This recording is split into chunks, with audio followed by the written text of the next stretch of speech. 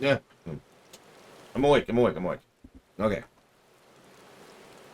Who's ready for side quests, quests? All we have left for here are the 2 chains. There's 2 chains right there. We're going to do both of them. Let's see what's up. So if you remember, one of the unlock quests was dealing with these two. And we walk over, and Shaggles here is like, help us, help us. Everything's in danger. And he's like, oh my god, you can understand Shaggles? And we're like, yeah, of course we can. Can't you? And he's like, no, of course not. I'm a normal person. I'm like, you freak. I'm like, oh, okay. And then the quest stopped there for some reason. So we're now continuing. Allow me to explain a few things first. Staff here at Archeon regularly use alchemical pesticides to keep the place free of harmful gurs. Unfortunately, the woodworm I found seems to be entirely resistant to the type of pesticide employed at the facility. I skimmed a few tomes, including the new Eorzean Geographic, but I couldn't identify the Vilekin in the Archeon. I'm guessing it must be a new species. We won't get very far if we know nothing about the enemy, so I went ahead and captured one of the woodworms. We can try showing it to someone who knows more about these things than I do. I see. In that case, let's go find this person at Argonomics and figure out who this person is. Oh yeah, and get some music going. Subject, there we go. It was, in fact, now, since this is a fantastic time for Q, I'm going to answer Darth Tarman's question. So Darth Tarman says, was Cataclysm's timing correct? AKA, we were talking about scale of threat at the time, which, yeah, makes sense. And we had just finished off the second Lich King during Wrath of the second Lich King. And then we went on to Cataclysm, which is fighting Deathwing and all that. And then we went down to Garrosh, and then down to Warlords, and then up to Legion. So in other words, pretty good curve overall. But the reason for the question was we went very quickly from dealing with Arthas to aspects down to Garrosh. So do I think Cataclysm was well positioned given its overall location? Admittedly, I'm not sure about that. Hey, DJ Flick. Fingers crossed. Well wishes, well hopes. Thank you, Little Ion. I will put that towards Live Alive. Or Live Alive, or I actually have no idea how to pronounce it.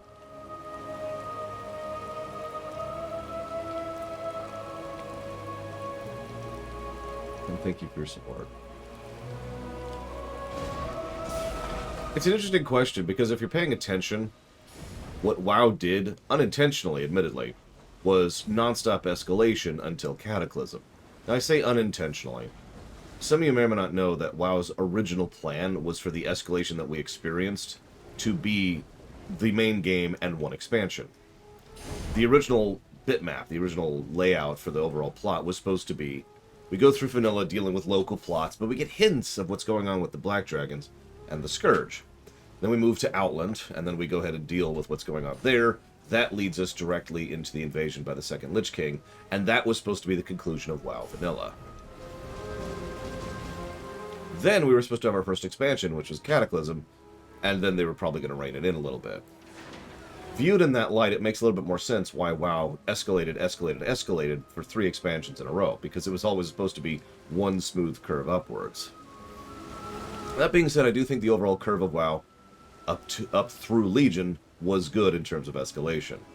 The problem was BFA tried to up the scale, which made absolutely no sense, and then Shadowlands tried to up the scale again, which was just even worse. Like, you'd think BFA would be pulling it down, but no, everything about BFA was like, this is the worst war we've ever experienced. This is a global super conflict, unlike anything we've ever seen before. And we're using super weapons we've never seen before. This is all strong. It's all better. It's all bigger and stronger than anything we've seen before. Trust me on this. Please, this is a bigger threat. The Alliance over there, they're a bigger threat than the Legion, okay? Nevertheless, the answer to your question, Darth Tyrant, in simplicity is yes, I do think it was well positioned. Yeah, exactly. They're trying to raise the ceiling, except they're doing it really, really badly. Okay, so there's a Rogadin Gleaner who delivered this stuff. Alright. Let's figure out where these worms are coming up.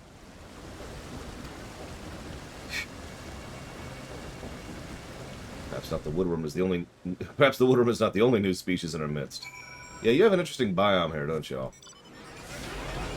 But again, this goes back to exactly what we were talking about, to drag this back into the FF14 space. Once you establish a ceiling for threat, my opinion, you should be very, very, very careful about raising that ceiling. It should be a very careful, precise movement, and it shouldn't be done often, and it certainly shouldn't be done regularly. So, we have certainly ceilinged at this point in FF14. If we go higher from here, I would honestly consider that to be a bad thing. Like, I'm pretty sure Ultima Thule qualifies as the ceiling.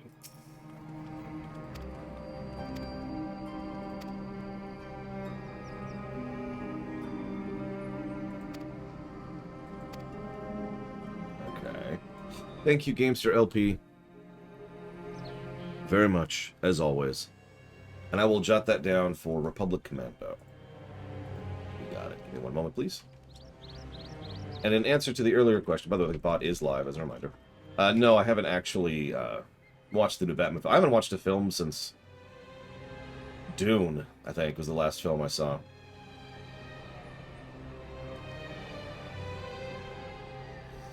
Oh, Deathwing is substantially lower than the Legion. Like, don't mistake me, Deathwing is a singularly powerful Death Doom creature, but the Legion would smash him into the ground like pulp. Especially since Deathwing isn't really the kind of thing that... Let me say that in a different direction. Deathwing is the kind of thing the Legion is used to fighting. Most planets who try to resist the Legion throw something like Deathwing at them.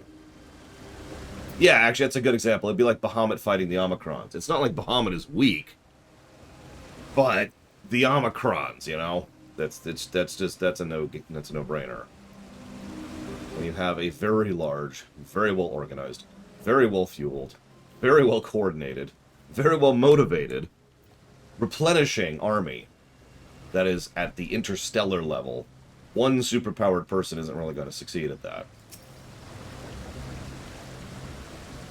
Okay, so there's an alchemical pesticide made in Thavnair. There's the worm.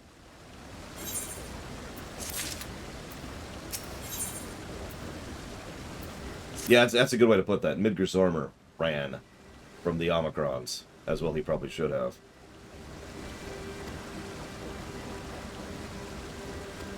Okay, so what's going on here? Yeah, it's probably worth noting that an individual demon may not be super strong, but there's lots of demon lords, and an individual demon lord is effectively a raid boss. Now think about an army of demon lords, and you start to get the problem. Puddings. Demonic puddings. I feel like there is a demonic pudding. Fell pudding, specifically. So, yes. Oh yeah, then there's Sargeras, which is kind of the trump card. When you have someone the size of a planet, you have a hell of a trump card. Hi, Cat Horse. I'm still a little recoverying, as emphasis by how late I woke up this morning. God. I didn't wake up till 8:20. In other words, 40 minutes before I'm supposed to hit go. That's why I was late this morning. In my younger days, I would have skipped on morning routine in order to just start the stream on time. But I'm not doing that anymore. Yeah, the jailer is totally Titan Plus tier. No, he wasn't. Anyway, sorry, I saw a question there. Let me read that. That was from Brax. Do I think the FF14 should take the scale back down and build up to a different, slightly less over-the-top threat to Endsinger? Or would I go a different direction now that the saga's over? It's actually a really tough question. See, here's the thing. This is, as ever, an MMO. And an MMO is just, as we've talked about many times, they run on different rules than other games, and other stories for that matter. So, like it or not, there does have to be some kind of visible, present threat we have to go after. Because otherwise people will complain and people won't like it. Now, do note how I phrase that. Because I do firmly think that you could have, I've said this earlier, we could have a final boss that isn't one individual. We don't need a Kuja at the end of the game. We could have an entity or a concept or an encounter or a healing thing or whatever. There are ways to make raid boss fights, trial fights, or whatever, that do not involve killing a single big bad. And we know FF14 can do this. So, I do think that lowering the tier overall is probably a good move. Not introducing a new major villain is probably a good move. If you're paying attention, even in my proposed FF8, 9, and 10 story arc that I was going to do, the Terrans were not going to be higher tier than what we've been fighting. They were actually going to be lower tier, and not even primarily a villain force, because we were going to start interacting with Terrans who didn't agree with them, and Terrans who were just fleeing, and, you know, blah, blah, blah, blah, blah, try to flesh them out. And essentially, rather than introducing a new antagonist, it's more like introducing a new nation to the board, right? Stuff like that. So I suppose a little bit of a meandering thing. What they probably should do is drag things down, way down, and then do a nice slow escalation to something else. What I would probably do is drag things down and then just kind of wave down here. You know? Let me phrase this another way. The stakes were no lower, really, when we went to go save the kobolds from Titan. Was it the kobolds or was it the gnomes? I can't remember. Whatever it was, from Titan, right? When we tested out the new tempering cure. Those were actually really high stakes. It's just, it was at a much more personal level, and it was at a much more intimate level, rather than being about trying to save the entire universe from a despair wave. However, if you're paying attention, several people, even during this run, were mentioning how their first time through they were irritated at this bump in the road in the story, and that's the fear with such a thing that I have. Now, that being said, I am at the point in my life where I'm confident enough in my opinion and my abilities as a storyteller and a game designer that if you really did hand me the reins, or Yoshi P was asking me for advice, I would say, just don't even try to one-up it. Don't try to build up a new threat. Have waves. You can have high stakes, but then, you know, just do this in terms of overall theme and tone. Build up to something, and there's this dude, and, you know, it's, and actually, I agree with Omega Legion. It's at, like, say, Needhog level, right? Certainly a big threat, but compared to what we've faced, it's, you know, it's this, right? And then we go back down a little bit, and then there's this other dude over here, and we go down a little bit, and so forth and so on. Because, yeah, I would be upset if they went down to ARR tier threats, because, you know, okay. Oh no, there's this, I don't have an example off the top of my head. There's this one dude who's got a shield that's also a gun. Wait, I've got it. Don't pull a Ranjit. There you go.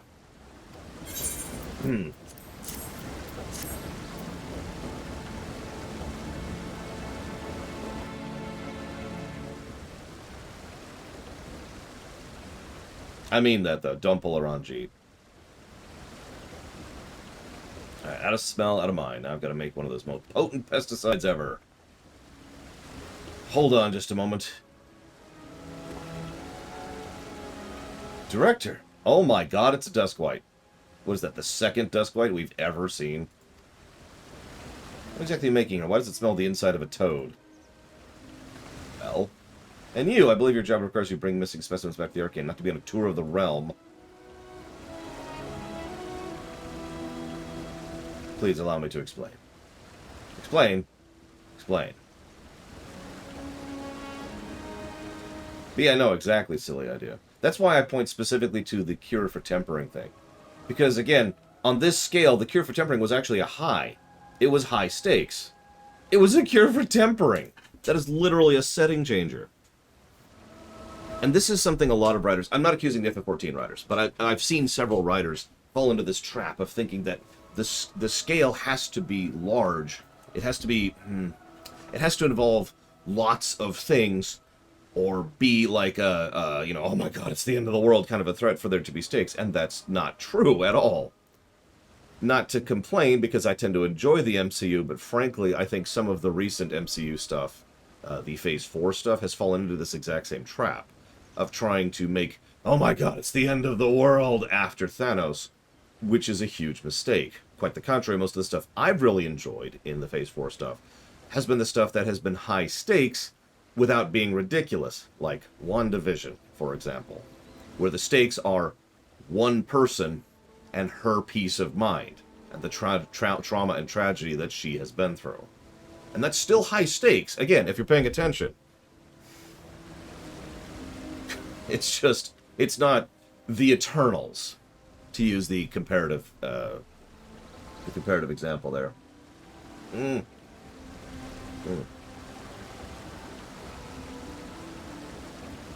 Well, I am 100% not reconsidering the Patchwalker thing, Linear, primarily because of my experience with FF14 to this point. Because, holy crap. I am super not going to do one wing of a raid and then sit there for 4 months. That's not happening. Plus, there's other issues, which I'm not going to get into. It could damage... Hawkeye is a decent example, too, although Hawkeye had its own issues, but let's not get into that. Sorry, 8 months. That's even worse. You're right, because they upped it to 4, because... No, yeah, okay.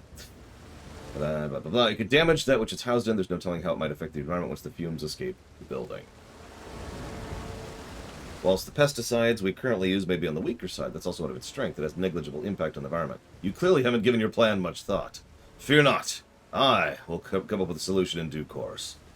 For now, let us return the specimen to the Archaeops. That'll be obtained by allowing a troll to ruminate on such matters, no matter how odd he might be. Yeah, stop ruminating, troll. Give me another chance. I can't sit back and watch those marvelous books be destroyed. Is it addressing me? Yeah. It truly wishes to protect the tomes so strongly. Very well. In light of you having discovered the woodworm issue in the first place, I'll give you one more chance to present a solution. Assuming you come up with a solution on your own. You are forbidden from consulting the researchers. Why?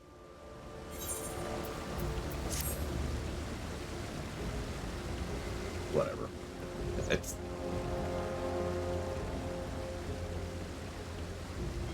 Hello, Triaxia.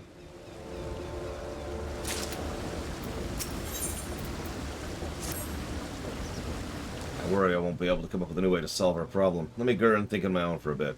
Okay. It's alright. You don't need to interpret for me. Even I can tell you're struggling with the weight of the task. You know, creatures like trolls seem to perk up when someone pets them. Okay.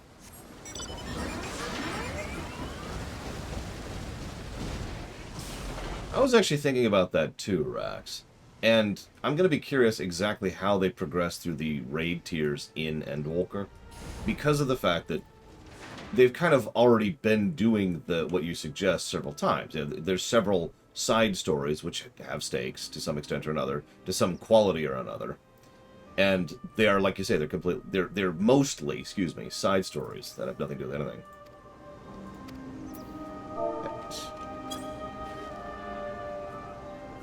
The reason I bring that up, though, is I feel like the way that they do... What are you doing? I'm not a dog. I will continue to pet you then. I feel like how they approach the raids of this series will help determine their modus operandi going forwards.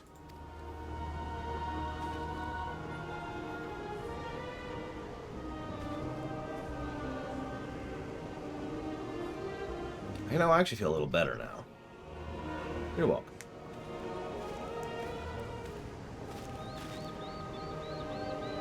Exactly, silly idea. Normally I'd call him a buffoon. Move on. But I'm the Gur who nearly destroyed Labyrinthos' ecosystem by unleashing a super-strength pesticide. If anyone's a fool, it's me.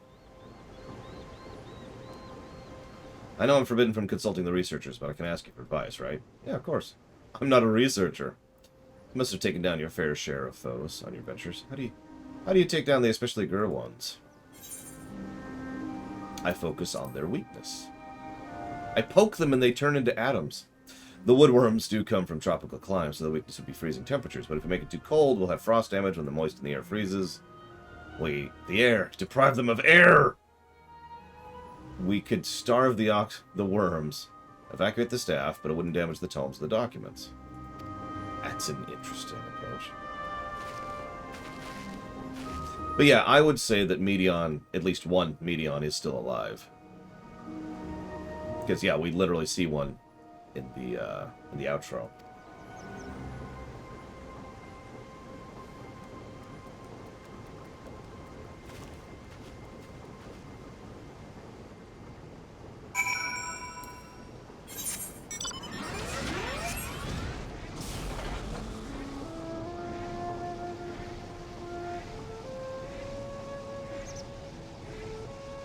And yes, Dancer is awesome.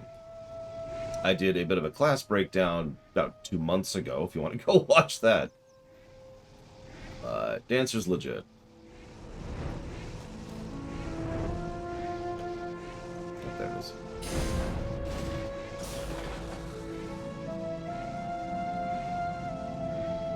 Yeah, Dancer uses chakrams and is... Or chakrams, I was pronounce that. And is very, very mobile. I would argue it's actually the most mobile class. As opposed to Machinist, which is just mobage.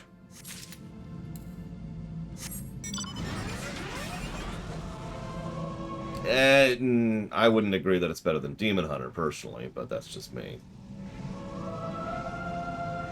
Demon Hunter has built-in glide, and the dash, and the jump. Which are things that FF14 can't even do.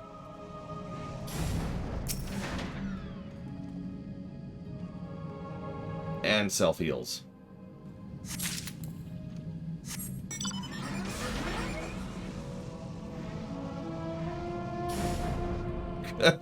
Congrats, Valerian. Unless that was a dig, in which case, congrats, Valerian. Oh.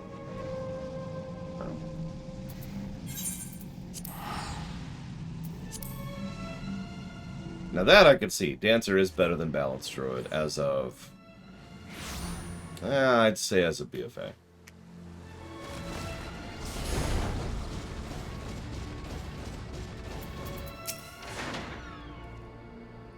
Yeah, the mount I use is what I assume he's talking about. Here's your limestone. Minigurs. I'll be right back.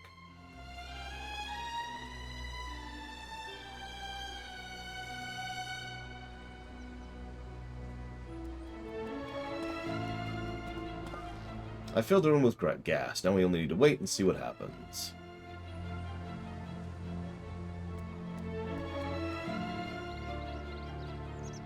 Oh god! Ah!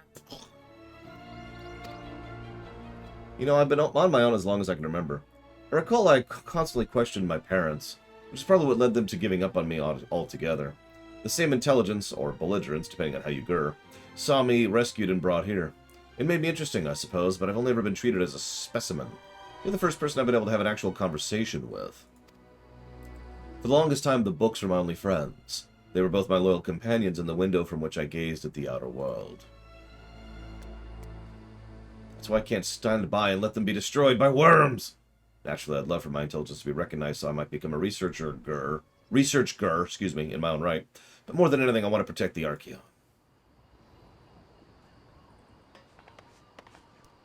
Well, it worked! The pests are no more, and the tomes look as good as new. Well done. Your method is effective and safe. We shall waste no time in using it to rid the entire facility of woodworms. As promised, you'll no longer be treated as a mere specimen. From now on, you are an apprentice researcher. Thank the heavens, Archaeon will be safe once more. And allow me to thank you for everything. I couldn't have done it alone. My first project as an apprentice will be to study how to produce sounds just like your kind do. After Gur, if I want to be a researcher, I need to learn how to speak with people other than you. It's good to see Shaggles looking so pleased. Thank you for all you've done. Oh, before you go, can you show me what he thinks of me? He calls you a buffoon regularly. Is that so?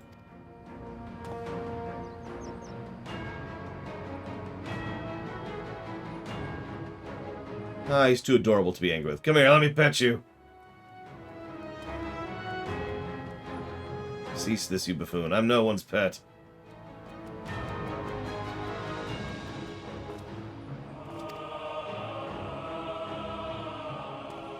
I believe that's what we call a wah-wah.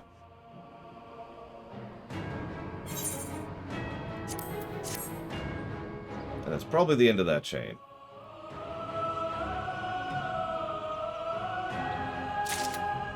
Yep. Cool. One to go, and then we'll actually be done with the first zone. Yeah, I didn't feel like changing the music, though. Don't worry, I will go back to FF14's music in the next zone. And probably onwards. Unless I get tired of it, then I'll change it again. I admit I was a little bit, for lack of a better way to put it, inoculated to the the Blizzard stylized design. Because ever since I was young, I've pretty much always preferred stylization over realism. Like, these are stylized characters too, don't mistake me. But if you put a gun to my head and said, what do you prefer, a human male in Warcraft or a human male in FF14, or Humor, excuse me, I would probably say, wow, just because I like stylization in general, right? In no way am I saying this style is bad. Obviously, I'm rather fond of my appearance and my character since I haven't changed it in like 4 years. But you get my point. So I tend to be a little bit more inoculated. I only mention that because I know quite a few people who don't care for the stylization that Blizzard employs in pretty much all their stuff. By the way, is he... He is. He's like hovering just a little bit. That's weird. Anyways. So, here's the other chain. This was the kid who was convinced that something was going on with the sun. This child is actually born to 2 researchers here in the Labyrinthos. And he insists that something's going on with the sun because he's been used to it and therefore is more familiar with when it changes. Where everyone else is just like, ah, you're just seeing things, kiddo, don't mind him.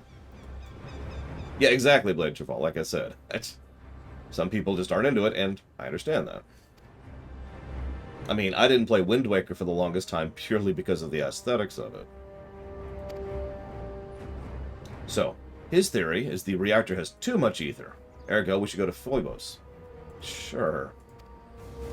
As long as we don't go to Deimos. Technicolor Vomit. Sure, Omega Legion. I mean, people are entitled to their incredibly wrong opinions. I mean, I recently heard an opinion about the sequel trilogy.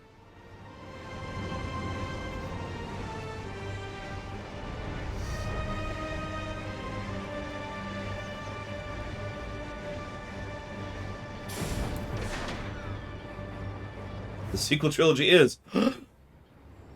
Yeah, Borderlands is another example of a game which the stylization of it really doesn't bother me because, again, I tend to be into stylization. I will admit, not to complain about Borderlands 3, again, Borderlands 3 has a very bad visual distinction problem. I've actually already complained about this. Imagine, like, this area isn't this. Instead, it's all, like, those are muted golds right there, and that's a muted blue, and that's a muted gray. So all of these colors look almost identical. And then imagine the people tend to look the same color. And then imagine the enemies are the same color. Then imagine the doodads are the same color. And you start to get the problem.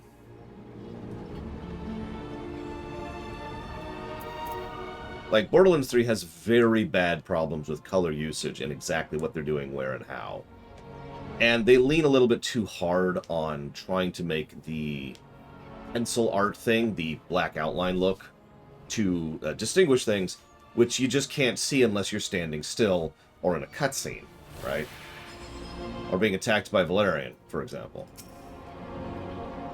They don't usually let me into the medial circuit, but having you changes everything. Sure.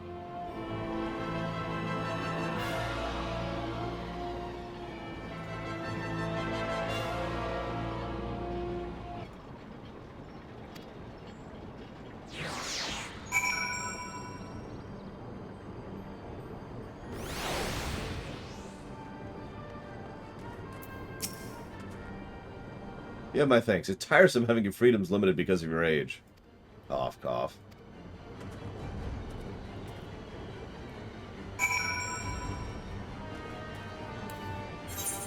Ah.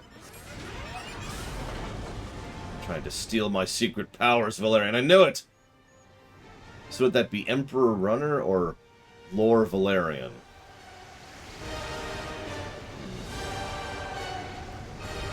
Damn it, this is supposed to be an ambient soundtrack. Hang on. It's a good zone for where we are. Here, we'll go with the classic. We'll go with the classic. There.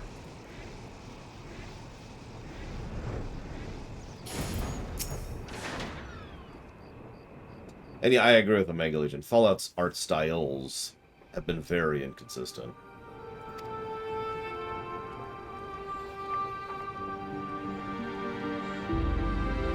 This song feels actually appropriate for the Labyrinthos, so I'll stick with this one.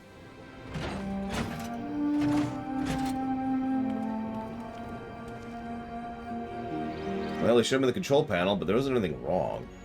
It just didn't show anything either. What you're worried about, huh? You do realize this place has been around as long as Labyrinthos, but we've never had a single problem. Not that we've normally been able to confirm this change in the light's hue you speak of. Are you certain you didn't just stare at the sun too long? We advise against that for a reason, you know.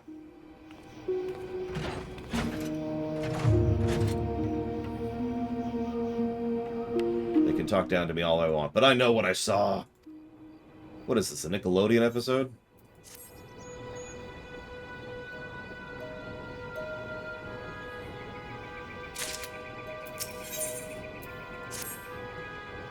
Thank you for sticking around. It's nice to be believed for once. Now it's clear the problem doesn't lie here. We should move on. Let's take a look at the supply route. I learned a while ago the sun automatically goes into overdrive to maintain its brightness if it gets less fire ether than it needs. If that's what's happening, there may be a problem with the ether supply. We need a therometer, so we need to go borrow one. Okay. But yeah, I know what you mean, Pika. Several Fallout games, especially 3 and New Vegas, have this really bad issue with, here's a gray ruin. The ruins are gray. The walls are gray, the objects are gray, the enemies are gray, and everything's gray. Gray, gray, gray. Hello, Canada Banks. Gray. I fed them a lie about helping with some research, and they let me in a therometer. You know, there's ways... Okay, whatever. Just as I thought, the concentration of fire ether is too low. Seems the weakest at the area south of here. That must be where the problem lies. You can tell that just from the etherometer? Oh, when you've got a father who's an expert in etheology and a mother who's a mathematician, you learn a thing or two. That's where I was born and raised here. It'd be embarrassing if I didn't know it better than everyone else. Definitely a Nickelodeon kid. And honestly, it might have been Omega Legion, because Lord knows the brown and gray era was the brown and gray era. Or green, in Fallout 3's case. One of the earliest mods I used for Fallout 3 was the Get Rid of the Green Color Filter mod. Probably don't need to explain. What level is this? 80. I have anybody at 80. Let's be getting levels on. Yeah, a lot of things at 80, actually. Oh, we'll do Ninja. And yeah, New Vegas has the orange filter while we're on the subject. And yeah, Dragon Age Origins has a really bad brown problem. Ugh. Brown is realistic. Wait, you want me to kill something? Let me switch back to being a gunbreaker for a second. Die, monster!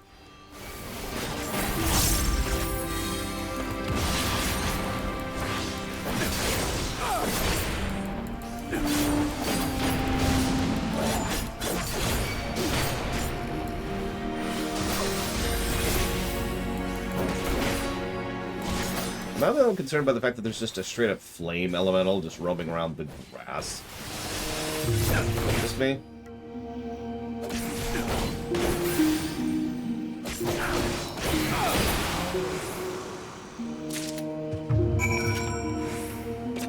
Lol. Silly idea.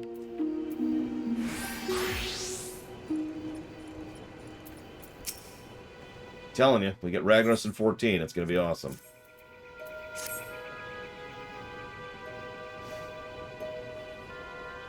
Okay, no joke. I actually had a dream last night. Not about Ragnaros being in FF14, nor about fighting Ragnaros in FF14. I dreamed I was on the design team designing the Ragnaros fight in FF14, because my dreams are stupid.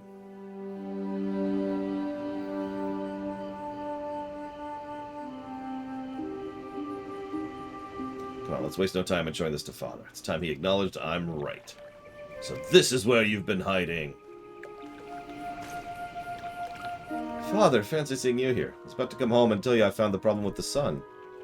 You're still harping on about that. You could have got yourself hurt pursuing this nonsense. And you, I told you to bring my son back, and instead you go off gallivanting with him. He's got proof that Null is not well. Also, you're a moron, and I could kill you with a glance. Fine. I guess, but only because you can kill me with a glance. I don't know, I actually really liked Theradris, Omega Legion. I'm with you on the others. Neptulon literally got the short end of the stick. And, God, I can't think of his name. Wind Guy was more interesting in his absence than his presence. Oh my, I've never seen a core like this in my life. I see no reason to doubt your suggestion was feeding on the higher aspect of ether. So you finally admit I was right about the sun? Well, yes, however, that matters not. That matters not now that I know how serious the situation is. What do you mean? Lord's already slain it. Surely everything will go back to normal now. I'm afraid not. If the artificial sun was under such strain for a prolonged period of time, it could be on the verge of combusting by now. Da-na-na-na! We need to cool it post-haste. Alas, this requires multiple soma cores. The constructs can be found in Kokol's forge. Please! You must retrieve 2 cores for me. Okay. The Ragnaros Light Lord is awesome, by the way. Can I just say that? We never really saw a Light Elemental Lord. The closest we got was Zira. And Zira has her own problems. Evil twat.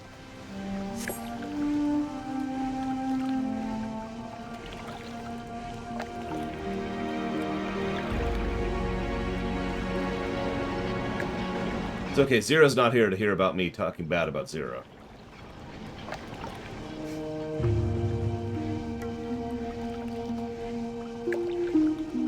What did you like and what didn't you like about Fallout 4? Well, let me pull up the review list. No, I'm just joking. To be extremely bland and generic about answering, things I liked about FF4. Wow. Fallout 4 include, but are not limited to, the characters, the voice acting, the individual stories, and the vaults. Things I didn't like include the leveling system, the main plot, and the, let's call it, total lack of world-building consistency, what I nowadays refer to as world destruction.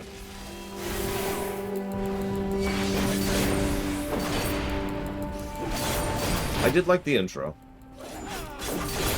And you notice I didn't list the building under like or dislike, and that's because the building was interesting, but way too limited to actually be engaging in its own right. It was like a prototype of an actual building game. And so, I can only think of it as that. It was a prototype. I was like, alright, that's it. If they went full hog with the building, I would have been all in on that. I would have loved that. But they didn't, so I wasn't.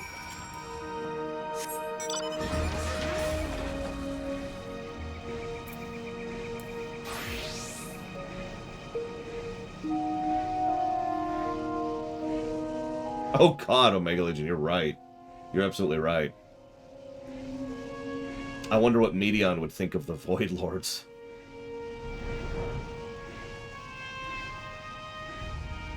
How do you think Medion... Okay, so imagine for a moment, for those of you who know FF14 lore, imagine for a moment that Medion goes to the edge of the universe and she finds every world is dead and corrupted by the old gods. Because there's an actual malevolent force called the Void Lords, which have been actively seeking to corrupt every planet in the cosmos one by one. How do you think Medion would have reacted to that?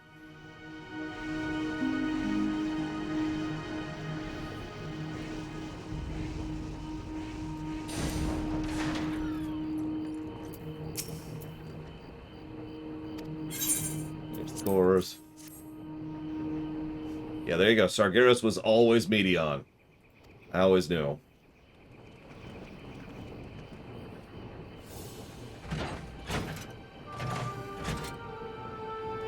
Yeah, it's actually funny. I've mentioned how Warcraft handles its storytelling poorly. Did you know that the reveal that the Void Lords have been corrupting planets on a grand scale happens in the middle of a raid boss fight, which several players didn't even catch because they're trying not to die when it's happening?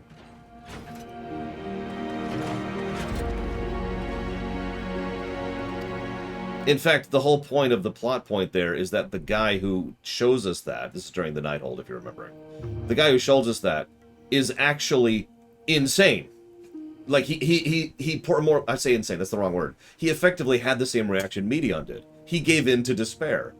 He had been studying the cosmos and using his magic to reach out into the stars, and what he found drove him to despair. That's why he's a boss fight, because he was like, no, there's no point.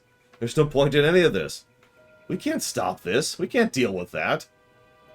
Right? And so, and then we kill him. Which is funny, because Legion actually puts several key and critical plot points in raids. And I get what you're doing. You want to make the raids plot relevant, but you do it during the fight. So, hell, the entirety of Warcraft's story and Legion's outro hinges on one of the fights, or it hinges on one of the moments during the raid, right after the Avatar of Sargeras fight in the tomb.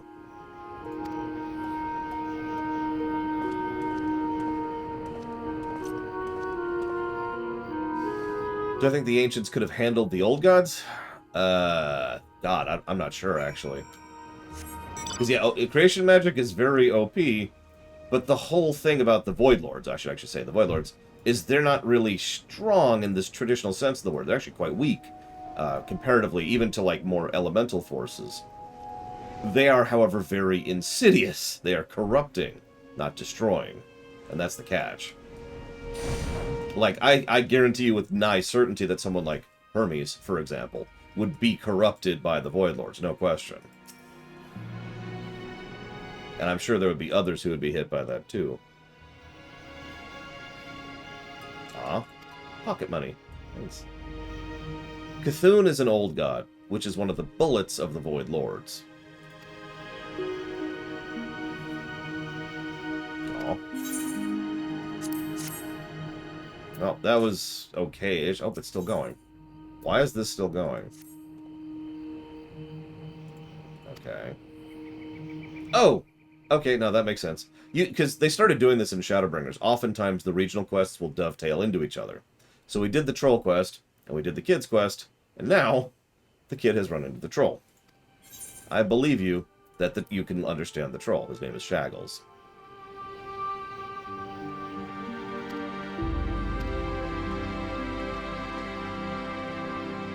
Could the Warrior of Light survive in a Warcraft setting? That's an interesting question. Again, you have to consider, and I hate to say this, but you have to consider that the Warrior of Light is made of ether and dynamis, neither of which exist in Warcraft.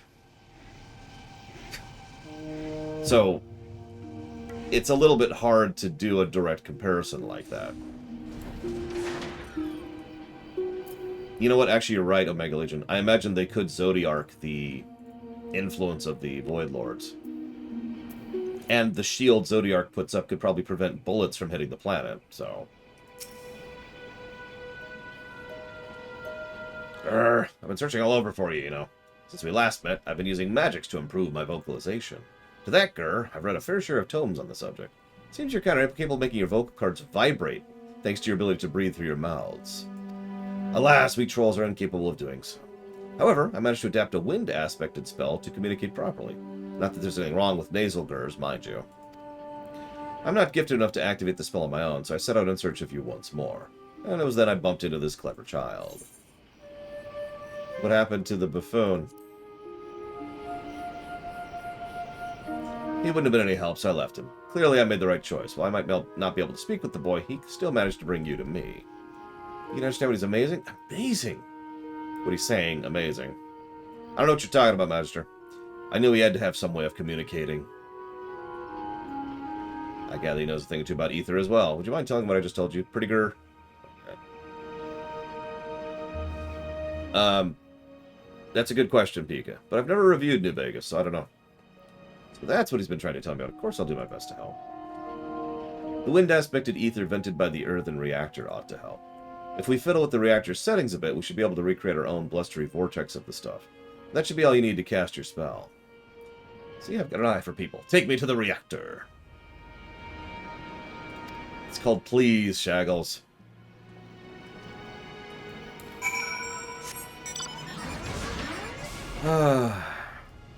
See, the problem, Blade Tribal, is this is going to sound so stupid, but I'm trying to figure out how you would translate the Warrior of Light into the Warcraft setting.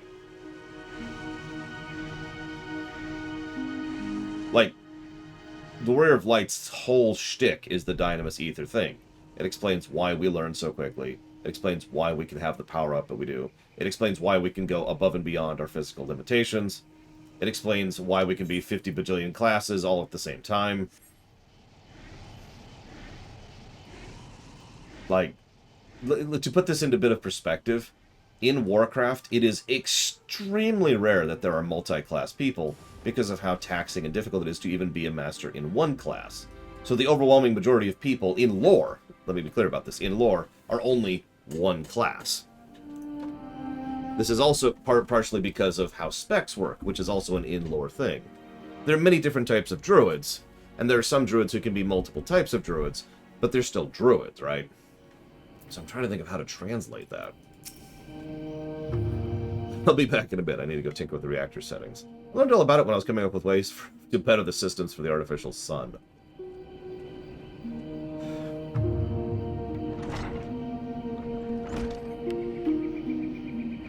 That's true, Omega Legion. We've also got a Zem within us.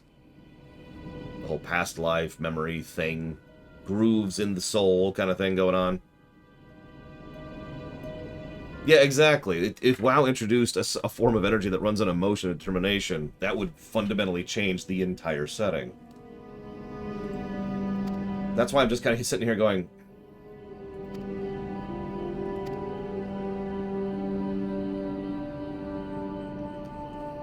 No, yeah, exactly. If there was a person in Warcraft setting who could just be any and all classes, they would be ludicrously powerful.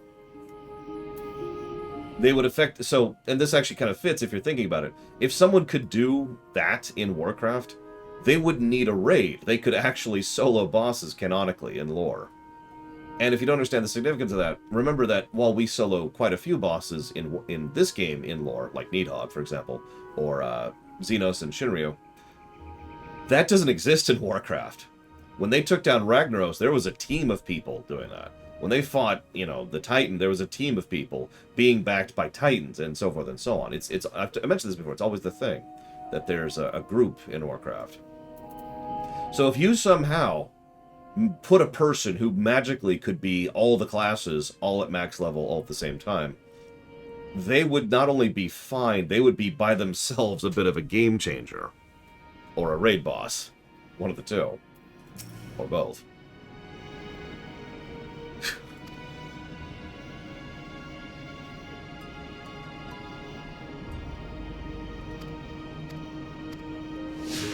Ironically, I've actually put a decent amount of thought into this because I like comparing and contrasting how things apply in lore in different games, because I'm a geek. So, I can actually say, because I've already done the footwork, so to speak, on this thought process, that equivalently, the Warrior of Light is absolutely much stronger than any given champion in Warcraft. Like, much stronger. Are we going up? We're going up.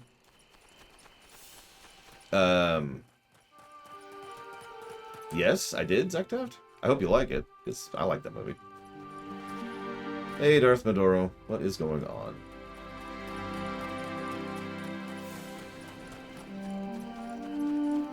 Hey, look, it's an ether current. Wait. Yeah, exactly, Omega Legion. There's a pretty good chance the Warrior of Light could fight Sargeras one-on-one. For those of you who don't remember, Sargeras is a Titan. I don't even know where else to go with that.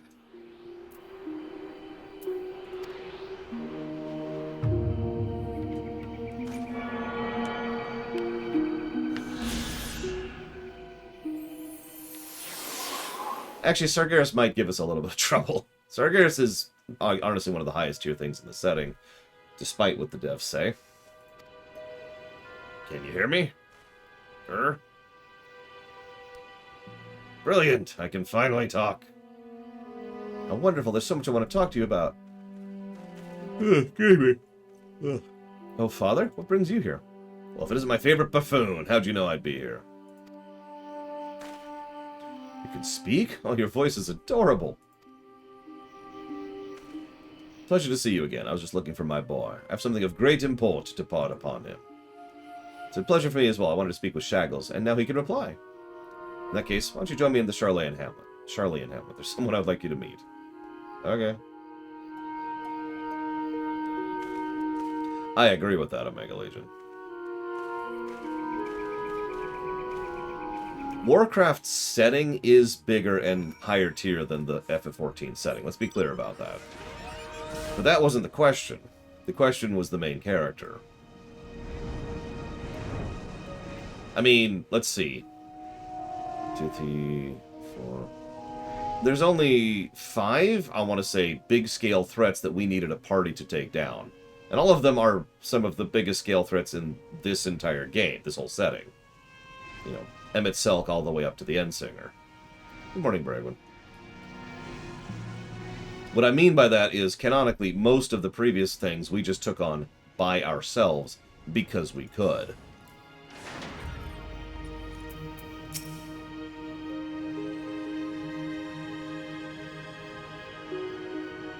So what's this about? Alas, that's not for me to explain. We have someone from the studium who will do the honors instead. That'll be me. Pleasure to make your acquaintance. I come bearing a message for you two from the Scholarch himself. You mean myself and Verpalion? Correct. Master Verpalion and Master Shaggles, was it? Would you two be interested in pursuing an education at the studium?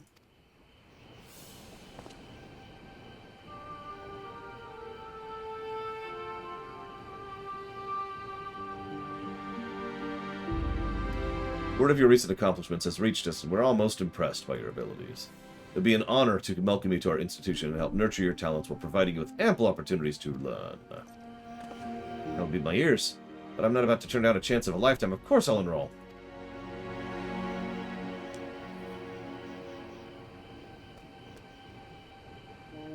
What's the matter? You've more than proved yourself ready to face the greater intellectual challenges. To leave Labyrinthos, expand your horizons. It's just Labyrinthos is all I've ever known. How can I be sure I'll succeed out there? I know a pair that entered the studium at 11.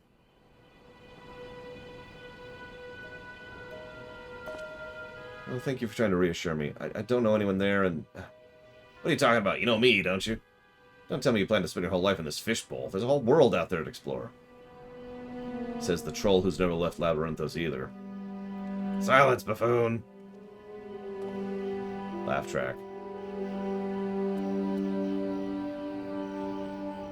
Alright, you've convinced me. I'll go. Splendid. Just a few sheaves of paperwork to take care of.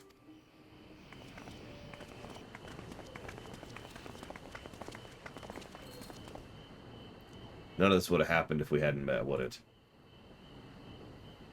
I never got this opportunity. I made a wonderful new friend without you. Thank you. I really mean it. Farewell.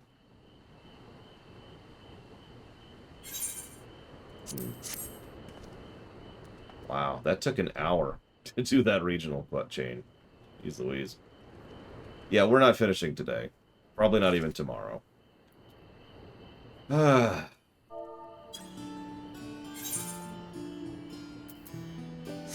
Okay. By the way, can I just say that I would absolutely adore it? There we go.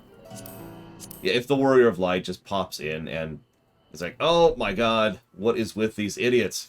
And just starts punching people out of Warcraft. Quit it! Bam! Quit it! Bam! Gen's like, but I'm a war criminal! Bam! Stop it.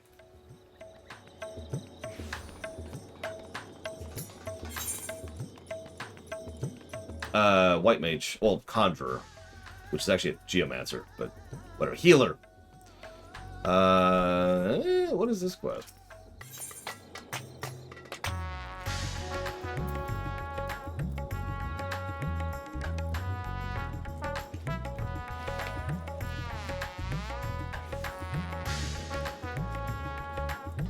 I believe in gameplay terms he was a white mage.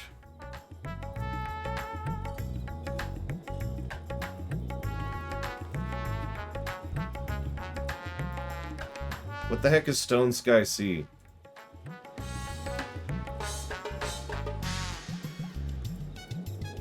Oh! I didn't know that was... Have they finally added a DPS tracker to this game?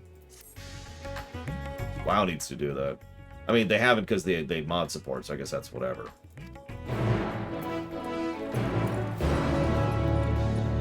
I have never heard of that. Where do you find this thing, and how does it work? I've literally never heard of this. And I was impressed when Guild Wars 2 finally added such a thing. Like 2 years ago.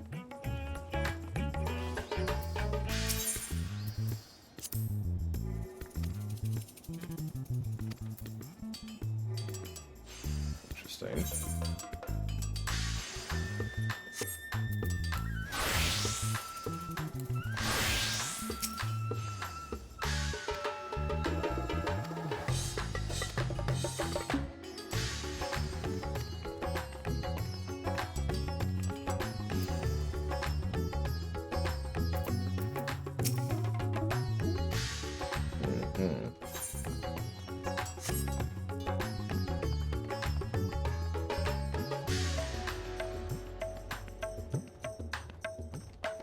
Yeah, I haven't... My adventure plate, I did do stuff with my adventure plate, and then it went away, so I'm not sure what's going on with that.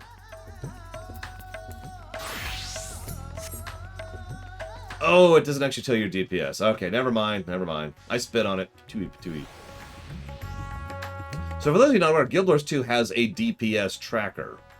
The way it works out is it'll spawn a boss, and you could set all of the features for that boss. You can change its buffs, debuffs, how it attacks, its AI pattern, your buffs, your debuffs, how much health it has, how many different variables it has. There's also, you can change everything. You can turn it into any type of enemy in the entire game, any combination in the entire game. And then you fight it, and as you're fighting it, a little chat message will pop up telling you your damage per second.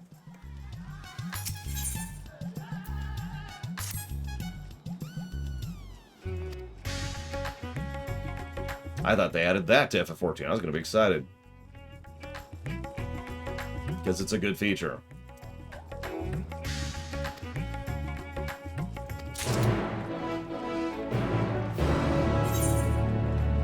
Agreed, Rax. Pax and I were literally talking about that 2 nights ago at this point. Because I have a DPS parser for Star Trek Online, which is invaluable for that game. Like, I would actually go so far as to call it critical. And you're probably thinking, why? Well, because for those of you who haven't been paying attention to me, Star Trek Online is an extraordinarily build-focused game, right? There's so many different ways to build your setup with different doffs, different buffs, different traits, different rep things, different consoles, different equipment, and different ships. And different buff abilities, sorry. All this stuff can be customized, so it's really helpful to have a DPS parser to say, you know, how does this work?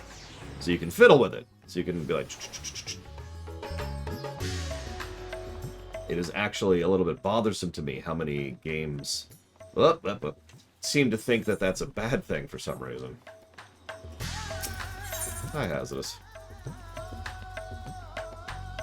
And I'm not just throwing shade at FF14. There's actually quite a few MMOs out there which are very anti-DPS parser and DPS tracking, and I don't get it. I mean, I do get it, but I don't agree. Hey, flowers. Oh, in the hair. Meh.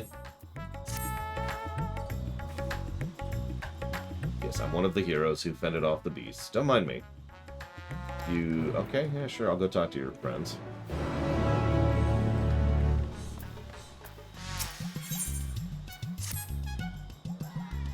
That's the argument, Blade Traval. An argument I extraordinarily disagree with.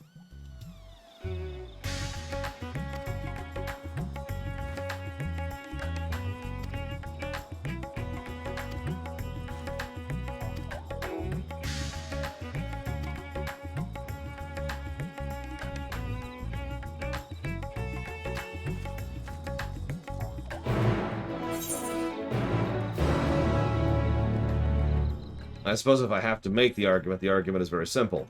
Elitism happens anyways. Right? That's not a thing you can stop. Someone who's going to be a dick about a DPS meter is going to be a dick. That decision was made before they gain access to a DPS tracker. You know? And it's probably worth noting that we're just talking about DPS tracking, but actually something like, say, Recount over in WoW is way more than DPS tracking. It tracks deaths, heals, dispels, you know, whether or not the people have been casting Esuna. It tracks reses, it tracks taken time, it tracks uptime, it tracks healing, it tracks bubbles, it tracks avoidance. It is information. And that is so useful, that is extraordinarily useful.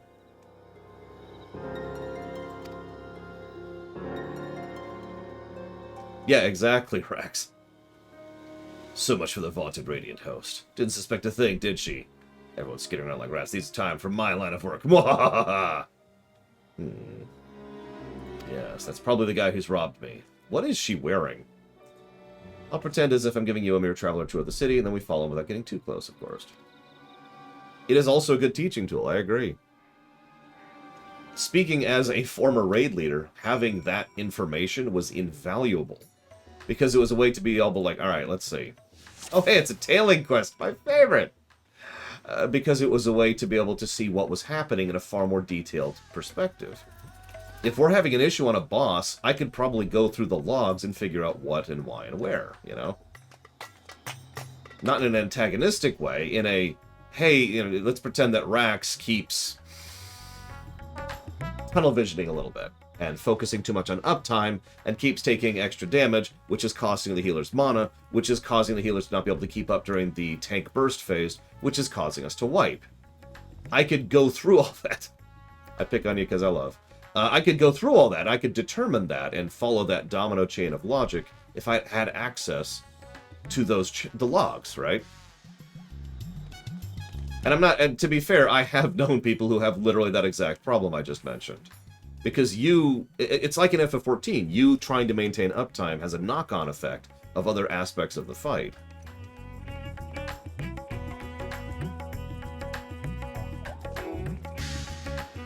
Now, I have seen what Bragwin has mentioned before. In fact, I myself have actually been kicked from a dungeon, specifically. This is in Legion, because my DPS was too low. Because I was on a character, I was on one of my alts that I hadn't really geared up. So that does happen. I'm not trying to say it doesn't. But I stand by my original statement. Elitist dicks are going to be elitist dicks regardless of whether or not they have a tool. And I feel like this is a net positive scenario. Worth it, in other words. Now, all that being said, a compromise, and it is a compromise because it's, you know, not great for both sides, would be making a tool built into the game specifically that allows you to see your parser, your numbers, your everything, right? So imagine, and again, make it baked into the game. Make it something where you can track how you're doing what and where to help you figure out your rotation, to help you figure out your build in some other MMOs, to help you figure out your gear. Because in FF14, which stats you prioritize is actually a thing, especially when you get into materia. So, I don't know. You know me. I tend to be a little bit in the side of putting more tools into the hands of players in general. So honestly, I tend to lean towards that direction. Just as a general concept.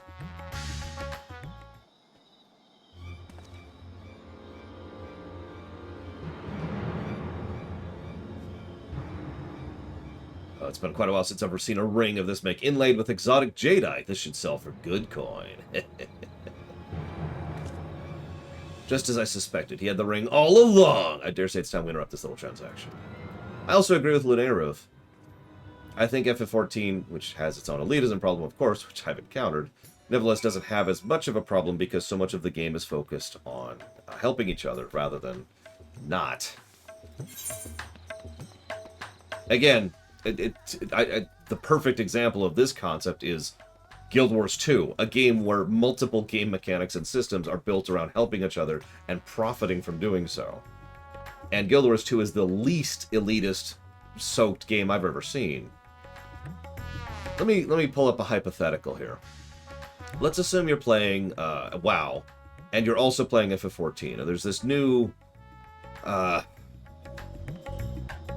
Fate. It's the closest equivalent, where you have to. God, there's no equivalent. Let's say there's a new raid. There's a new alliance raid. Screw it, whatever. And there's a new raid in WoW. And this new raid is fairly difficult and fairly complex and fairly multi-layered, and involves a lot of people having to do all of their jobs well. And if one group screws up, everyone screws up, right? And everyone has to do all this at the same time and then get this up. And it literally, I'm explaining this wrong, because there's literally a mechanic where you cannot progress unless you help other players. And I'm not making that up, right? And so you have to do all this, and then they have to do this, and then they have to do this. That leads to this, that leads to the actual fight, and you do the actual fight, and everything's cool. Now, in this hypothetical situation, also there's a very, very stark check at the end. If you screw up, everything's screwed for everybody. So let's assume for a moment that you're going through this. How many people do you think would either stop doing it entirely because of either frustration with how difficult it is, or frustration at people who are being elitist about it? How much elitism would happen as a result of people not being able to do some of their jobs right, or maybe new people who are trying it out for the first time? How many situations would you think there would be where people would just yell at each other for not doing the circumstances right, or whatever? And so forth and so on. How much negativity do you think would be generated in WoW or FF14 in such a circumstance?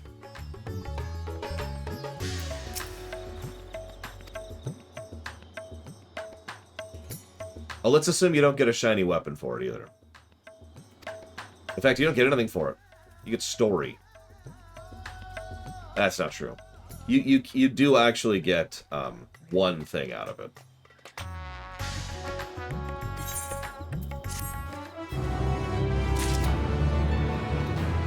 Now, I'm explaining this poorly because Guild Wars 2 really doesn't translate linearly to the other two games. But the point is, I've done that particular end game sequence of events. It's the Jade Sea meta, for those of you who know what I'm talking about, multiple times in Guild Wars 2. And never seen anyone be a dick in it. Not once. In an 80-man raid, which goes on about once a day, where we almost never succeed because it's such a tight check. What am I doing? And yet, nobody's ever been a dick about it, and most of the time people are just helpful. Because that's Guild Wars 2. Because the game is built that way.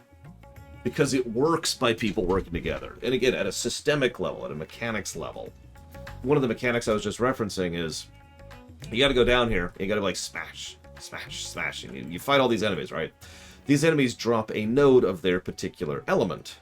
The moment the node spawns, not when you pick it up, but the moment it spawns, a timer starts ticking down. It's about 15 seconds, okay? Very short. What you have to do is pick up that node, run it way up to, like, say, see those lamps in the distance? Way over there. And drop it in order to help stabilize the elements in the area, okay? Now, there's no way you can make that in time. However, it has a mechanic built into it where you can throw it. And anybody who's done the Vosh fight in BC knows what I'm talking about here. There's a mechanic where you can throw it, and anybody who is in the spot where it's caught automatically picks it up and refreshes the timer.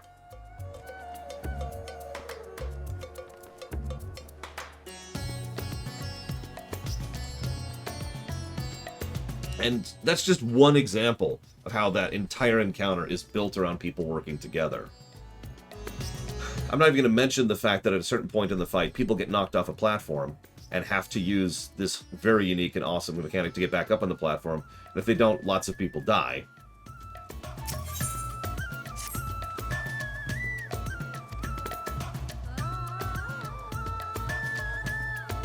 Like, the whole thing, it's one of the reasons I praise Guild Wars 2 so much, despite how much that game sucks, especially at early levels, because it does so much right. It's a little bit silly. Okay.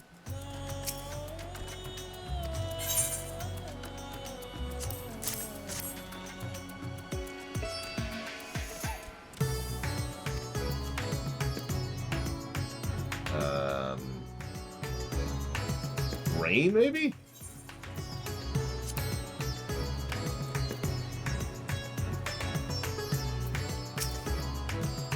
Oh no, the fight can be completely avoided. There's absolutely no... So, the way Guild Wars 2 does this, and they've been doing this since Heart of Thorns. Nope, that's also wrong. To Google!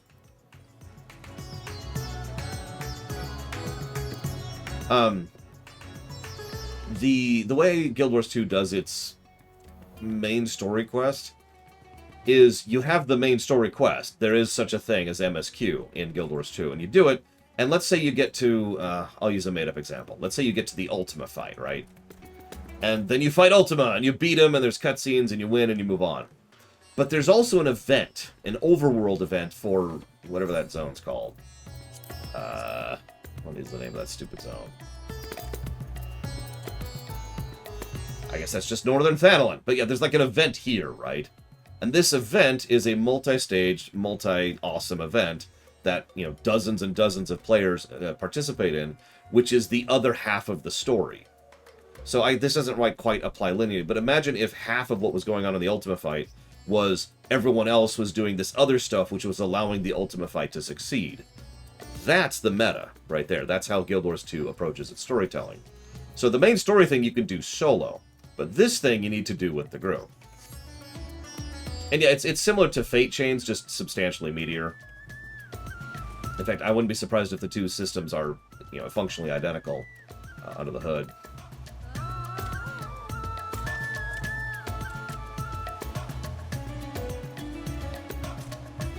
Okay, so let's do this. Empty the large feed bag. Yes. It did well enough financially to keep the studio afloat, Magister, which is good. And they are going to go ahead and continue producing content, which is also good. Well, that doesn't surprise me, like I said, in Major Legion. The meta chaining over in, the event chaining, excuse me, in Guild Wars 2 was a really good idea for what it is. Okay, so I need... Greens. Silkworms, which is gross. And greens. And then small worm, I need greens. And greens.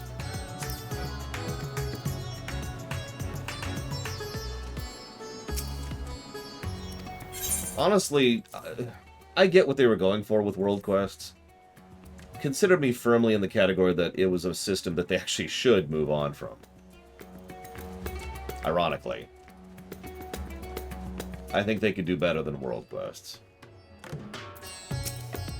Actually, I have, Rax. I saw it like a month or 2 or 3 ago. I saw you link and I was like, oh yeah, that thing. I remember that. I have more context for it now.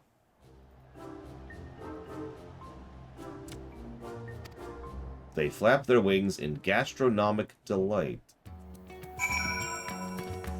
Anyways, Cathorse asked a question earlier. My apologies. Cathorse says, is this a good MMO for someone who doesn't have anyone else they know playing it? Yes. Like it or not, this is probably one of the most solo-friendly MMOs out there. One might even say it's solo mandatory. Yes, I am the lore. I never mentioned you would be walking among us slopping the Hamza. My face must be so red. I'm sorry.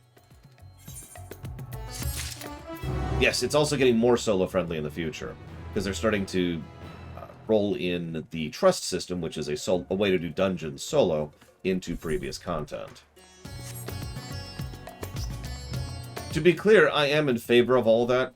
You know my complaint. I'm not going to repeat it. I've talked about it too much.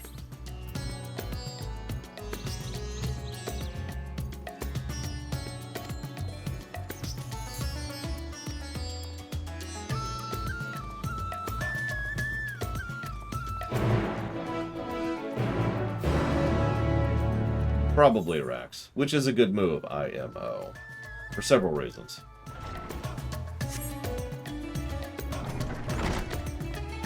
Let's see here. Questions. Did I enjoy Assassin's Creed Unity or Syndicate? Well, let's go to the review system, because I think those are a post-Oblivion line. Yep, there they are.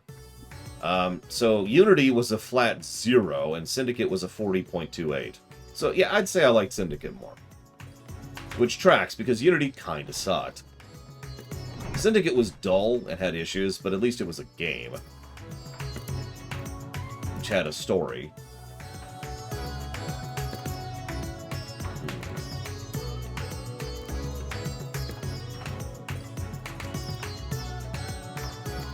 Well, we can pick red for being an artist. We can pick green for wealth and prosperity, or blue for wisdom. What do you think? Which color?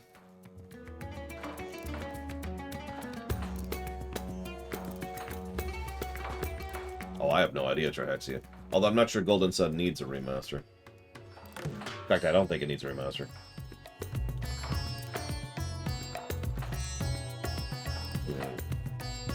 Well, Giga Pudding is my resident fashion expert, so we will make a clever child to help solve the tribe's problems. Here you go.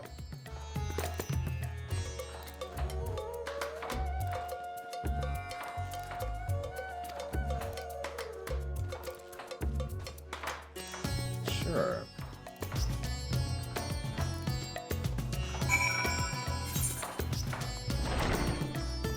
Yeah, that's the other thing. You'd have to combine both Golden Suns into one game, which would be...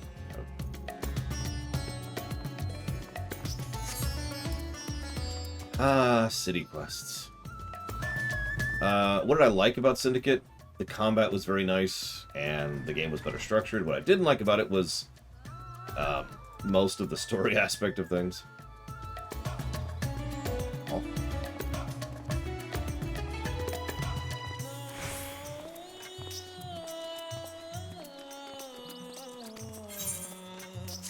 Yeah, I still haven't touched... In fact, I appreciate y'all enthusing, but don't tell me too much about the new stuff yet. I do want to experience that for myself when we get to the 6.1 side of the streams.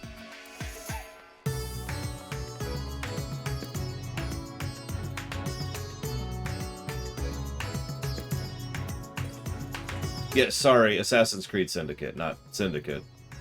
I actually don't have that many good memories of Syndicate.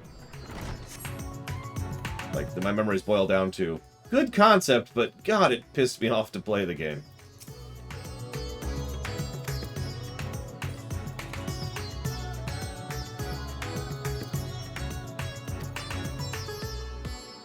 Okay, I'm gonna read that one out loud. That's adorable.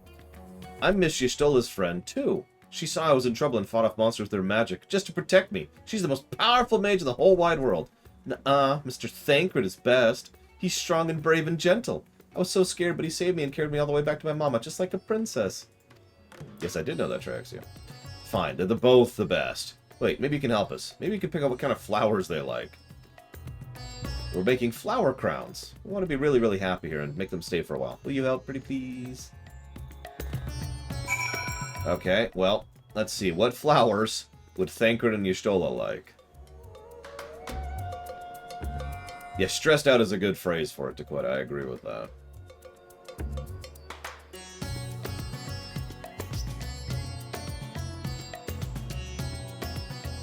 I think she'd appreciate the fragrant one.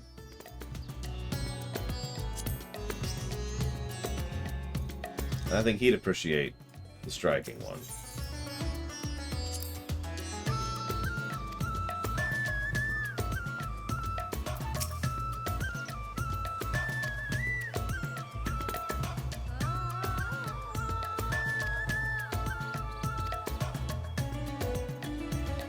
Oh god, you're right! No!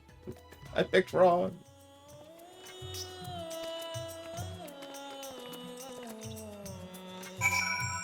Yeah, no kidding, Omega Legion. Yeah, the line she mentioned about, the creature's gone, right? We killed it. And the way the voice actress sold that was just kind of terrifying. Like, imagine fighting something you literally can't see. You can see other stuff, but there's just a blank space there. Please, take my coin purse. Buy all the apples you can. I'm so hungry. What is this, Chrono Trigger?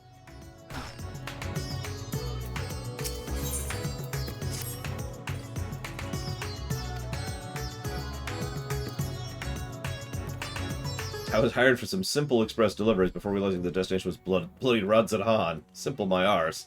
I still don't know where I'm supposed to go. Yeah, sure. Oh, yeah, exactly, Rex. I actually had the random thought when we were going through Ultima Thule that she was like, oh, thank God I can stop walking through this place. When she sacrificed herself, you know? At last!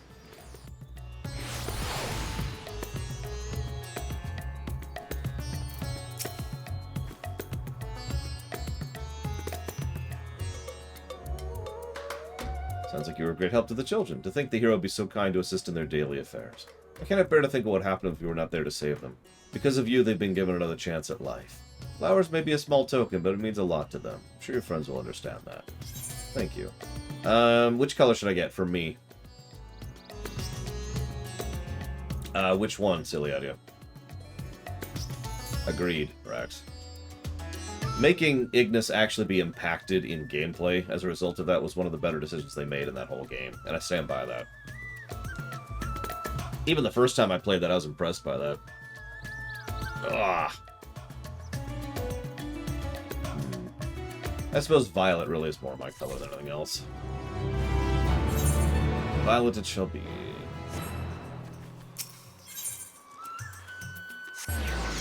So if you mean the quest chain with the kids and the flowers, that would have been A Gift of Flowers was the name of that quest.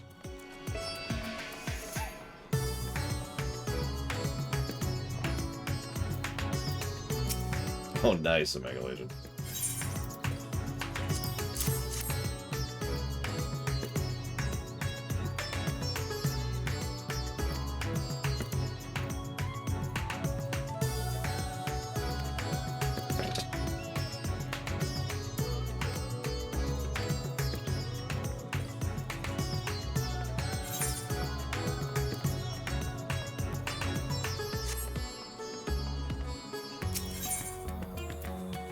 Well, I feel, and this is pure speculation, but I feel like ever since they first introduced the trust concept, they've been wanting to go hog wild into the trust system.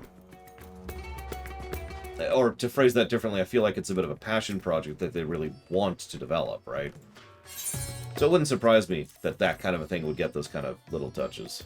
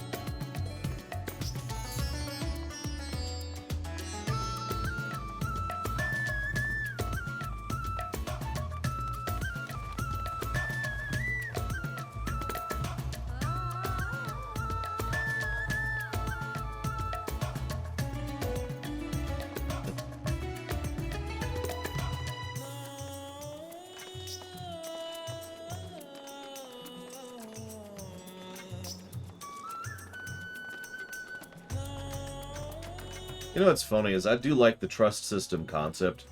WoW actually has that system, it's just they only employ it very, very occasionally, which is really frustrating because it's really well designed in WoW, as most gameplay things tend to be. But I was thinking about it, and I was thinking in my head, which trust system do I prefer, 14s or WoWs? And I realized the answer is Guild Wars 1. To date, Guild Wars 1 is the only game that's done trust properly. Something about that feels weird. Oh god, he's up. He's up. I don't think I'm gonna make it.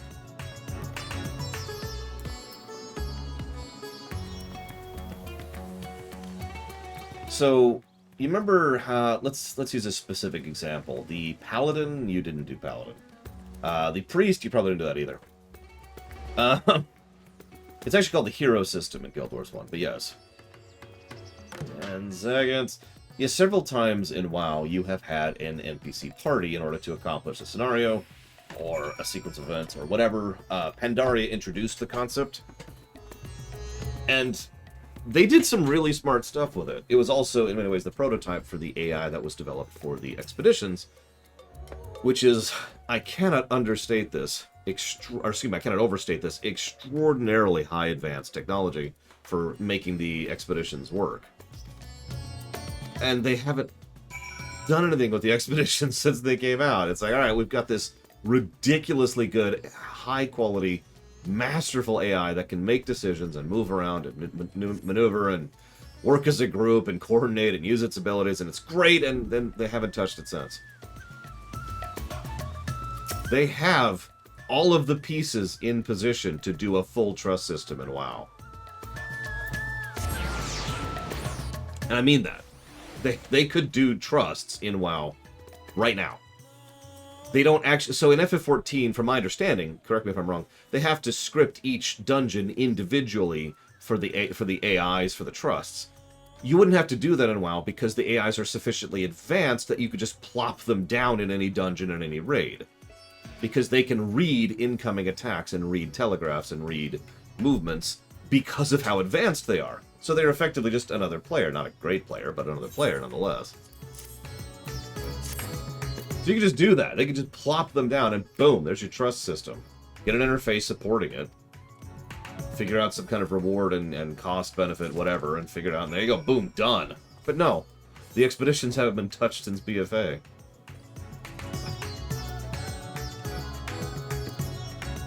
But one of the biggest reasons why... So there's two big things Guild Wars 1 did right. One of the things that Guild Wars 1 did right with the hero system... They're trying to avoid droid effect. Maybe. One of the things Guild Wars 1 did right with the hero system is it allows you to customize your heroes. Tor does this too, if you're paying attention. So you can decide, I want you to be this spec with these abilities with this equipment, right? You customize them, you set them up. The same as you set up yourself, in fact. The other thing that Guild Wars 1 does right is it allows you to mix and match heroes and players, which no other MMO does. And those two pieces by themselves are awesome. And it's why Guild Wars 1 is still the best about trust systems to this very day.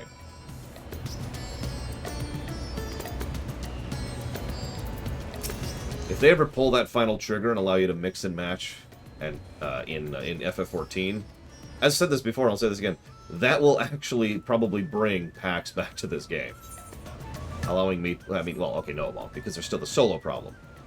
But if they fix the solo problem and add the trust thing, that's awesome. If you don't understand the problem, by the way, the whole point is, right now, it's all trusts or all people, nothing in between. So if you are playing with a friend, your option is to pug. That's it. Or do it separately from them. But if you're able to mix and match, you could play with your friend and your trusts.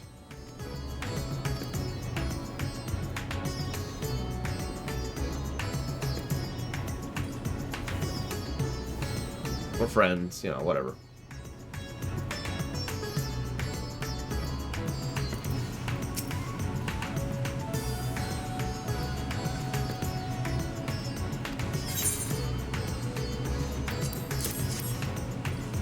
No, I know, Rex. We've talked about this a lot. Fixing the mandatory solo problem is not an easy fix. Well, okay. It's not an easy, good fix. The easy fix would not be a good fix.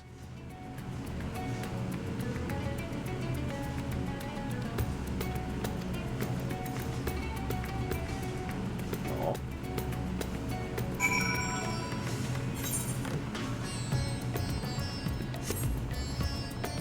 And yeah, trusts in WoW. Remember, the system exists. They would just have to implement a way to bring AI bots into Molten Core, or into Sunwell, or into Citadel. I was actually thinking about that 2 nights ago at this point. Because ironically, one of the first things I would do if I was given the reins of WoW is I wouldn't develop new content, I'd sit down and try to develop old content. WoW has an enormous quantity of content. that is not properly supported. And I don't just mean because of the fact that they tend to move on. I mean the fact that there's not really a lot of systems baked into the game to inform you what is where.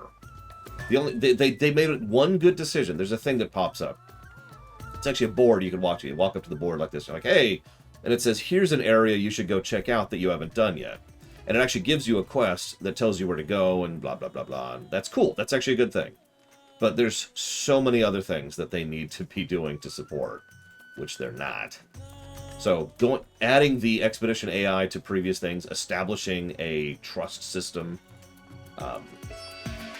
probably establishing an actual MSQ, which again is also a thing that's already in WoW.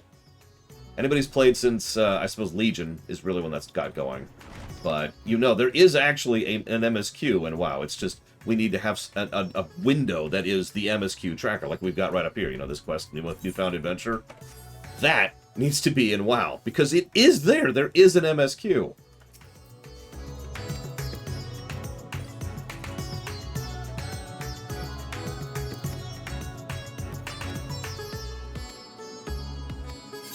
I apologize for talking about WoW again.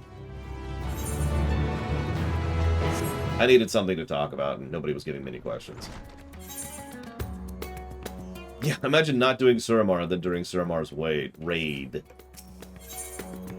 Uh-oh. I need to go kill Gigapudding real quick. I'm not sure why. And no, I haven't seen any leaks. I just checked just now. I don't see any leaks here. The Collegiate attire?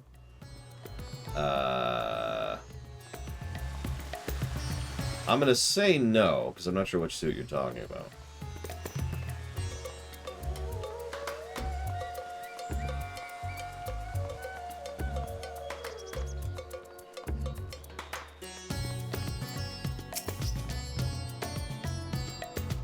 Yes, here's your eggs. Are you just gonna eat all the eggs raw? I mean, I guess you're an elephant, so whatever. Oh my god, he just ate them raw. Yep, that's... wow. Oh, wow. That actually makes perfect sense. I thought that was a joke quest.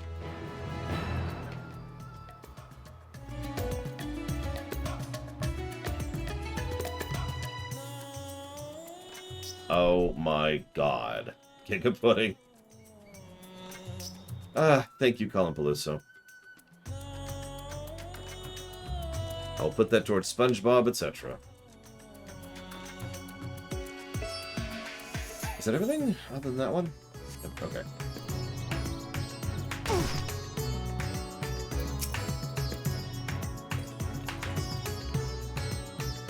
I've heard horrible rumors of Rowena's punishments if you fail a task, like scrubbing grime from warehouse tiles with a paintbrush in plate. I wanted to become an adventurer so badly she tempted me with this beautiful set of armor. Said I could put it on credit and work off my debt. Before I knew it, I found I was playing errand girl to the House of Splendors. Cute. Rowena, enslaving people since ARR.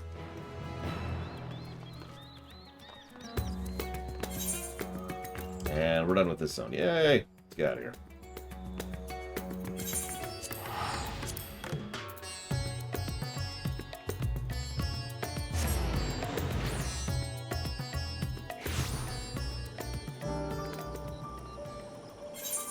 Oh, that's a lot of quests. Oh my god.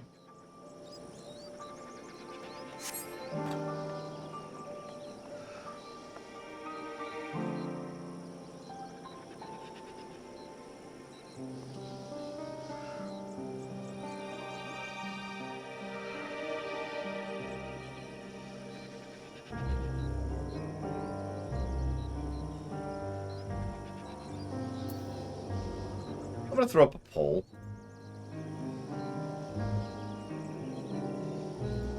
Hi, Dream Whisperer.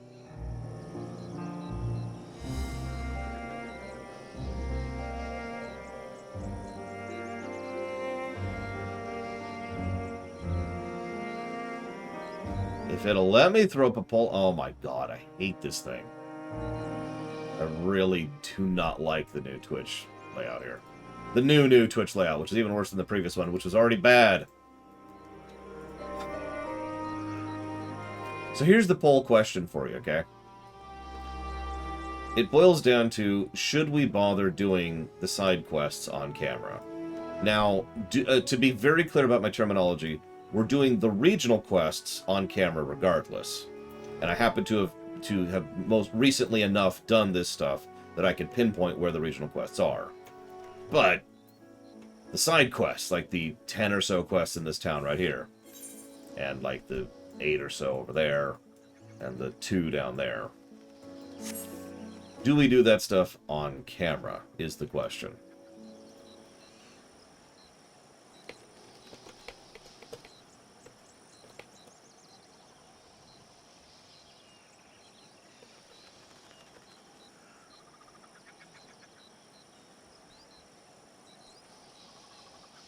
I will throw up this poll for 10 minutes. There. Poll up. Thank you, Candyman. Very much. As always. And since doing whatever's easiest for me is not an option, I'm afraid I'm going to have to request you actually vote. And that's going towards StarCraft Remastered.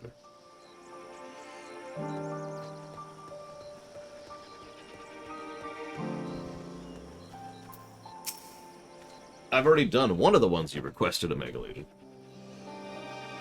I mean, did I not do that for every previous expansion, Gigapudding?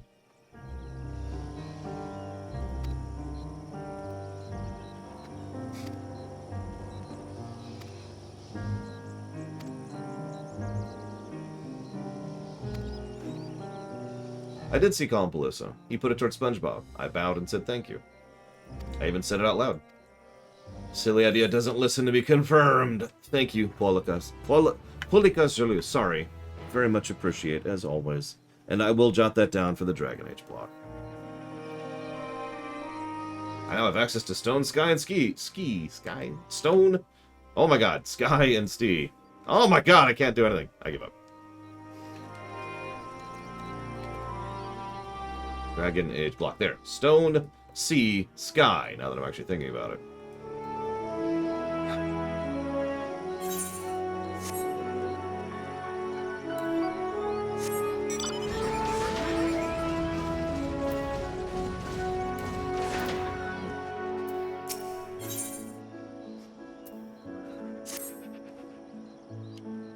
For now, while that poll is going, we'll just go ahead and start doing quests. Because the problem is, we do have to do our due diligence one way or another, and by we, I mean I. So these are happening and being part of the review one way or the other. I'm not going to decide to trip at the finish line with regards to the side quests. I also think I would probably do Elpis and Ultima Thule on camera regardless.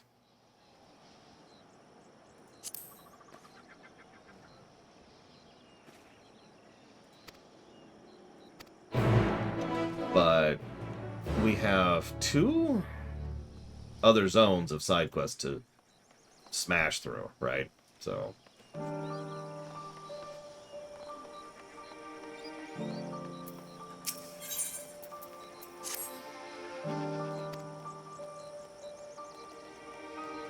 three, right, I forgot about the moon.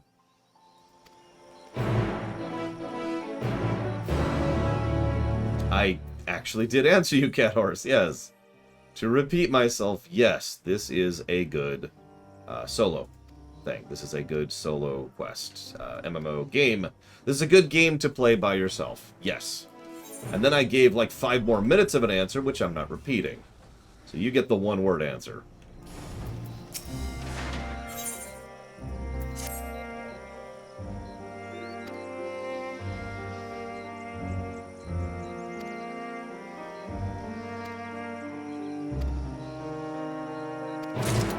Okay, I get it. Yes, it's becoming more... That is actually relevant information. It is becoming more solo-friendly. Not only literally this patch, but in the future. Oh, and I haven't seen any 6.1 anything. The only things I know about 6.1 is what people have been chatting about in chat.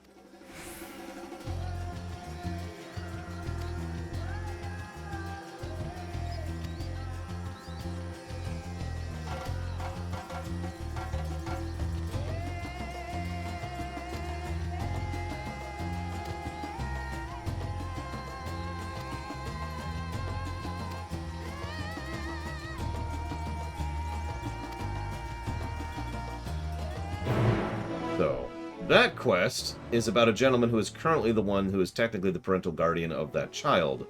You know, that child. And he fears that he doesn't have the time and capacity to give her the love and attention she deserves of a full parentage. So, he asks us to go find someone who would be a better, suitable group for them. And by for them, I mean for her.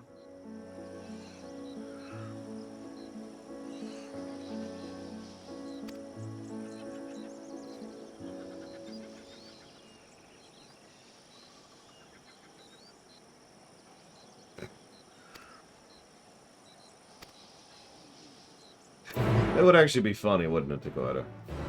Alright, we need to go do these side quests. And this person's got upset, so they go in a tantrum. They knock over this fire, which causes this fire to explode over here. Now that there's an explosion, this other person's upset. They punch the person nearest them.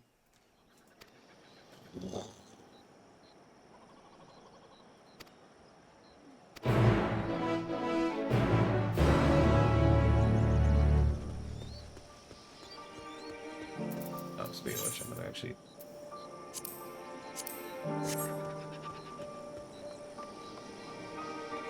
Oh, I actually didn't get the Borderlands loot thing. I didn't see it at all. Holy crap. Yeah, let me scroll up to see if it's still on the thing. There it is. I actually didn't see this.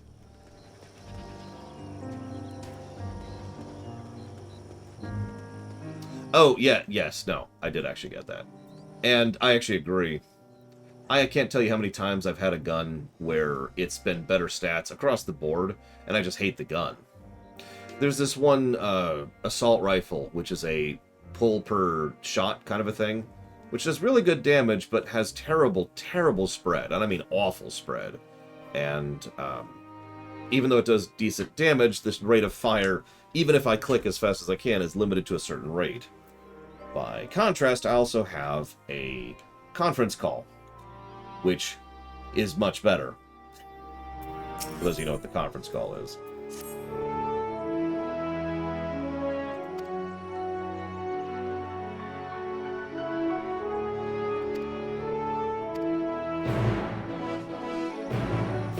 Yes, accidentally, Magister.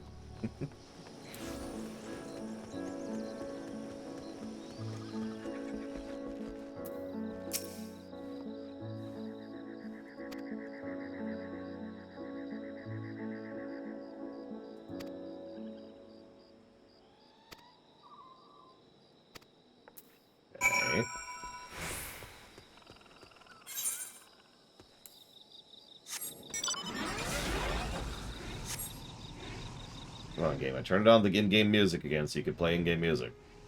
Play in-game music. Oh no!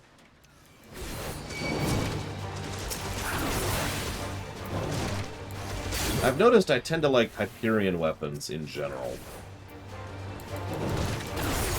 I want to like Atlas weapons, but I don't.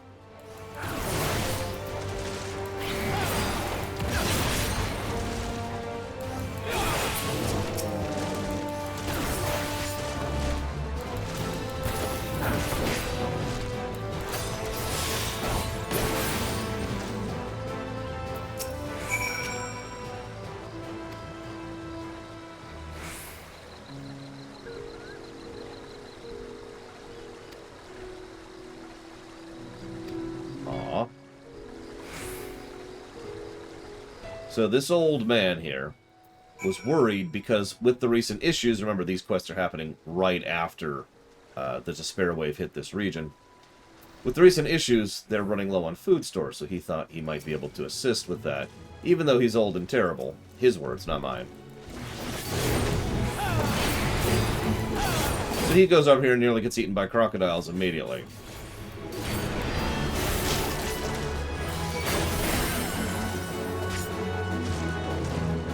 Knew it, Giga Pudding.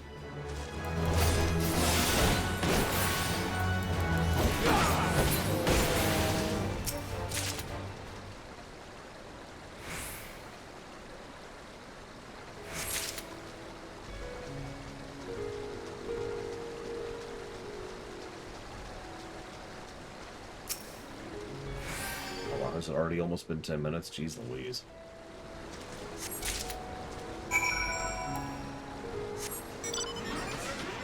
I'd have to actually pop on to see what weapons I'm using right now. I know I'm using a conference call. Again. It's like my third one. That's my main weapon right now. I've also noticed that the game does one of those things where they tend to drop items not relative to your level, but relative to your item level. So I've started filling all my other slots with junk that is higher item level to try and boost that up. Because, you know. Oh, wow. That is an 81% in favor of getting on with it. So, we're going to go ahead and finish up our current loadout, because I don't feel like letting these quests just sit here and lie.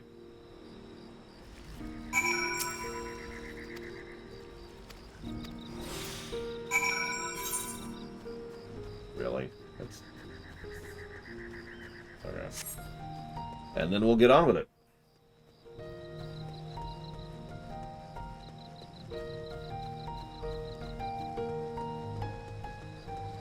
Yeah, I admit, I want to do a thorough job, but part of my job is also making sure I'm being, you know, entertaining.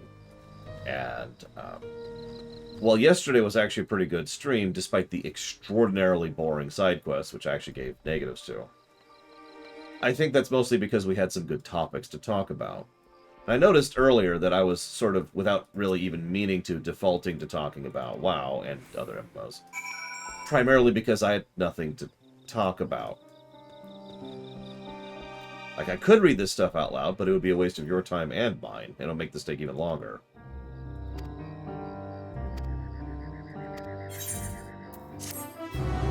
Yeah, we had a bunch of people present, we had some good conversation going on. So that worked out.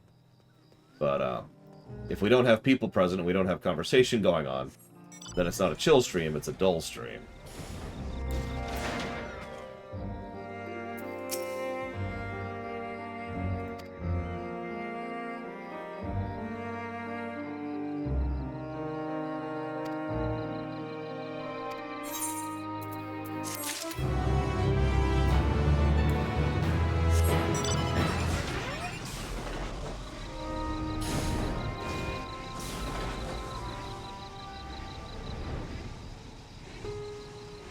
Yes, it's become a Let's Play. The greatest of all insults.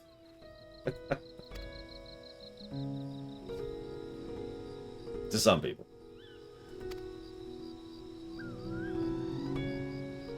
Sure. Yeah, I know. I know how this works, game. This is my 50th time doing this. You don't have to give me the tutorial every time. I know what a rupee is! God! I mean, hi. How are things?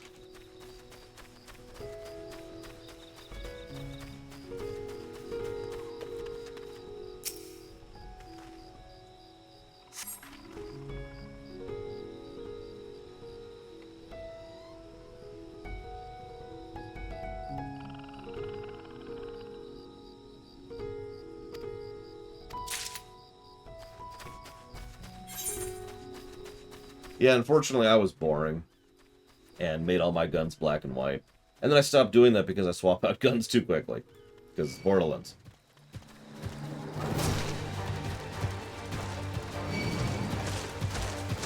That being said, I've mentioned before the visibility problem in Borderlands. So what we have done, there's a neon skin you can get for your character. And all four of us have gotten the neon skin, and you can rejigger it to make the actual neon color look different, so that we're color-coded, so that we can pick each other out amongst the field, because it's the only way to tell where someone is at a glance. This is absolutely an insult, by the way. As I said, visibility is a huge problem in that game. It's even worse, because I don't know how to explain this without just showing it to you, and I can't. But the game has a system where the character's name will pop up, and it's one of those always visible things, right? So even if you're looking over there, and they're behind that building and those trees, you can still see their name there, right?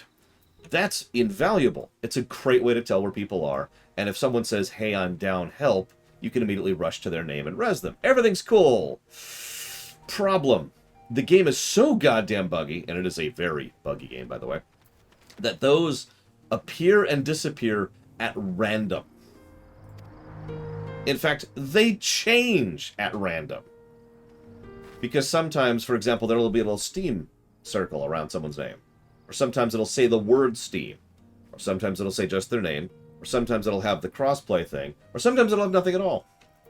And it just comes and goes. So you can't actually rely on that because it won't always be there. It also won't always be the same thing.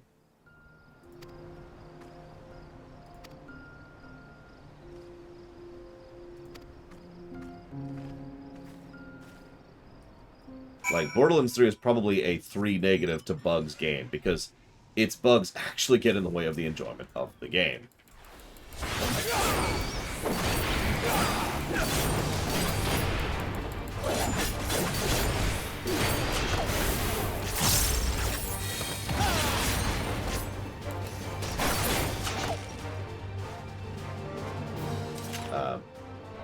Yep, nope. I am supposed to kill these.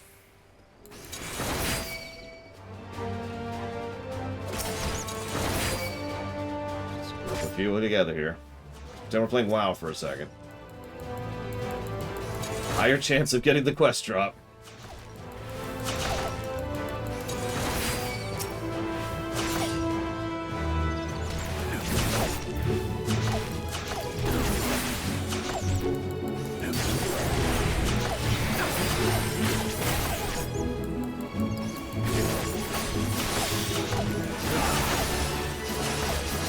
Now I'm curious which guns I'm using right now, because I really don't remember.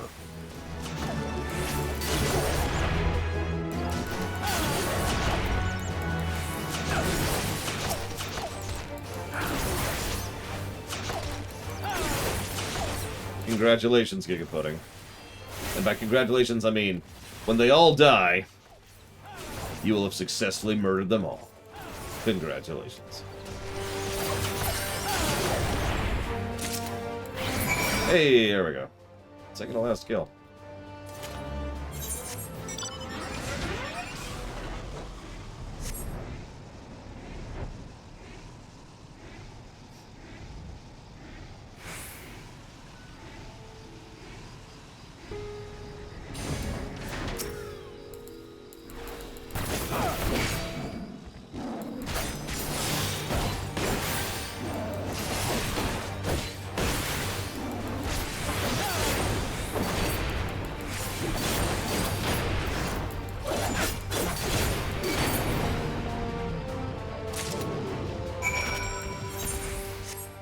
Speaking of co-op news, Gary, Pax, and I, our 3-man group, finally picked up Neverwinter Nights to go ahead and play through that. So that should be fun. I really like that game. I've played it many times. Well, okay, I like the expansions. But it's fun to play with a friend. It's one of those much better with a friend games, as many games are.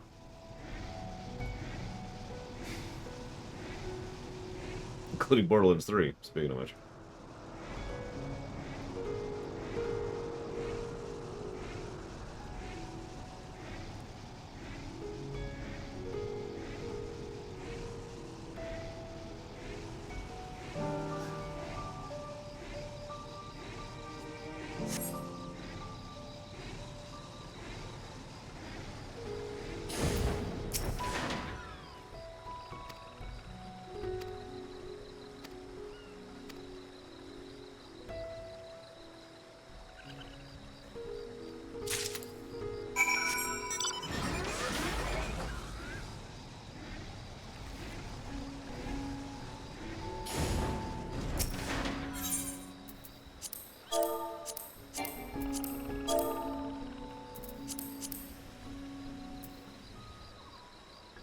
Hello?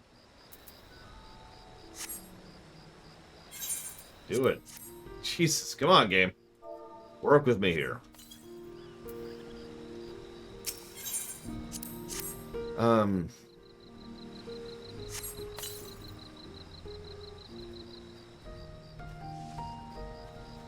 sorry, I don't understand the question, Zach. I apologize. If you're referring to the events of Rogue One, no. Sorry, of Han Solo. Of Solo. Damn it, what's the name of that stupid film? Star Wars: A Solo Story, I think is the full name. But yes. See you around, silly idea. Solo the dumbness. Sorry.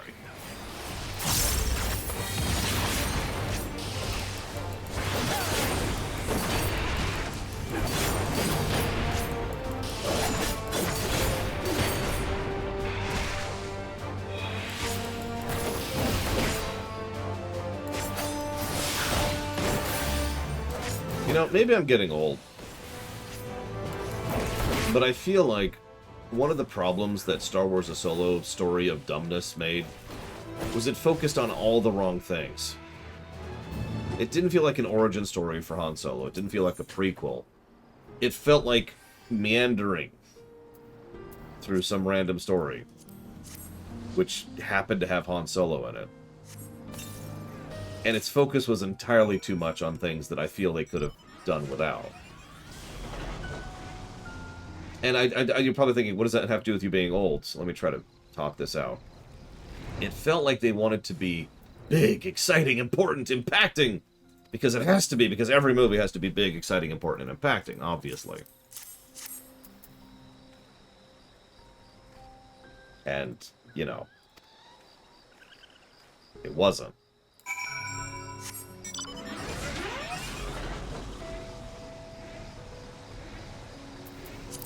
Also, I gotta share that one. So, we managed to kill that snake, right? His reaction was, you killed one? It takes us 3 of us days of planning to achieve such a feat. You did it without a sweat, without a bead of sweat on your brow. Just had to comment on that.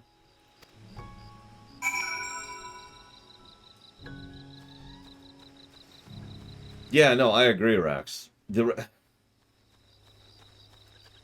I mean, we know... I talked about this during my rumination on Solo. I talked about it. There's a lot of behind-the-scenes problems with that script. With that film in general. But it really felt like they were just meandering. There were some good moments, and there were some good performances. I loved their take on Londo, in general. But then they decide to put in the Kessel Run in this weird section of weird, which I don't even know how to explain, other than weird. Yeah, actually, I don't know if I'd say a surprise, Zactef, so much as I know people who are like, what? Listen, Omega Legion, all I'm saying is that I'm meandering through life. Oh, God, kill me. No, meander's a good word to use. What can I say?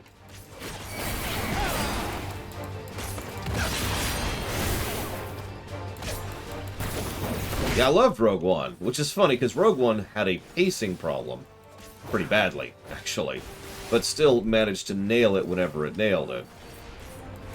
It also felt like it was covering substantial and significant events, and actually fleshed out the universe and the setting in a way that actually added to Star Wars. Solo wasn't a bad film, my opinion. But Rogue One did everything Solo... Rogue One zigged every time Solo zagged, in my opinion. Like, I hate to talk about Star Wars, but... Zactaf brought it up. Blame him, not me. I have heard people dunk on Rogue One, but those people are dumb. No, I'm joking, I'm joking. I actually don't hear a lot of people dig on Rogue One. And most of the people who do so usually only do so by virtue of pointing out things that are valid complaints, but don't really diminish the work for me, you know?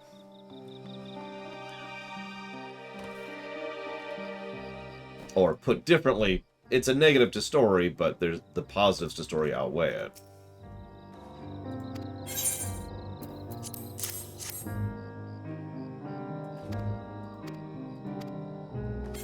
Oh. Good morning, Ross. And yeah, the Vader scene at the end is awesome. Let's just go and get that out of the way. But I've seen way too much vitriol on that one scene. In both directions, sorry. Some people, like Rax says, absolutely praise it and then bash the rest of the film. Some people say that that one scene is everything wrong with the film and indicative of how bad the story is. And it's just...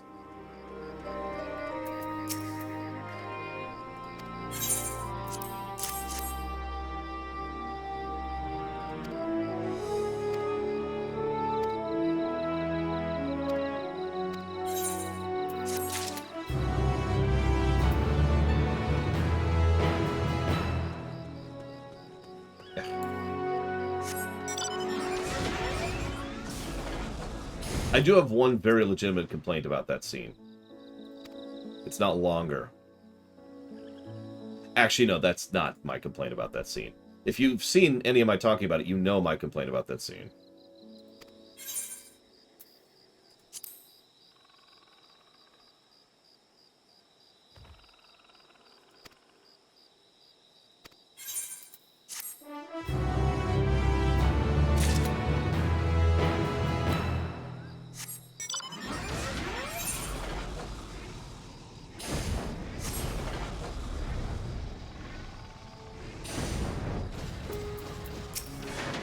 My god, I'm not even done with the generic ones I picked up. And I said I was going to go ahead and get rid of. Oh my god, these side quests are endless. Why are these side quests here? Why do these exist? Why do these exist? Don't answer that. I know why these exist.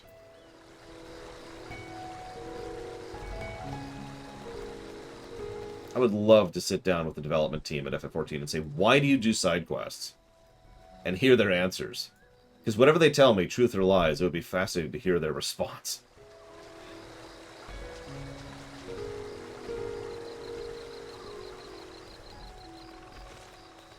They exist for padding, Linarith. They make the game longer. If the game is longer, people stay subbed more. That's the reason. Now, they might not even be aware of that, because that was the original reason MMOs did that. And they might be doing this because MMOs do that. But the reason MMOs do that is because padding. To make you play the game longer.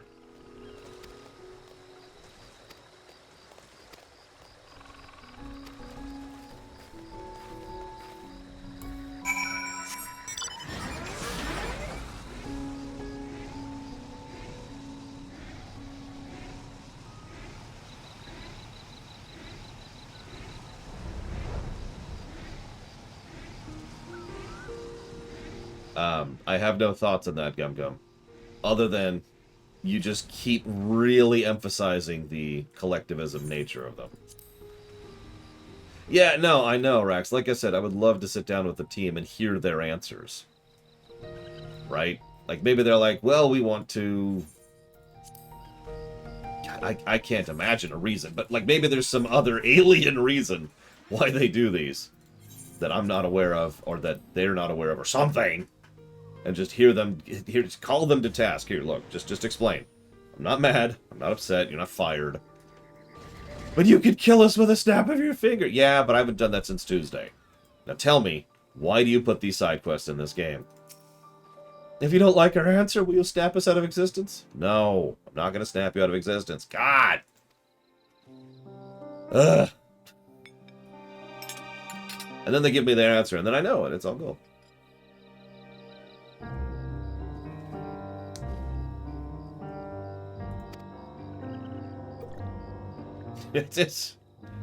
It'll be fine, Lunarith. Listen, Omega Legion, I won't kill you. Unless you disappoint me in any way, shape, or form.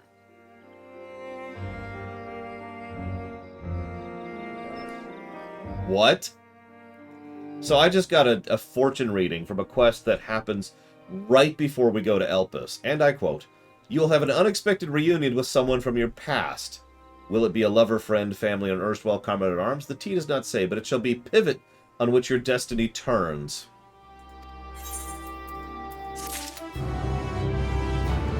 Ha ha, game.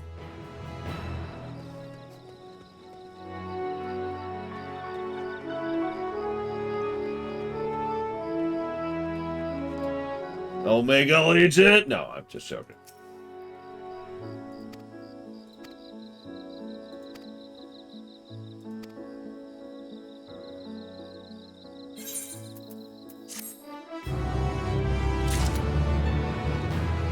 I mean, the problem is the overwhelming majority of these quests are neither world building nor flavor. That's the problem. They're fluff. They're pure, unmitigated fluff. I remind you of the side quest we did where we had to go help someone put eye drops into a familiar. That's it. That's all. No explanation for why a familiar needs eye drops. No explanation for why we're needed to help put the eye drops into it. No explanation for why, like, anything. Where the eye drops come from, why they're special, if they're special, what the familiar is, what its purpose is. Nothing. Familiar. Eye drops. Go. That's not world building. That's not fleshing anything out. That's fluff.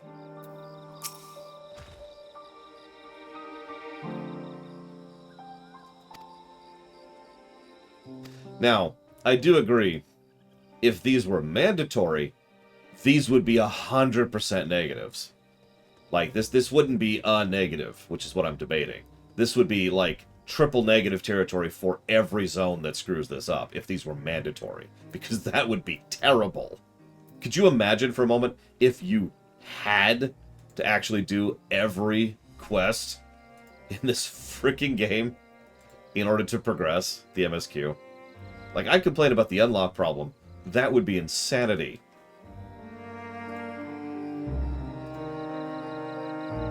One moment.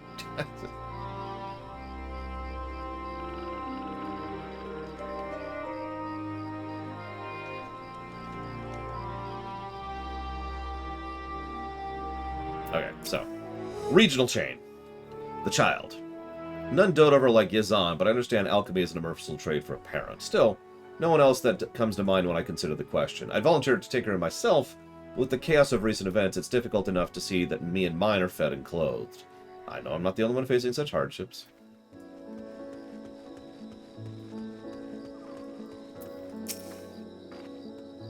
Who do I think is most suited to care for the child? Yazan is the obvious choice. Dependable, loyal, dutiful.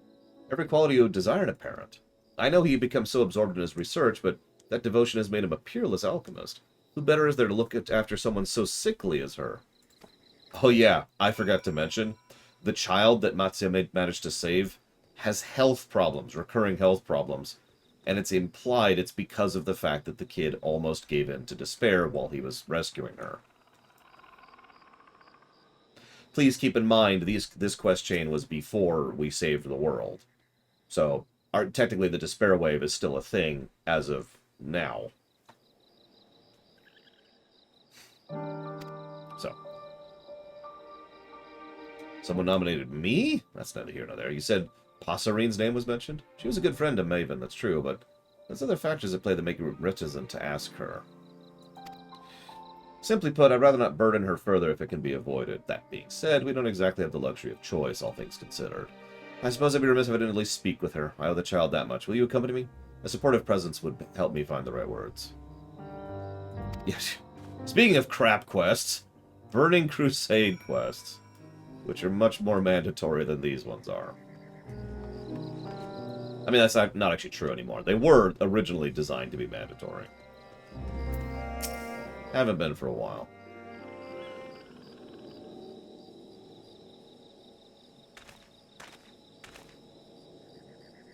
It's good to see you. Who is this with you? Passarine meet Lore. He's the hero who saved everyone. What a pleasant surprise. Thank you for your bravery. I've heard tale of the trouble she's been through since. I hope you're able to see her return to health soon. It's been trying, to be sure, but we must look forward to the day she is hale. Everyone is doing their utmost to make it so. The question remains as to where we'll go from there, however. I've considered taking her into my home, but I fear my qualifications as a parent are somewhat lacking. I know you have been a dear friend to Mavan, and as such, only thought it meet to ask if you're willing to care for her as your daughter. If you are, I would do everything in my power to see she is given into your care. I'm flattered. Mavan was as family to me, and I view her child as my own. I'd do anything to see her raised into a brave woman as her mother. However, I cannot care for her. I am not worthy to care for her. Worthy? What does that...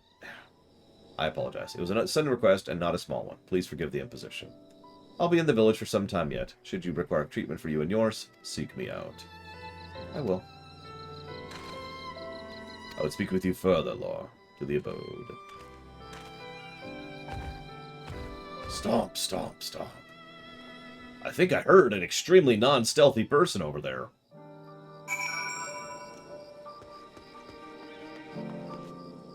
Hey, everyone. It's Fox News.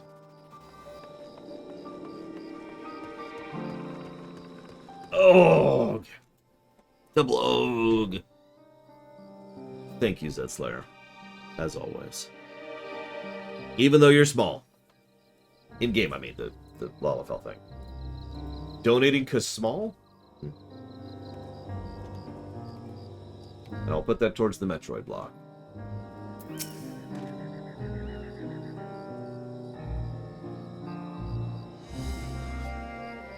I wasn't too forceful, was I? I simply asked if she was willing. I didn't mean to make her feel obligated to agree. I found her words somewhat mystifying. Not worthy? What could that mean? I'm usually not one to pry, but this worries me. I consider posturing a friend. I'm loath to leave her to her troubles. There's still the matter of the child. That's whatever. Well, if you're willing, I have a task that requires immediate attention. It's simple but essential, the gathering of herbs. The child is in a vulnerable state. She needs help. I will help. Let us go. Shut up. Shut up! Stop talking to me. I need to go get herbs for this kid. Right now. Let's go. But I haven't told you which herbs to get. Let's see. Would I have allowed Thancred to stay dead in Ultima Thule? I would have left them all dead. No. I don't think there's a real good purpose behind leaving him dead. And I mean that. I was thinking, you know, I did mention while we were going through Ultima Thule, what if they kept them all dead?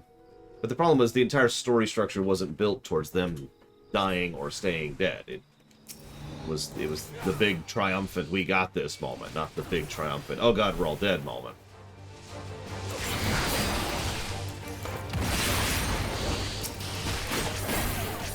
Because screw him, Linnea Ruth. No. So that's exactly the point, Linnea Ruth. I wouldn't. That's my answer. No, we all know how Thancred's gonna die. He's gonna get really tired of not being able to see Reen, and he's gonna, like, double down his way through the barriers to the dimensions and get back to the first.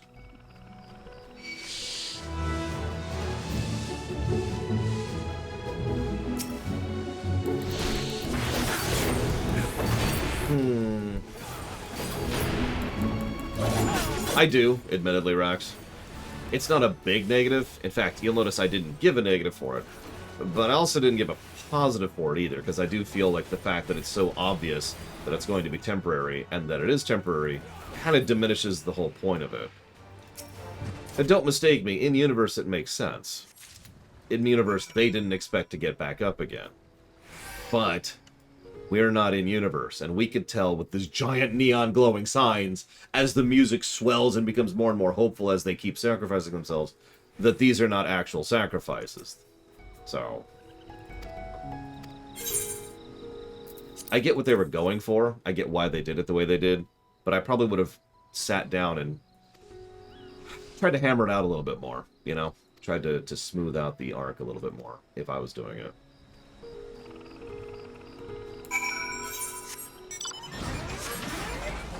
Listen, I would never cry on camera during Endwalker Omega Legion. So I think those people, they just have issues, you know?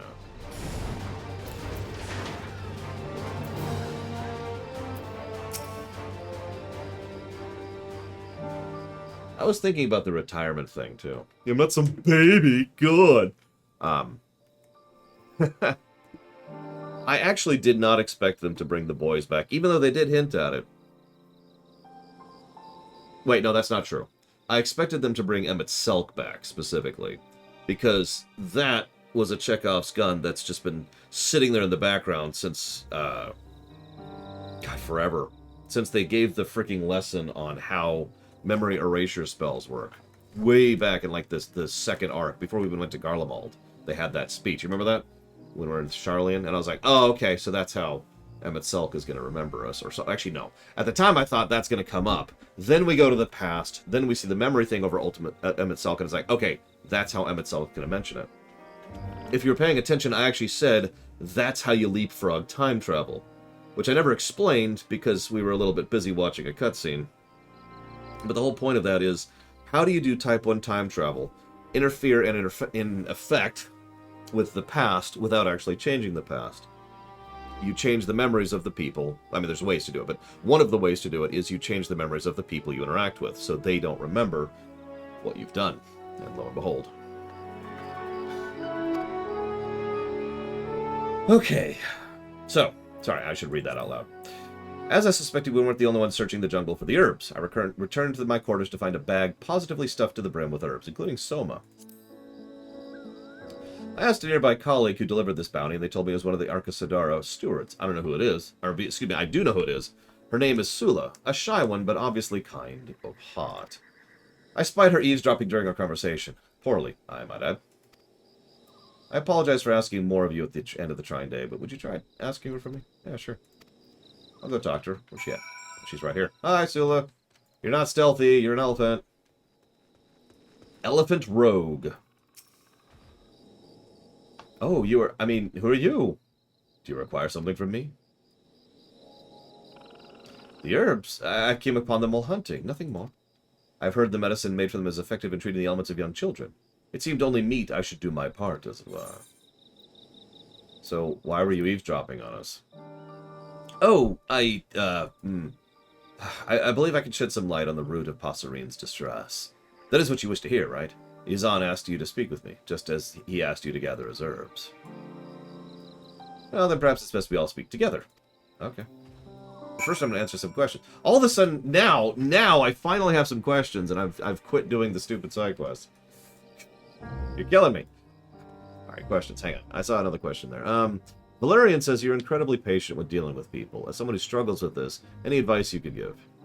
The best piece of advice I have ever found for understanding and being patient with people is to perceive their perspective. To think about not just what they're thinking, but why they're thinking it. To understand the whys and the hows and the wherefores of their psychology and of their mentality tends to help me think about how to deal with that and how to understand it and how to be patient with it.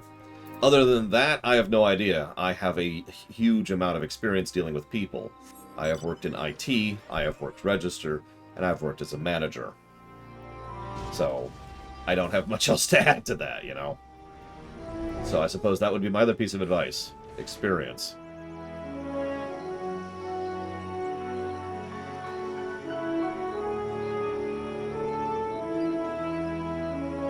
That's hilarious, Omega Legion. That makes sense, but it's weird in its own way. What else? I already answered Gumgum's thing about that. Blade Terval says, if the X boards were increased, would SideQuest be worthwhile? Actually, yes. So one of the things I've always said, and I will always say, is that in any game with leveling, the more... Yes, Roz. The more methods, the more options you give someone to level, the better. It's one of the reasons why I tend to say that this game kind of sucks in leveling at certain periods of time, but it gets better over time, because by the time you get to Shadowbringers, you all of a sudden have like 5 or 6 different things you can do to gain experience, and it's even better in Endwalker. So, that helps. It helps to have another source of experience, because if you want to do roulettes, or if you want to do Boja, or if you want to do Fates, or if you want to grind dungeons, or if you want to do side quests, or whatever. I like options. I'm always down for options. I probably wouldn't add... I was actually just thinking about that, Rex. I wouldn't probably add more tactile rewards, more gil or anything like that, because that's just going to have a knock-on effect of the economy, which is already a little wonky in this game. And the only other thing I might add to these things is cosmetics, which some of them do. But it's like 1 out of 50 side quests has a cosmetic reward. To use a comparison, I hate to bring up WoW again, but side quests in WoW give loot. And a lot of those quests and a lot of those quest gears are their own sets. Like, that set, it's a unique outfit. It doesn't appear in dungeons, it doesn't appear in raids, right? The only way to get that particular appearance is to do quests to get the items. So, that's something you could do. You could add unique cosmetics. Like, they already do this for dungeons in FF14, where some dungeons or some dungeon bundles have their own appearance across them. So you could do that, where you could have, for example, let me find an example. That's a terrible... Surely there's someone around. Where's that frickin' Aura from earlier? She's up top, isn't she? She's up here. Somewhere. Did she go away? God dang it. I think she actually left. Whatever. Imagine if you could have a Thavnairian... I know they do, Rax, but they don't... My point is, like, it's very rare, comparatively. In fact, so far I have gotten approximately... 1 cosmetic item in 2 zones worth of side quests. But you get my point. Yeah, exactly. Expand that. Do something with it. Imagine if there was a Thavnairian suit based on, their culture, their style, the Indian style of approach. And you could get that suit for doing side quests here. Or imagine you could get the coat and the Scholasticate kind of look, or not the Scholasticate, the Studium kind of look for doing Charlian. You get the idea, right? And so the idea there being that it would make them more worthwhile in a cosmetic way, and giving them more experience would give more levels, and both of those would be awesome. Instead, they suck. Moving on.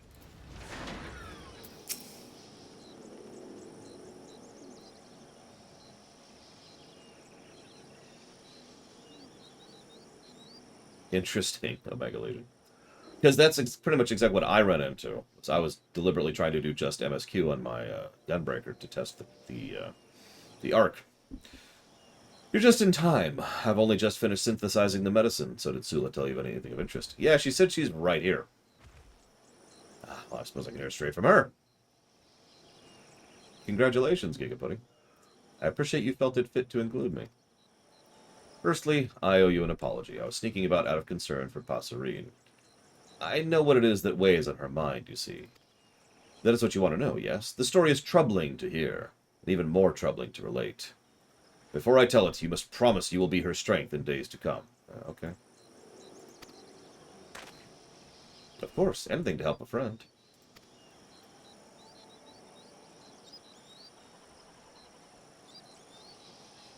Dazar, her beloved husband, was killed. When the veil of chaos descended upon the world, he fled into the jungle and transformed into the terrible beasts. I don't mean to be indelicate, but was she, like, why did her husband give in, but not her? What was their relationship like? Alright, whatever. He returned here a monster where my sister Chupa met his wrath. Neither of them survived the ensuing struggle. I was there as well. Despite his monstrous form, I knew it was Dazar. I froze in terror while Chapa stood undaunted. She fought alone for my cowardice, and it was my fault she died. I knew this, and yet I laid the blame on Passerine's shoulders. I lashed out at her, cursing her for her husband's cowardice. When we both should have comforted the other in the morning, I turned my back on her. I left her to bear the burden of not 1 but 2 deaths. It's only natural she would be hesitant to look after another, given that. I was a fool to condemn Passerine when it was my duty to protect the people here. I have wanted nothing more than to apologize since that day, but I fear my words were too cruel to forgive. I cannot stand to meet her gaze.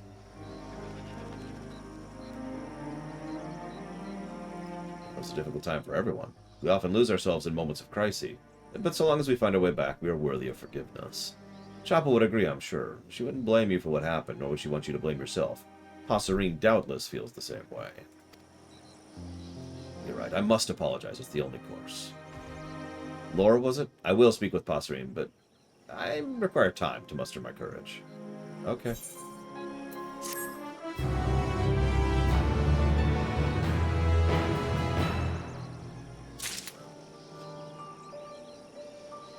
Let's delete some of these.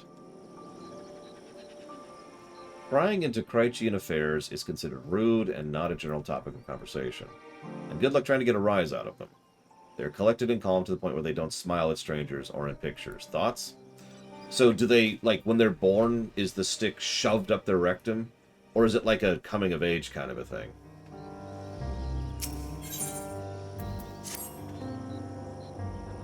Whoops. Thank you for lending an ear to my troubles, Laura. If you're willing, there's a place I would travel to, and I wish for you to accompany me. Administering to my duties may help calm my nerves. To that end, I mean to inspect the temples for signs of disrepair. Okay, well, let's go. Yeah, honestly, you just keep telling me more and more and more about how these people are extremely collectivist. Honestly, maybe just pull the trigger. Make them a hive mind, or make them developing towards a hive mind. Maybe making them seeking towards a hive mind. You mentioned they're more magically inclined in several ways, so... like, maybe make it so that they're trying to come up with a way to have the Kala To use the StarCraft example, you know? Or yeah, that's a good idea. Make it a partial hive mind. What do they call that in Stellaris? Oh! There's actually like 3 in Stellaris. And yeah, the Kala, which is also a partial, would be valid. It's been some time since I set foot on these hallowed grounds. In times bygone, there are even more places in this region, but many were moved to Vanaspati. From one of the divinities worshipped here, were the words passed down that we might depart its wisdom. Just as life leads to death, so does death leads to life. The circle of life. Bum bum ba da doo.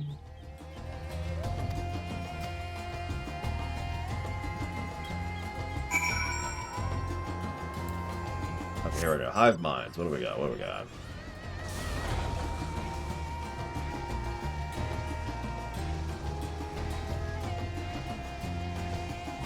Fine, whatever. Okay, so we've got hive mind. Well, it's not here, is it?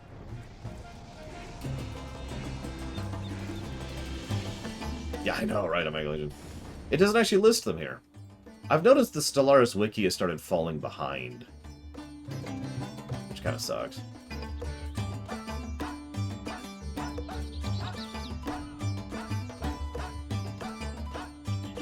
Meh, whatever. This area is in ghastly shape. Scratches, cracks. Will you help me investigate? Sure.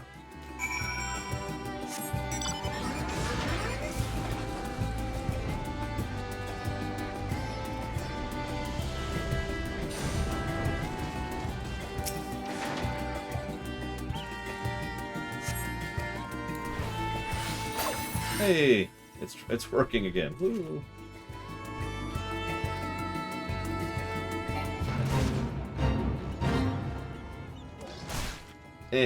That's a fate. Fates don't exist.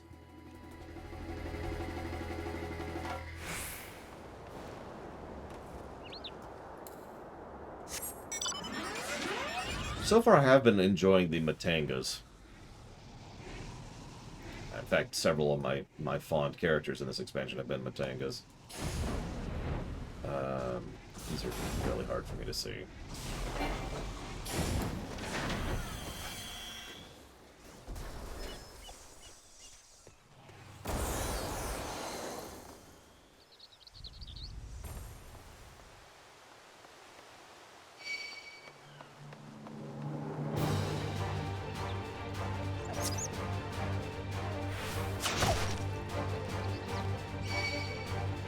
They've got to be down. There's nothing else up here.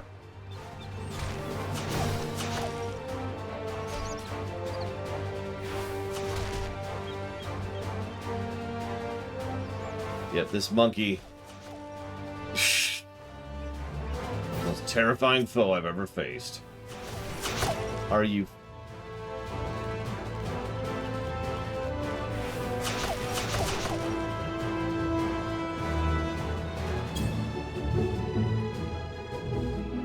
Anyways. So obviously that's a kind of a joke answer, the stick thing.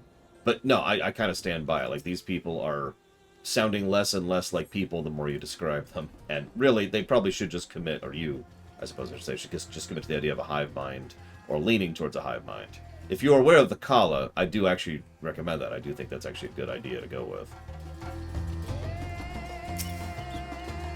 They're just throwing stones, Black Vial. The actual name of the attack is Stone Throw, so it's okay.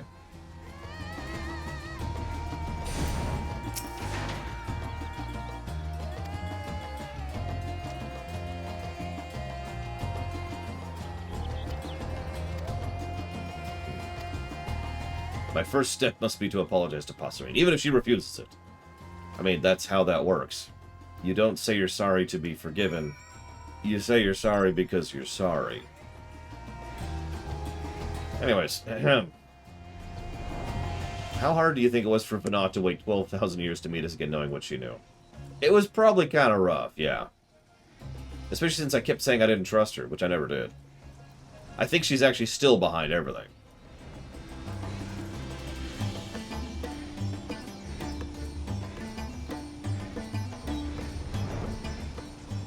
Which I guess she actually is, so never mind. You know what I mean. She's pure evil. That's the point. Oh, hello, Laura and Ula.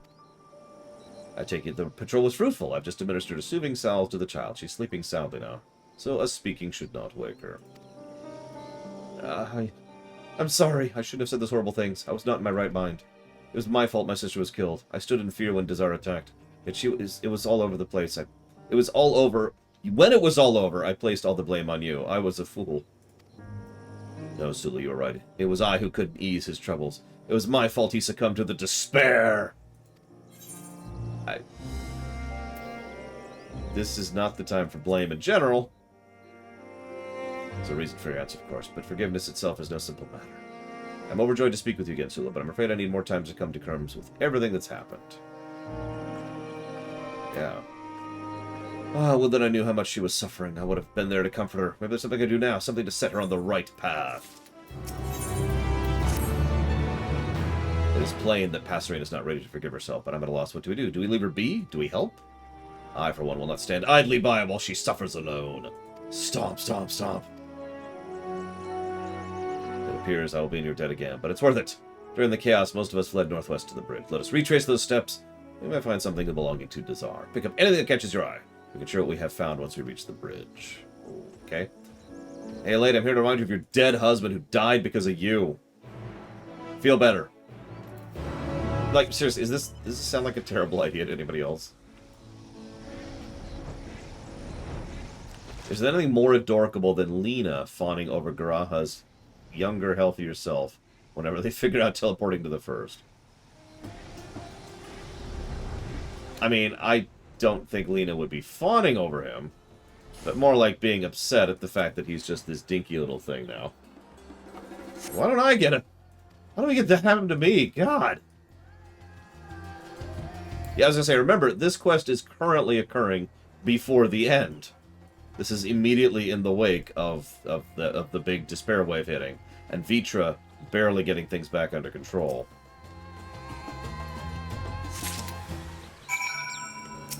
And there's just a Marlboro for some reason. This is my life. There's just this thing here. This is just life.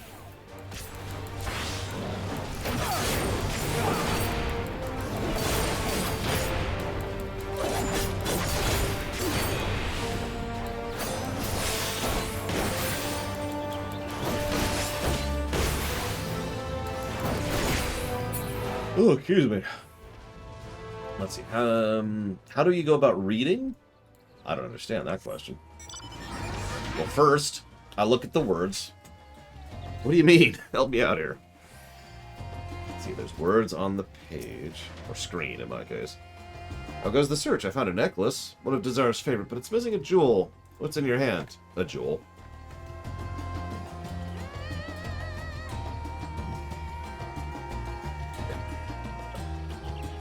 We cannot give this to Passerine. We must prepare it first.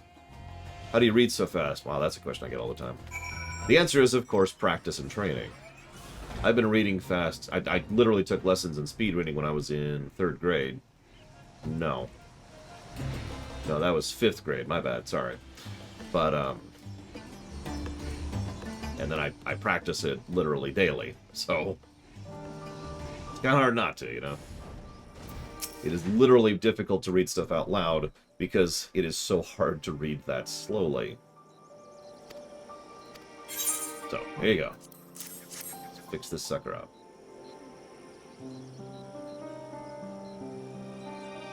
No, you don't skip words. The way it works, the human brain can process information much faster than most people's used to. The biggest piece of advice I could give to anyone who is trying to learn how to read faster is to get yourself out of the habit of speaking the words out loud in your brain while you're reading them. Because I imagine the overwhelming majority of you do that without even realizing it, because the overwhelming majority of people do that without realizing it. Like when you're looking at the text on the screen there, your brain says, in this pace, your mouth can't move as fast as your eyes and brain when you're trying to read out loud. But your brain can process that sentence, bam, and it's just that. That's all it takes to process that entire sentence. So, That's probably the single biggest piece of advice I can give someone for learning how to read fast. The other, and I did this when I started reading fast. I don't have a book handy, do I? Yeah. This'll do. This is actually a comic book, but whatever. From Sam and Fuzzy. You should read Sam and Fuzzy.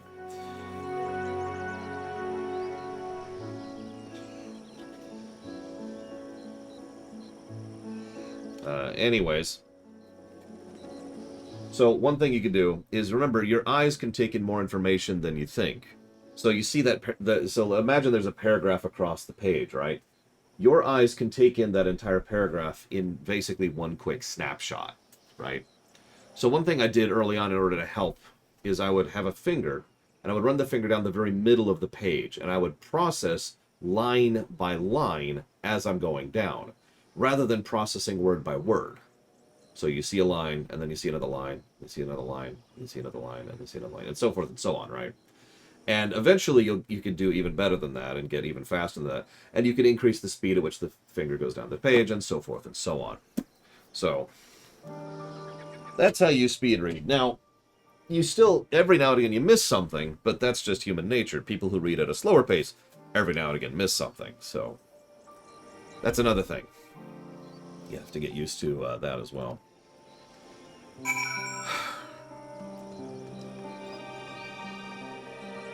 Like, every now and again, you might have noticed me saying, I'm going to go ahead and read that out loud, because it's like, what? And every now and again, I've had to go back and be like, is that what I think it said? Yep, nope, that's absolutely what I thought it said. Good thing we had a chat log.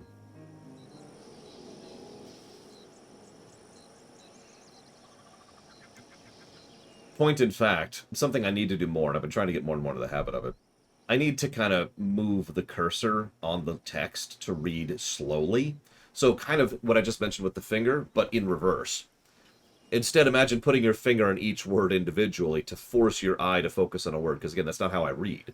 I don't read looking at words. I read looking at sentences. At lines, actually. It's one of the reasons why I can speed read in general, but if the text isn't properly formatted, then I have a lot harder time reading it quickly. So, I don't know, I'm trying to think of an example, but like if you ever see something like on a forum post, where it's just this giant bundle of no punctuation, no proper capitalization, and lots of spelling errors, I have to read that a lot slower simply because I can't read it quickly, because if I do, there's just holes everywhere. Like you do the snapshot, and then I'm like, what? And it's like, hang on, and I have to actually go through and be like, hang on. Okay, that's what they were saying. But there needs to be an interpretive layer on top of the reading layer.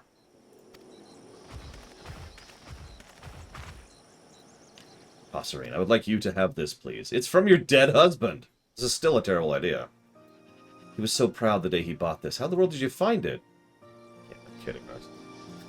Remember when capitalization, punctuation, and spelling was actually a class at school? Because I do. I had not but memories to remind me of him, but the sight of this makes me feel he isn't so far away at all. Yeah, he's worse than dead. There's nothing I could do to change the past, but I can work to help give us both a brighter future. This is the least I could do. I could not have done it without the help of these two. Thank you for the gift and for your wise words. I see now you're right. We mustn't let the tragedies of yesterday keep rooted in place. You see, I learned something today. Well said, well said. Might I add, wounds heal more quickly when a salve is applied to them. When we ignore the pain they cause, they rot. We must take action to see them heal and rest when we are tired. Only when our energy returns can we move forward carefully, one step at a time. Hell, I took typing lessons. That was also 5th grade, consequently. So, yay, she will help care for the child. She is another heterochromia person. There's a lot of heterochromias here. I have my own child to look over, of course, but still, if you were to take the child under your wing, I would be happy to assist you when you needed me. For the time being, I could be your wet nurse. Yeah, good idea. Splendid idea. Excellent. I will hunt and bring food for the child.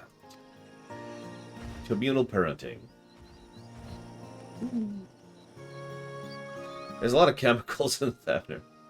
Just, the emptiness I feel at Dazar's loss will take some time to fill. but I believe he would want me to heal. Allow me to thank you once again for all you've done. We owe you more than we can repay. Now I would like to see the child for myself. Never!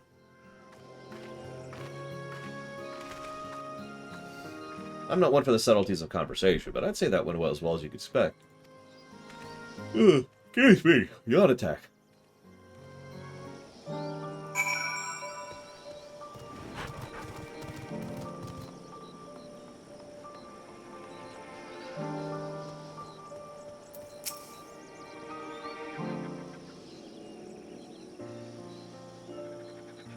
Truth be told, I already resolved to raising the child myself, but the prospect of having a helping hand is comforting indeed.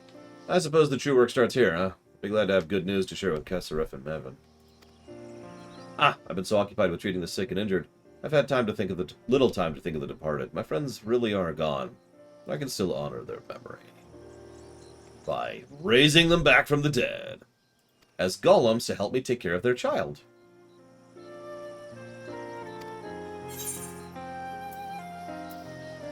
Aww.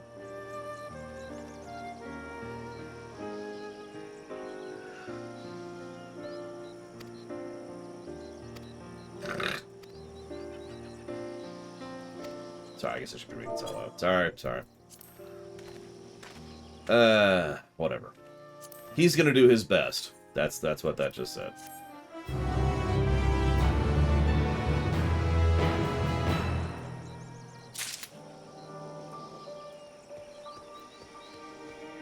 Wow, Fox News is still there.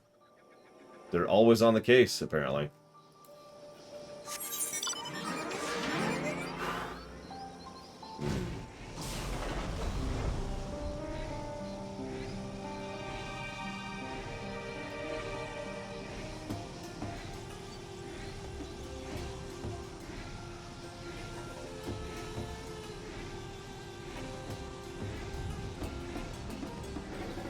Mind me, just filling out the map a little bit. There we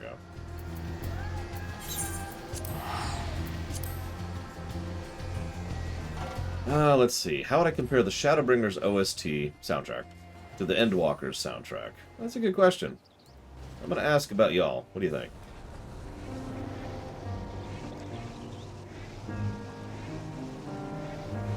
Let's see. It was... Oh gosh, who was it here?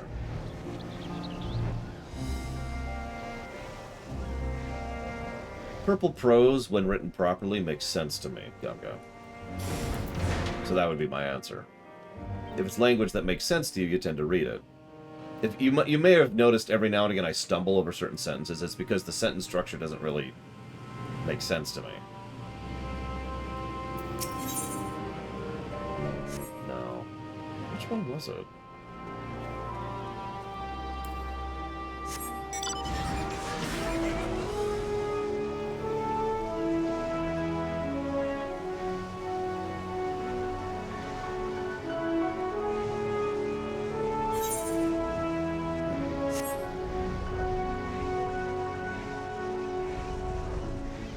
Yeah, Endwalker is definitely more low-key. I definitely recall more songs from Shadowbringers. That's actually an interesting way to judge the two. So let me sit and try to think of which songs really work for me in Endwalker. Let me think. So there is the main theme, the one that plays during the Little Moments scene. And let me think about this. I suppose there's also the irritating songs, but we'll ignore those for right now.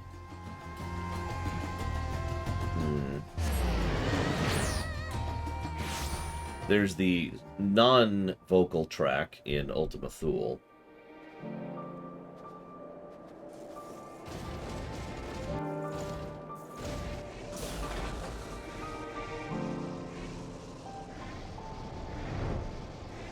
There's the End Singer boss fight song.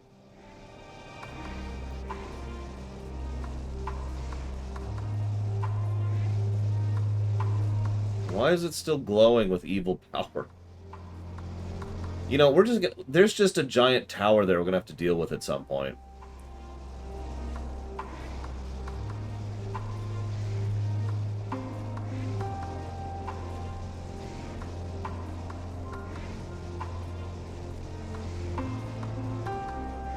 I guess we do need that moon bridge. That's an interesting trade-off. Yeah, we're going to leave this edifice of pure evil up. Why? Well, we need to be able to access the moon.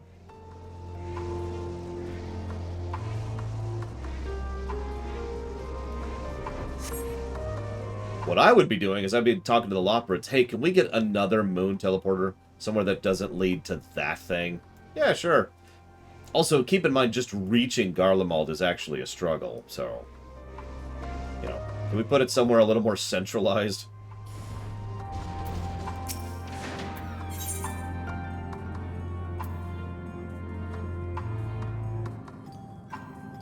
Yeah, we'll put it in the burn. Speaking of which, is that barrier still up in the burn?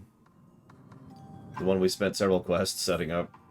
And, yeah, never really came up again.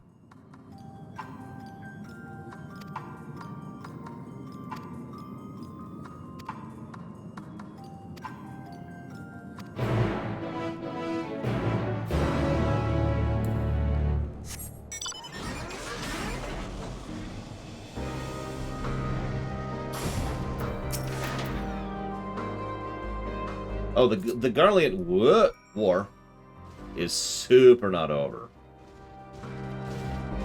Like, yeah. There's a couple issues that still need to be dealt with there. We know at the very least the 10th... Oh, wrong one. The 10th is still out there. And even though they have, quote-unquote, made peace... No, that's what it is.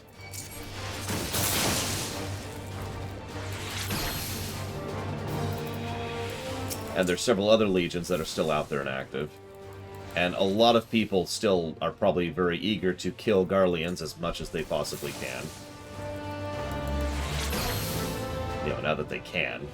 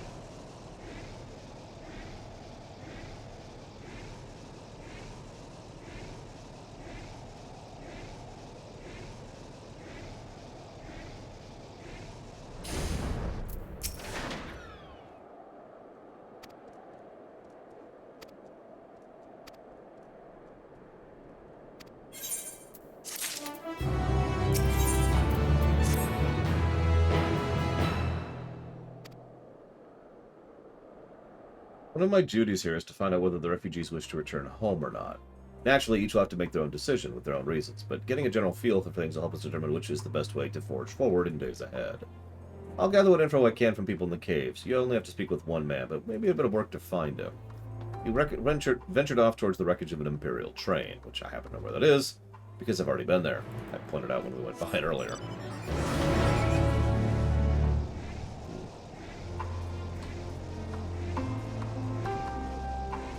Oh, absolutely, Pretzel. I keep calling it the Warlords era, and admittedly I'm making a Star Wars reference, but there's plenty of real-life, you know, parallels there as well. The Empire is broken up. There's a lot of warlords with a lot of military hardware in a lot of places with a lot of agendas right now. Well, it's not often I encounter someone else out here. If you come for the ceruleum, I'm afraid this area's been picked clean. I wanted to ask if you wanted to return to your homeland.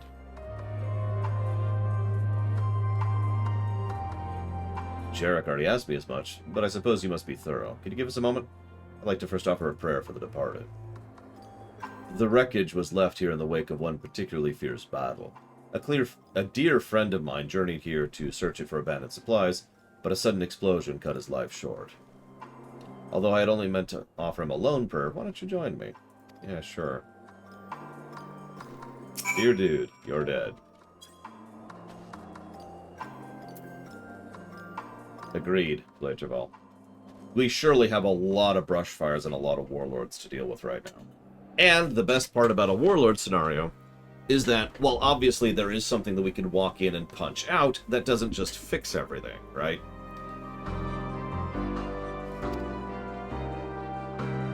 As for your previous question, well, I'm Alamegan by birth and was taken from my home and family by the Empire and made to serve in their interminable wars.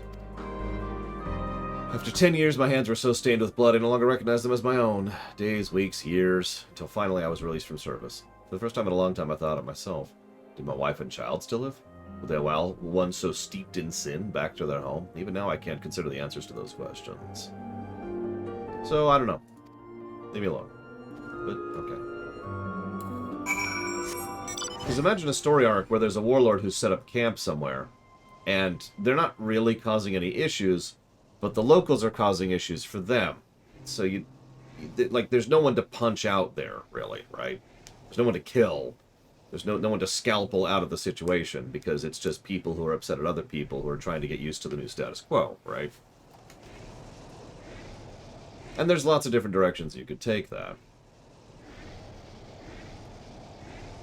And lots of ways you can make that relevant, and again, have a situation where we can't just kill something.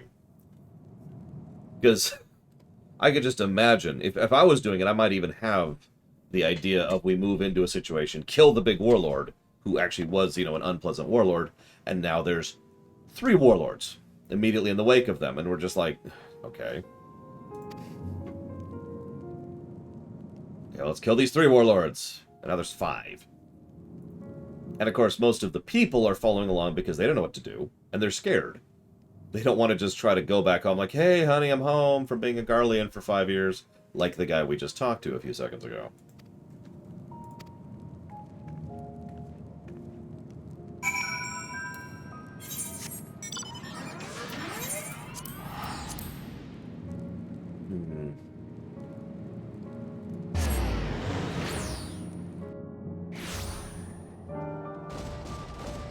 Point is, it's one of the many directions they could take things if they wanted to. Of course, they probably don't want to do a more political, societal story. They probably want to do adventuring as kind of a breather episode, but we'll see when we get to 6.1.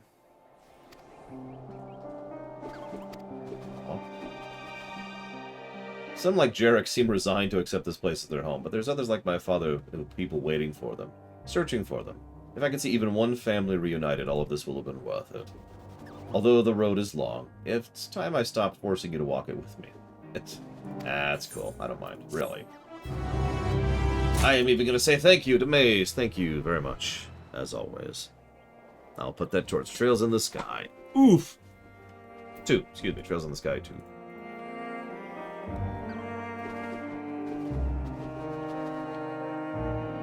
Yeah, that's another thing, Omega Legion. You're right. I wouldn't have that happen instead of. I would have that happen alongside. Because I guarantee you that at least some ex-soldiers would go AWOL, find out they have nowhere to go, find out they have no meaningful skills other than killing, and do exactly what every ex-mercenary in the history of the ever has done once they no longer have a job.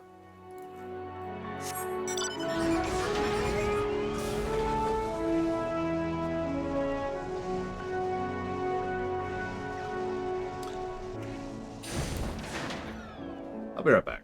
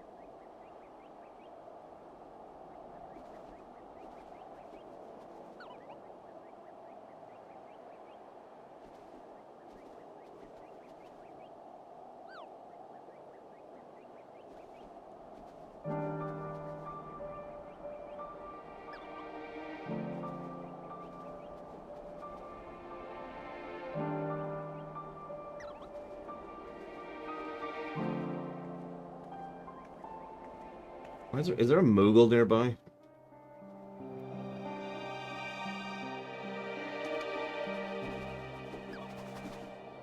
There is! There's a freaking delivery move. Sorry. Sorry, I didn't realize there was a Moogle right there. Alright.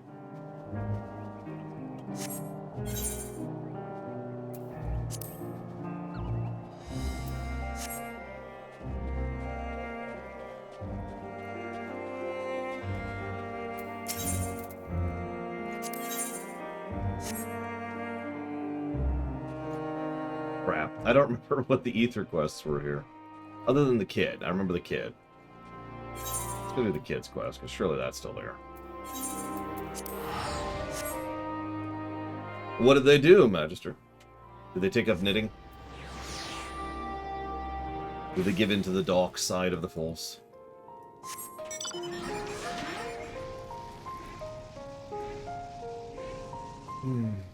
They gave in to Cthulhu. Wow. That's not what I would have answered, admittedly. But, you know, that's okay. We're cool. I'm cool. Okay, she's not even here.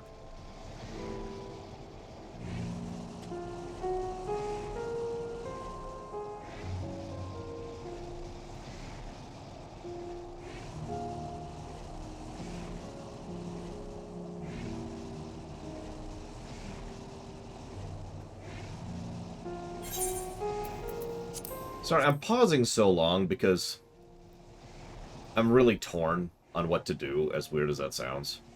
I know y'all voted to get on with it, but it's not actually as simple as just getting on with it. Unless you just abandon the side quest entirely, which we could do. On camera, I mean.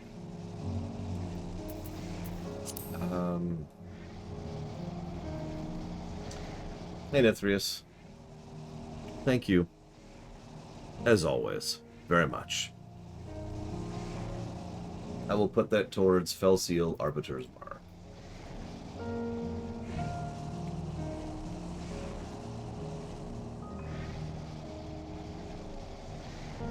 I don't mean to sound so negative about the side quests, but I need to get across my mentality. I need to explain this. And then I need to give negatives to it. And I want your thoughts on where these negatives go. These side quests suck. They're not as bad as they were. They're not. Like, nothing will ever surpass the Churning Mists. Well, I shouldn't say that. Nothing has surpassed the Churning Mists. But the problem is, while they've gotten better, they've managed to get to the point where I dread doing them. Where they take forever, and they're boring. The gameplay side of them is something that takes too long. All of the cutscenes take way too long. There's way too little meat-to-bread ratio in the side quests. And so I get to the point where I just feel dread actually doing them. Yeah, the fact that I actively want to skip the side quests, that I desire that outcome, probably says something in its own right.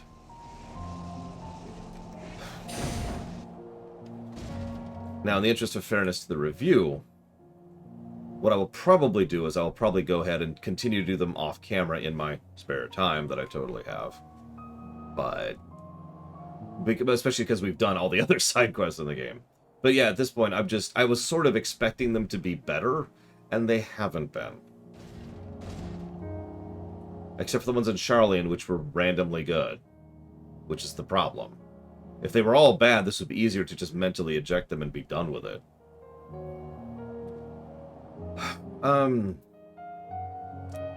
Can I just also, while I'm on the subject, can I say that it really irritates me? Look at that map right there. Tell me where the regional chain is in that bundle. You can't. I'm just gonna jump up there. You can't. Nothing indicates them. Nothing does that. They are all identical. Now, if you go through and individually talk to each of them, you might be able to divine, based on the initial pickup, which one is the regional and which one isn't. But look at that nonsense. If they had a marker for the chain, I know I've complained about this before. I'm sorry. It's just, it keeps being reemphasized how much they need to have those have their own marker.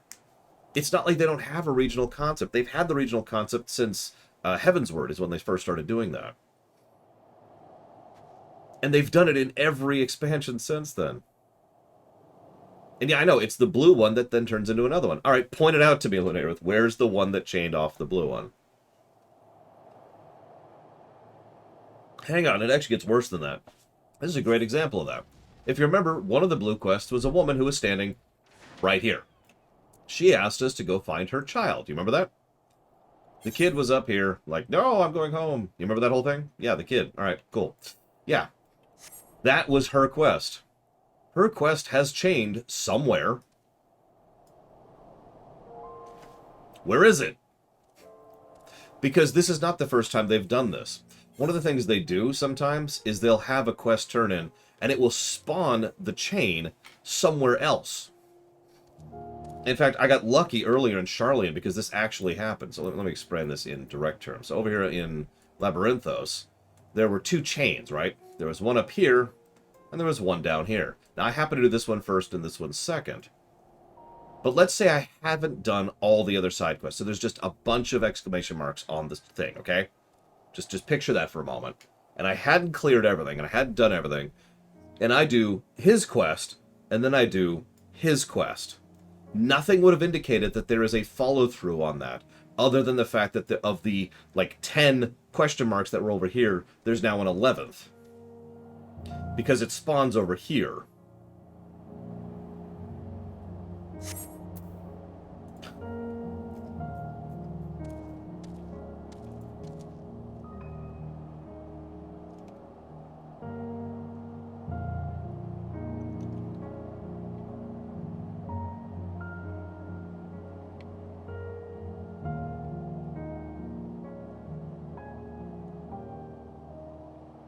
See, if you're not understanding the problem here, if I'm explaining this badly, the inconsistency actually makes this worse. Because sometimes the chain is the person you just talked to. We just showed that off back in Thavnair, back over here. There was the one of the unlock quests was the guy who was trying to take care of the kid, right? So I could just go talk to him. But here, she's not here. She's one of those random other question marks, or excuse me, exclamation marks throughout the thing. So it's inconsistent in how it applies itself, in addition to the fact that you have to go manually talk to everyone to figure out which quest is which, or just do all of them.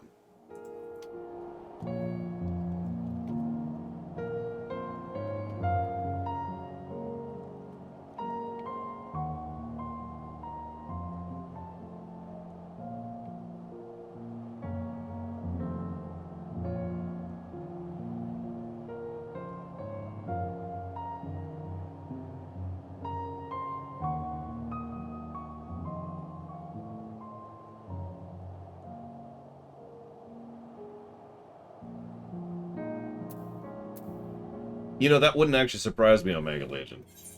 Because, again, inconsistency. I'm sorry for ranting about this so much. It's just, this has been dragging me down for a day and a half.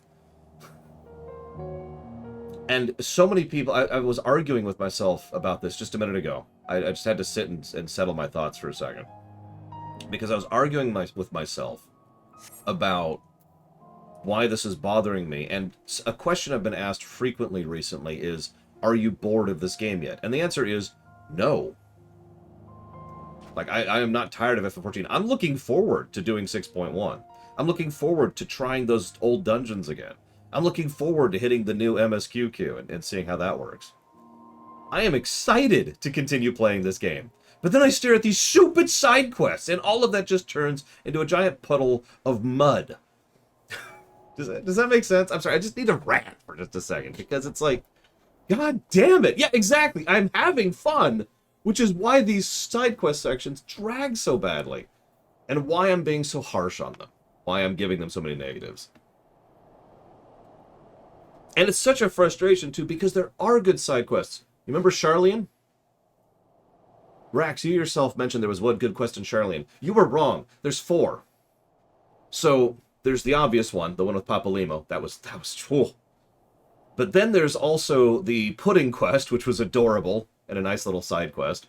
But then we had a quest where there was this little kid, and she was like, hey, can you go find my little carbuncle doll? We're like, yeah, sure.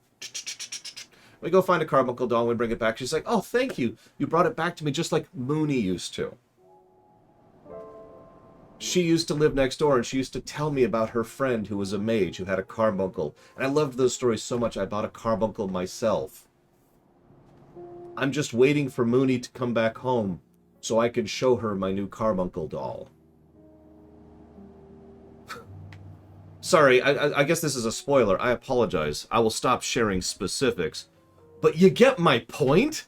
There's good stuff here, and that makes it so much more frustrating when I have to just kind of my way through this pile of sand in order to get to the good stuff. I guess that was yesterday, Blake Javal. It was when Gigapudding came back. So we start off what we did in yesterday's side quest VOD is we started off doing the Labyrinthos quest, which sucked, by the way. Almost universally sucked. And then Gigapudding showed up, and so I jumped over here, did the pudding quest, because she was here. And then we went ahead and finished off the Charlian quest, and like I said, I tumbled into several legitimately good and interesting ones as we were going. In fact, I gave, I think, 2 positives to the Charlian quests. No, it looks like I only gave 1. But still. Yeah, there's also the Alizé quest, which was kind of creepy and horrifying in its own way.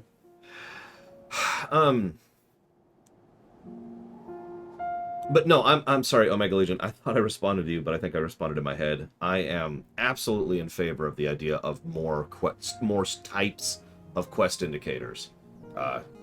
Not to refer to Emperor Valerian, not to bring up WoW yet again, but WoW has gotten better over the recent years about having different types of quest indicators that indicate different types of quests.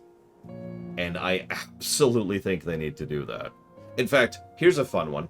WoW has a quest icon that is just for MSQ.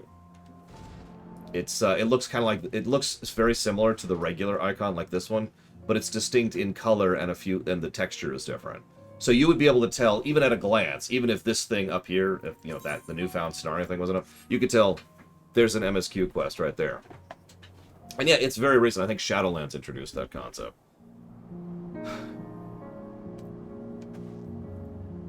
Got it. I need to stream the Tommy Wiseau quest in Borderlands 3. Unfortunately, I actually can't do that.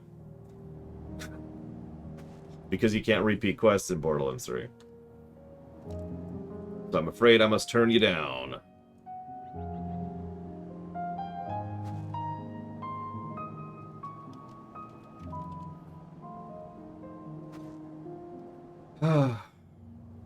Thank you, Valerian. God, thank you very much. I don't even know what to say at this point. Other than the fact that you're probably going to fund the WoW run by yourself, just like you funded the FF14 one. At least financially. Thank you.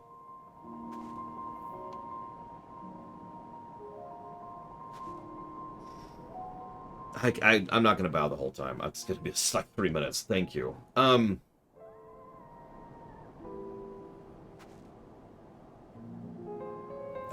Yeah, I mean, you know, honestly, Mike Romano, pink would be distinct, you know? Pink MSQ, and then, like, maybe... So, blue being unlock is fine, but at the same time, it kind of isn't. So, what I would probably do... Hang on, let's talk this out. I like Omega Legion's idea. Let's talk this out.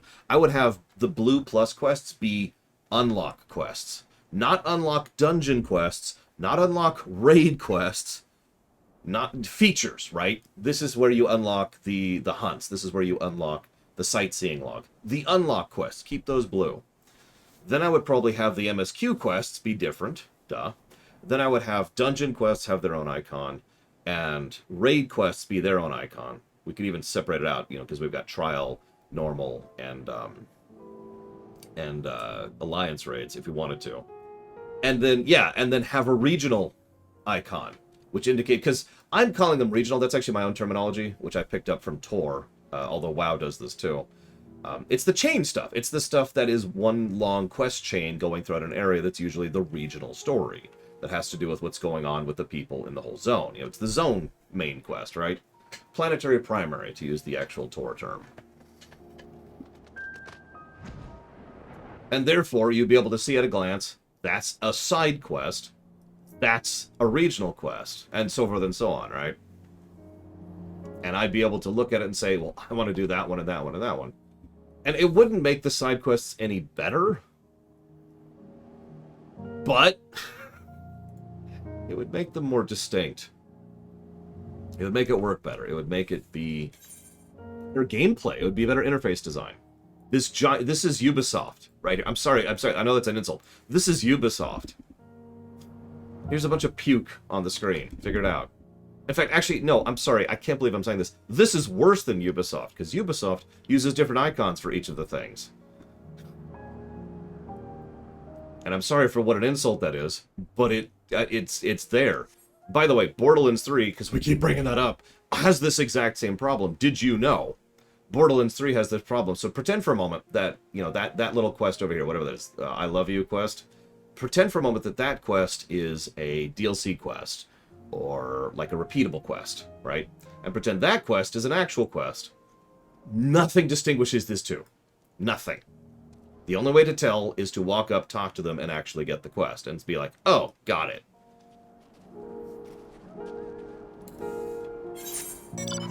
Okay, I'm okay.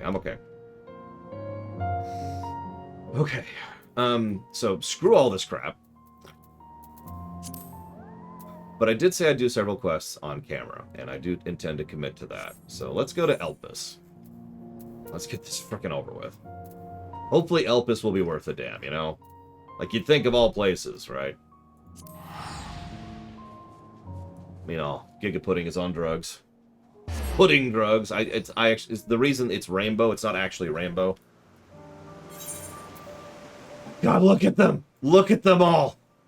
Look at this! Okay, it's okay, it's okay. We're okay. Breathe. Okay.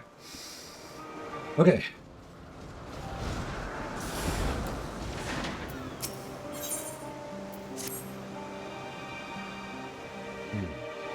So, they're looking for someone.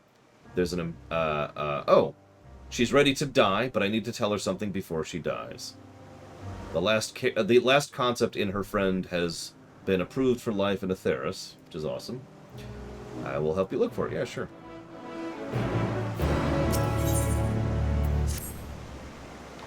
You are... You know what? Hang on. I'm gonna do something I've never done before. In any MMO ever. I'm gonna do these one at a time.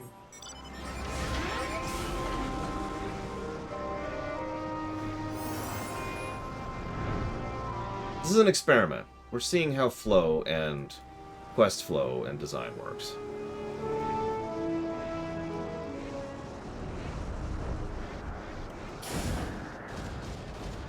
So, you wish to speak with me? Yes, your friend wants to tell you about something. I had a feeling she might say that. As I told her, my decision has been made. But what about the winged creature? It was a success. Well, glad tidings to be certain, but my work is done. This news was more than sufficient, and I thank you for it. Nothing can deter me from my chosen course. I must join my predecessors in the hereafter. Tell Blast to name the creature as she pleases. I wish her happiness. Our brief encounter has reached its end. Farewell. And they walk off to die. Because that's what they do in Elpis. By the way, can I just go ahead and admit that it irritates me that the writers think that these people would automatically lean towards, I forget what they're called, the perfect, we're perfect forever and we need to die people in the last dungeon. Just frustrating. She's not with you. Did you at least find her? I should have known nothing would sway her. All I can do is hope she finds blessed respite in the ethereal sea. We shall one day be reunited in another life. Until then, I will carry on her legacy, beginning with the naming of the creature she cared for so dearly. I think I'll name it after her. That way she will live on in her work forever. Yeah, they got a bit of a carousel thing going on. You, my dear familiar, are precisely what I need. Pray help me with my research. One of our new creations has an extremely wary disposition. Try as I might to go near it for observation, it sensed my ether and flees. As a familiar, your ether is thinner than mine. You seem more intelligent than your fellows. That being the case, I believe you may succeed where I have failed. Come with me behind that building. I will take you to the creation. Who just landed nearby? Oh, whatever.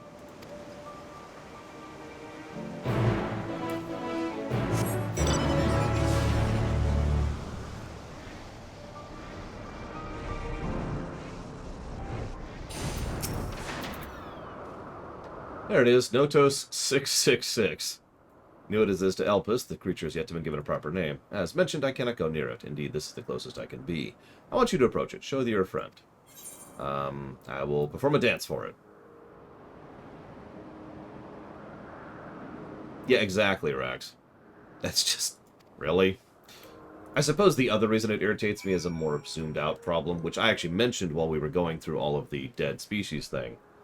There's a really common tendency in old sci-fi and old fantasy to assume that trends continue forever. And then to go to extremes. We talked about that, right? Dune, right?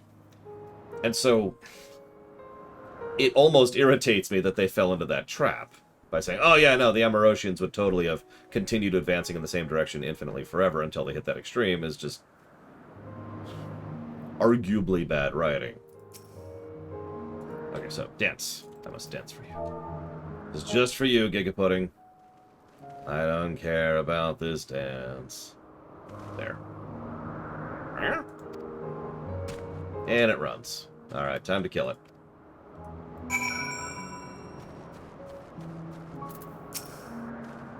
I witnessed it all. You did very well, my dear familiar. It's designed to facilitate the proliferation of fruiting trees by bearing their seeds to faraway places.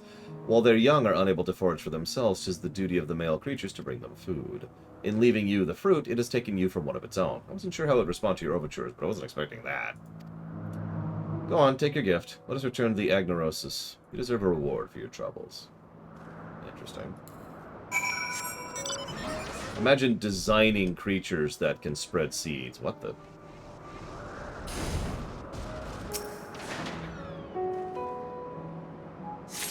There we go. The Empire plateaued relatively early, Gum-Gum. And then had a dip, and then had an uprise, and then had a dip, and then had an uprise, and so forth and so on. Because, yeah, that's the other thing.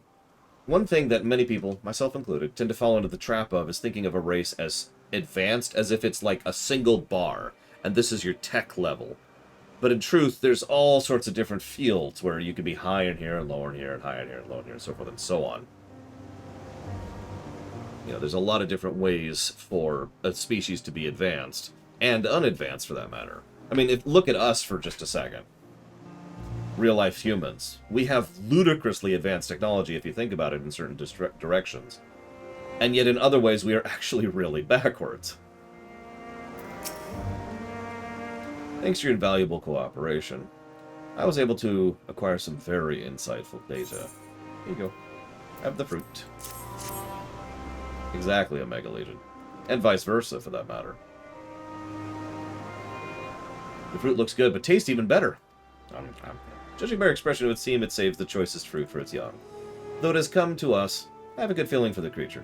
When the time comes, we shall have to think of a suitably fine name for it. I really should be doing this as a quest. Character who can get experience. Who am I leveling right now? Ninja, right, Ninja. I'm leveling Ninja. Blah, blah, blah, blah, blah. No, yeah, I agree completely, Rex. With you, I should say. And that's why I was kind of like, huh? When I first heard that. Like, really? Really? That's... okay.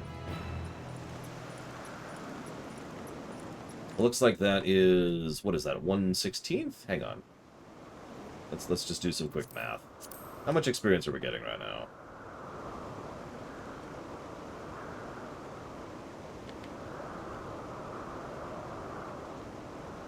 Nope, I'm wrong. Wow. 2%. We're getting 2% of a level per turn-in. That's not great. Aren't you adorable? Actually, something you might be able to help me with. A visitor from the Bureau has arrived in the Property Inn to deliver new concepts. I'd like to offer her the warmest of welcomes.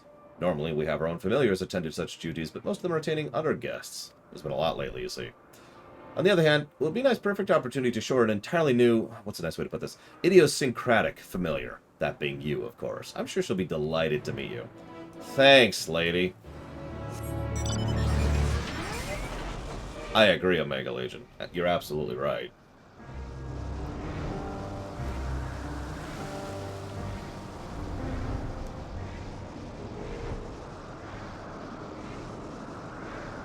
I suppose part of the reason that idea, that writing trope, irritates me is because I fundamentally disagree with it in real life. Because it's a real-life concept. It's a real-life theory, might be a better way to phrase that. probably... You know, I'm actually not sure, Lunagrowth. That's a good question. You know, there is a real-life theory that that trends continue infinitely. And it's like... You know, I disagree. And that's the simplest and easiest way I can phrase that. Where is this stupid quest? Is it inside? It is inside. There it is.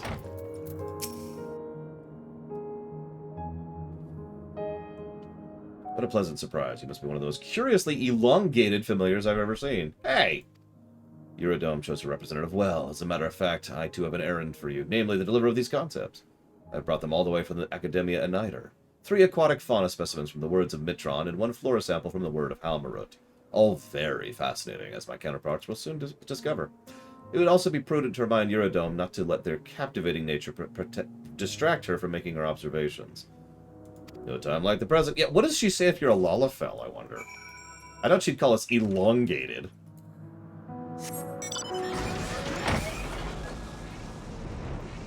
Do you see why I decided to do these individually?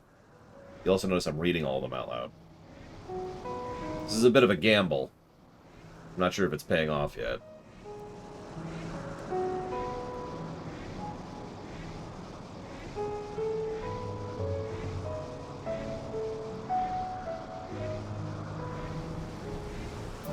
Oh, is that what they're calling it nowadays, Giga Pudding?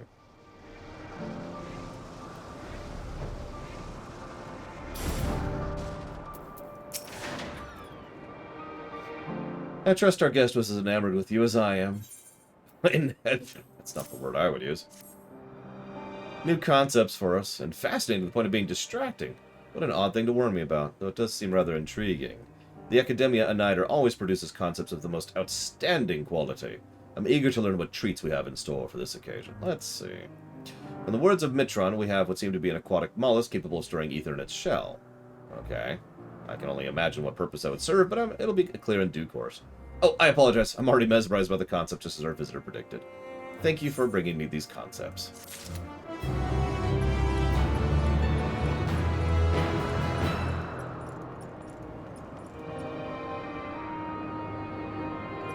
I suppose that's fair, Omega Legion. Aliens be aliens, yo. I suppose the reason it irritates me so to see this kind of storytelling in fiction is because... And this is on me. But I tend to feel like there's some author trying to push an idea into real-life concept, you know what I mean? Soapboxing, to put it simply. This isn't soapboxing, they're nowhere near that bad about it. But you know what I mean, right? Like, I feel like they're trying to push that idea that I disagree with into their fiction. I should know, I put my ideas into my fiction all the damn time. So, it's not like, you know, that in and of itself is a bad concept. So I suppose at the core of it, the main problem I have with it is that I disagree with the concept, and that's that.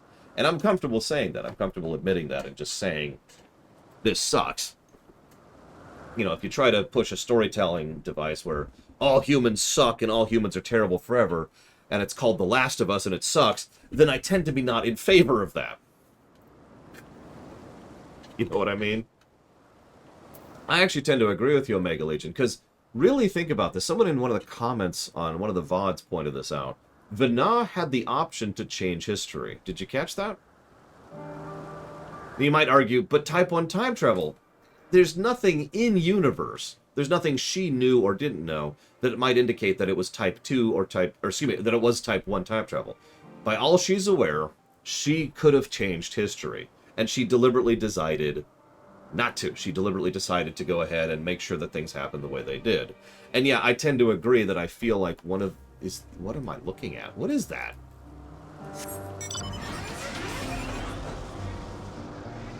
That is a flying little horse. Just flying around. I feel like they were trying to justify why she didn't change history by saying, hey, you know, the Ralans, or whatever the hell they were called, would be the result if she didn't change history, right? Or, if I could explain this in much more simplistic terms, it feels like they wrote themselves into a corner. They wanted to have the time travel, but they wanted to have it matter, but they didn't want it to change history. And faced with all of these problems, I feel like they were just kind of tumbling their way to try and justify all of those points, many of whom kind of disagreed with each other. And that's my honest-to-God read on it. I feel like the writing team was like, we want this, this, and this, and then they worked backwards from there, which is, you know, that's how you do that. You start with a point, you start with an idea, and then you write backwards, so. The Ore the Merrier is the name of this quest. A visitor touring the facility, are you? If you wish, you can assist with an related arrival, I forget what they're called. These creatures are identifiable by their long ears, which they use to detect danger. They're also finely attuned to minerals, we can find deposits even in pitch blackness. Now, we were just testing the effects of minerals on them when they reacted acutely to Mana Stone. Becoming visibly agitated, they grabbed a stone and scurried off. We need to round them up again. Okay. I'm gonna do that.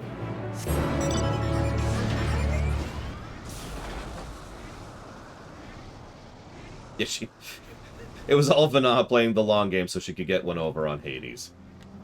She just really wanted to spit on him one last time. Okay, we need a Hypnos potion on these things. And exhaust the creature into submission. That's an interesting way to phrase that.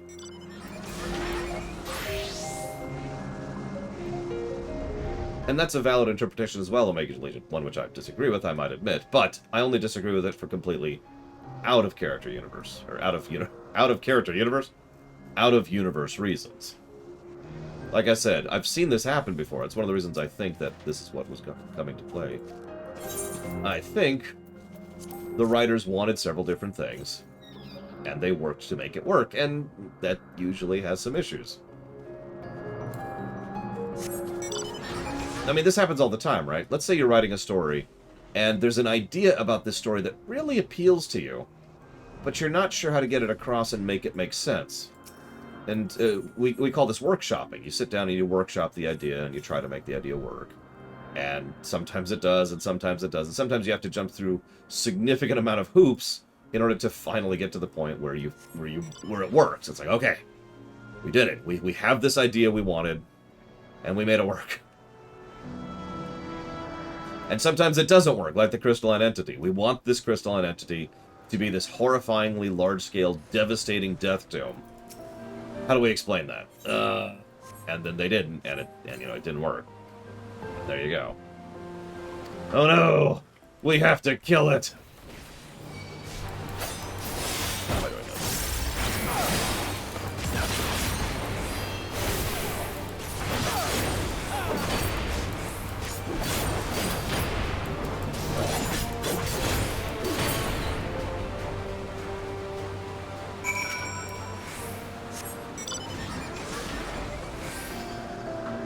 It's okay, it's dead, Mike Lamano.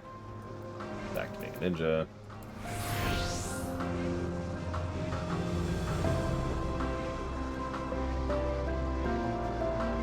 That's the other thing that we're working against. Sometimes you have to justify previous writings when you weren't planning stuff out, which, they had to do with Hydaelyn, since the initial Hydaelyn, and then the second Hydaelyn, and then the third Hydaelyn were all written from completely different concepts.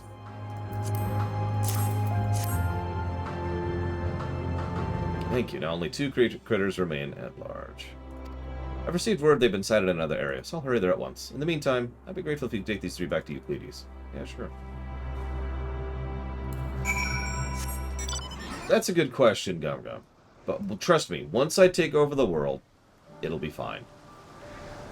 What is the rewrite going to do with the crystalline entity? That is a damned good question. I'm going to go ahead and admit that I haven't thought about that yet, because, that's way, way off. That's 4 series away from where we are right now.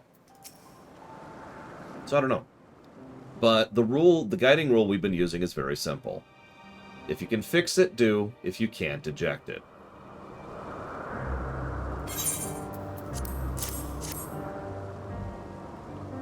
You shouldn't bring these. You should. Well, now that you should bring the creatures yourself. I hope they didn't give you too much trouble.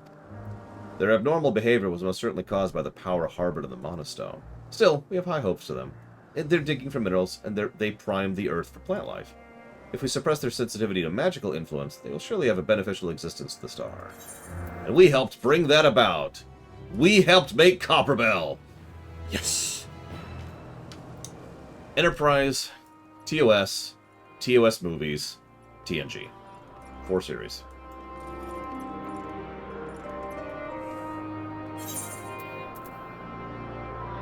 Let's just discard this garbage, which is garbage. Yep. Whoops, I'm going the wrong way.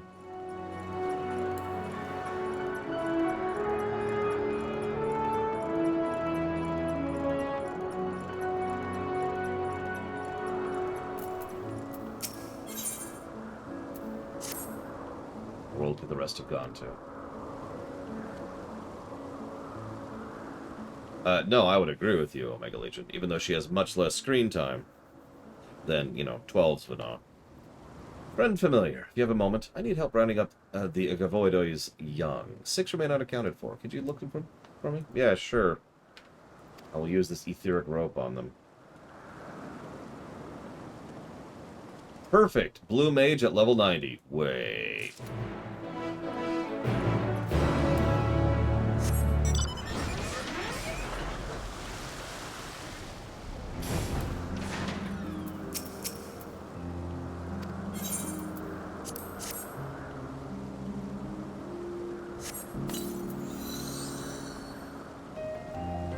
I mean, that's a good question, Gogo. I don't want to give away too much, but let's just say the Klingons will have extraordinarily little presence in Enterprise. They've already shown up. They're actually in the very first episode. But there will be very, very, very few mentions or even references to the Klingons in Enterprise. They're probably thinking, lore, why? You're dumb, I hate you. All those are valid. However, the problem is geography.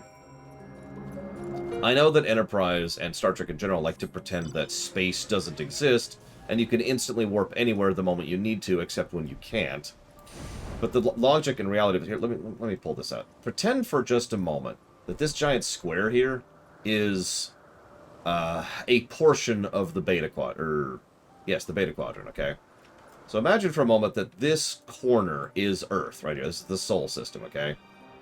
Now, the home sector that we've been setting Enterprise in is like this thing right here. So all of the episodes we've been doing so far in Enterprise are all within this space. Now this is a huge chunk of space. It's a whole sector. There are 5 sentient sapient species, 6 sentient sapient species in it, and most of the stories are going to occur here. We're going to branch out briefly to the Tholians, which will be over here. Spoilers. But other than that, that's kind of it. Like, this is our territory, okay? And you're probably thinking, what does that have to do with the Klingons?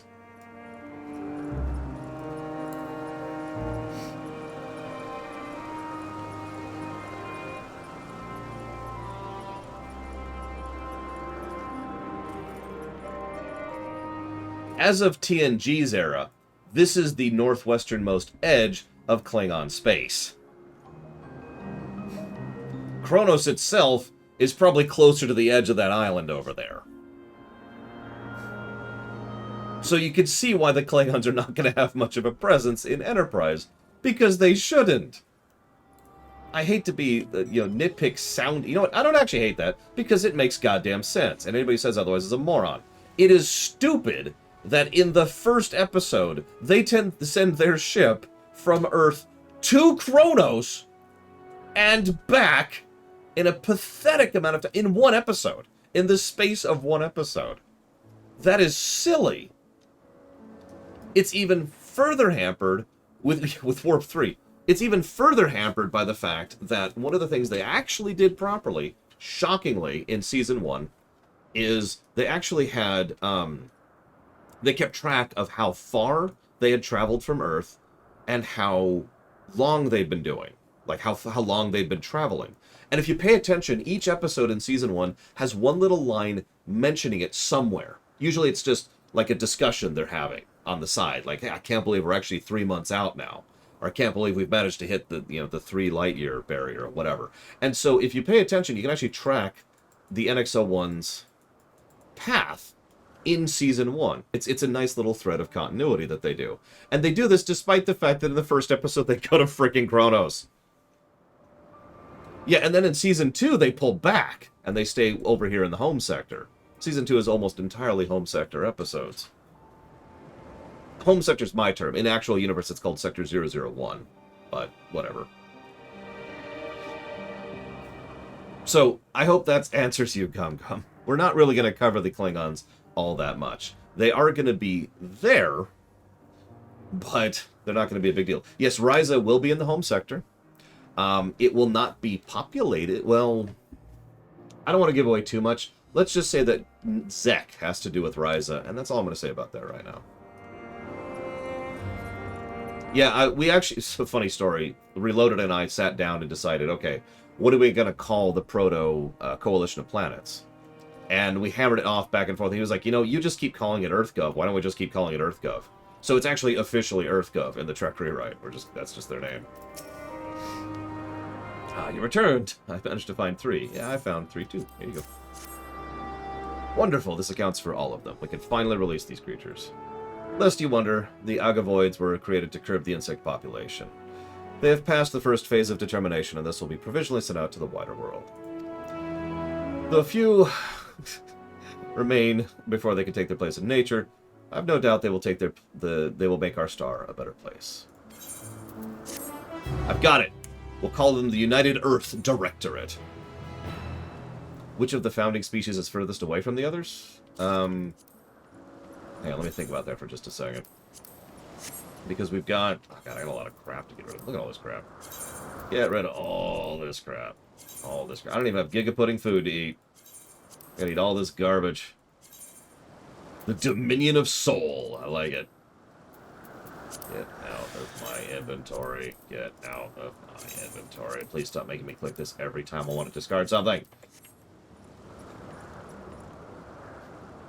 Yes, it does, FML word. But, funny enough, that's the first time... I actually mentioned this in the rumination of the Season 4 episode in question. It's the first time they even mention a name for the Proto-Coalition of Planets. Anyway, so yeah, we've got Earth, which is way up here in the corner, obviously. Vulcan is, like, right next door, and so is Andoria. So those 3 are all very near each other. Beta Z is actually in between... that would be Andoria and... the Tellarites. So I suppose by logical definition based on this layout, the Tellarites would actually be the furthest ones out amongst the founding species.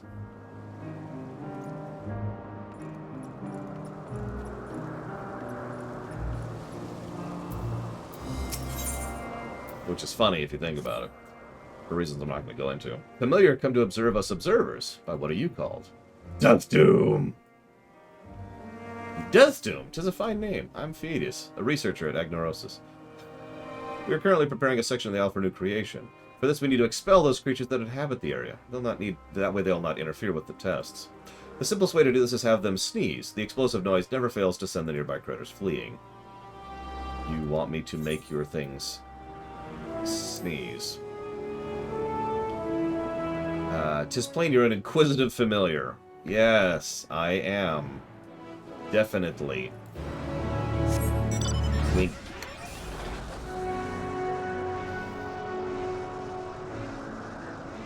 But yeah, the Betazoids are going to be very closely connected to the humans, and the Vulcans, for that matter. And the Andorians are kind of an outlier, but they don't want to be. It's this whole thing. It's going to be very political, and I'm sure people are going to be bored to piss by it, and that's tough, because I don't know how to write non-political stories, apparently.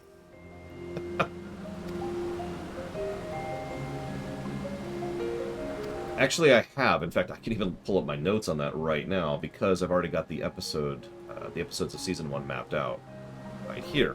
Looks like they will first become in contact with the Tellarites in Season 7.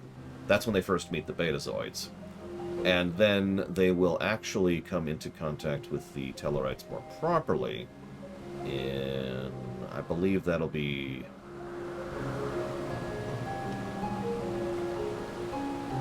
somewhere around episode 18 or 19. We haven't 100% decided yet. We need to do a little rejiggering of the episodes in that particular arc. But somewhere around there.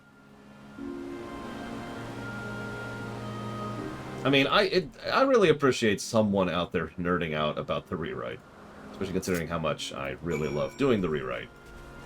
And look forward to getting back to doing more with the rewrite. So anyway, sneeze time! That's actually gross.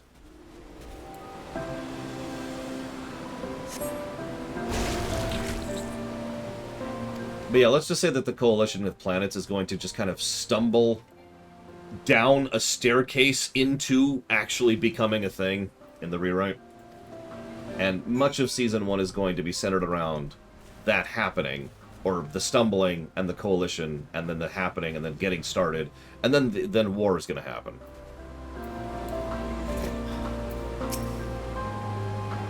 Spoilers. Season 2 will be the war season.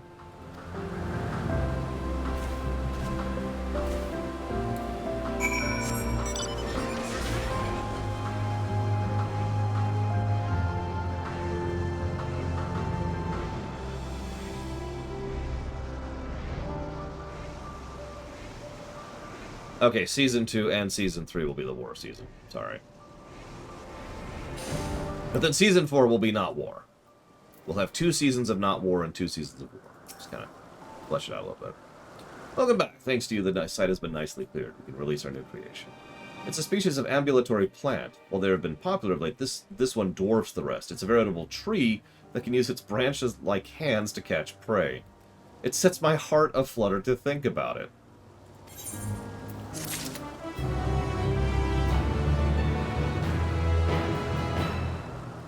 Cute, Dakota. And yeah, I knew what you meant. Yeah, we've introduced Treants. Great. A curious familiar. Bearing armaments. You must be special indeed. As it happens, I may have a use for you. Would you care to assist me by capturing a few Ophions? An exchange of sort. I should warn you, they tend to be uncooperative. You must kill them horribly. Take this ethereally imbued rope. I feel like I did this recently. I require living samples. They're extremely valuable, so if you choose between their lives and your own, do the honorable thing and let them kill you.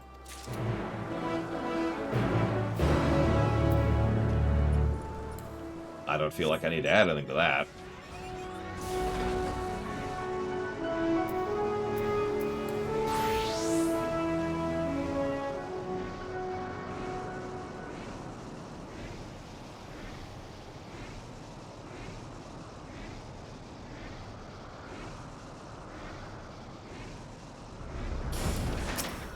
And these are the valuable things. These stupid snakes.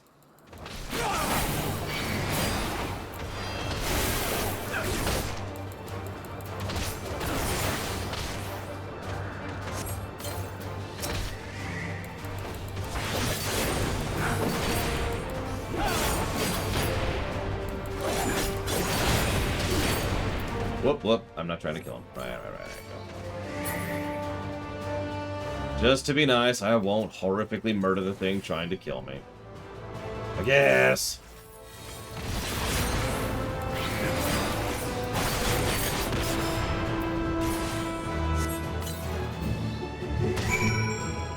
Look how the spit still hit me.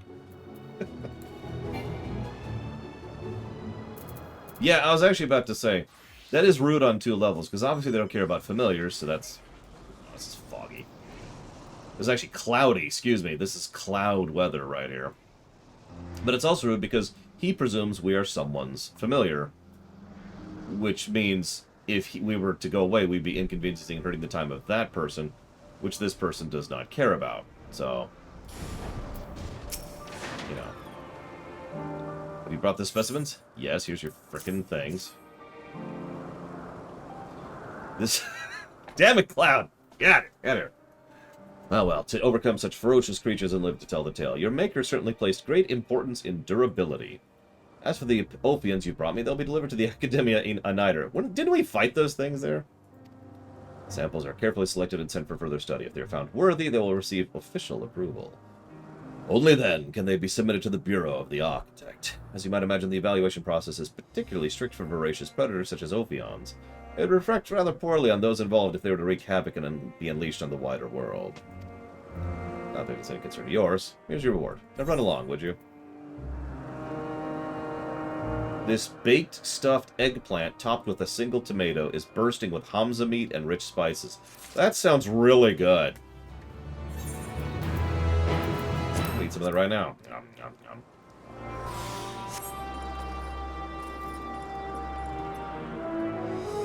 Sorry, Zed Slayer, but there's not enough. Yeah, I'm all out. I'm all up. Sorry. I'm all up. I'm good, Johnny. Whoop, that's actually a regional. Holy crap. A familiar and alone, I see. Look how thin you are. Why, thank you. Oh, you mean that as an insult. If your remaining ether were to be exhausted, you'd simply fade from existence, and we wouldn't want that, would we? I suggest you visit the Morning Dew. You'll find the winds blowing in from Leth most invigorating. While you're there, maybe seek out a friend of mine. Invite him to share a meal with me, if it's not too much to ask.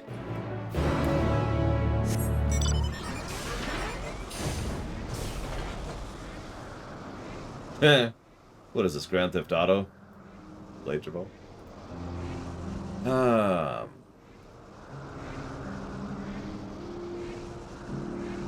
Cashel asks a very good question.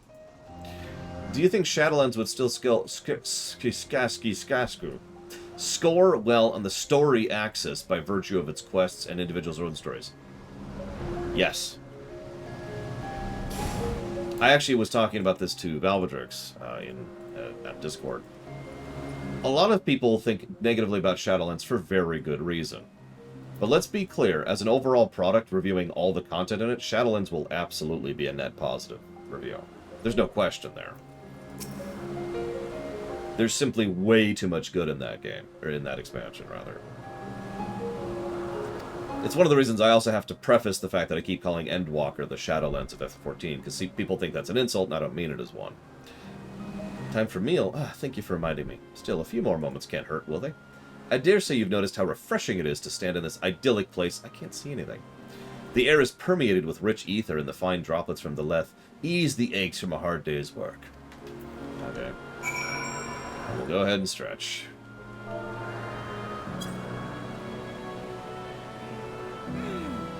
Oh god, Omega Legion, that's a good point. See what I mean? The wind through the leaves, the waterfall's soothing spray. There's nothing quite like it. In our day-to-day lives, it's too easy to forget to look after ourselves. Naturally, that includes familiars. Speaking of which, I'd best get something to eat, so, as you so kindly came here to tell me. As you seem new to these parts, my friend will probably be wondering if you've lost your way. Go put his mind at ease, would you? Sure. It's faster to work. Yeah, it is.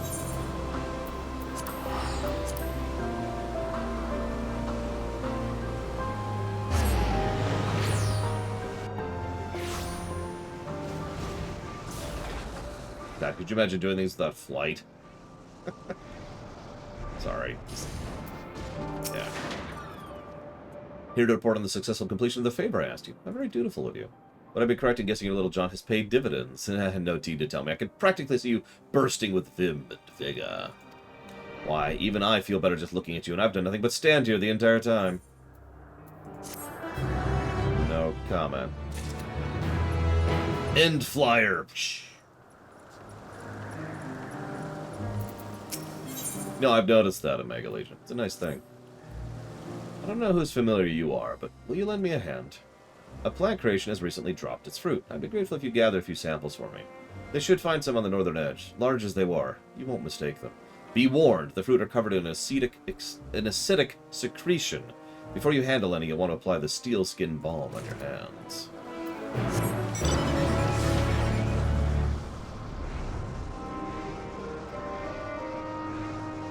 Man, I love acid fruit.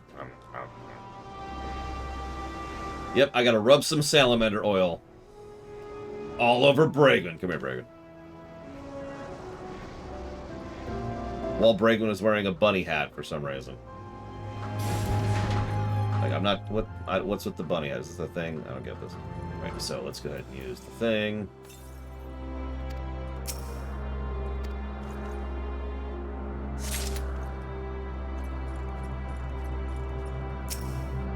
Some dead creatures around here. Probably not relevant. Let's go ahead and ignore that for the moment.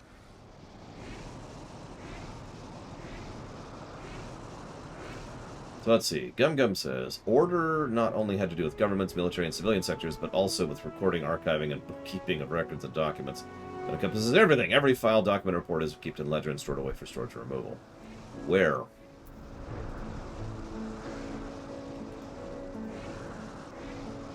And how many backups do they have? Because if the answer is one spot with no backups, one fire is going to cause a lot of problems. That's my thoughts on that. You're back. Were you able to get fruit? Here you go. Oh ho, such marvelous specimens. My thanks. You appear none the worse for wear either, so you must have used the balm. Very good, very good. You may be wondering why the fruit is covered in acid. One day each fruit will become a carnivorous plant that preys on herbivores, keeping their population in check. But until it matures, it needs protection from the selfsame herbivores. To that end, we decided to give the mother plant the impulse to spray its fruit with its digestive secretion. The fruit you brought will examine this. What? Yeah, no kidding, Zedslayer. As I say, that sounds like more bowls. Let's have some curry. Yeah, okay. You there, familiar. I need you to do me a favor. A colleague and I are supposed to conduct some tests at the Thalassai, but colleague is late. I would go find him, but I have preparations. Could you go over there? He's an observer with blue hair. Oh, that'll narrow it down in this place. And I'm looking for someone with blue hair. 50 people. Anybody who's studied the lost episodes of Doctor Who knows how much of a problem it's been that actual fires, disasters, and literally a war have caused loss of Doctor Who episodes.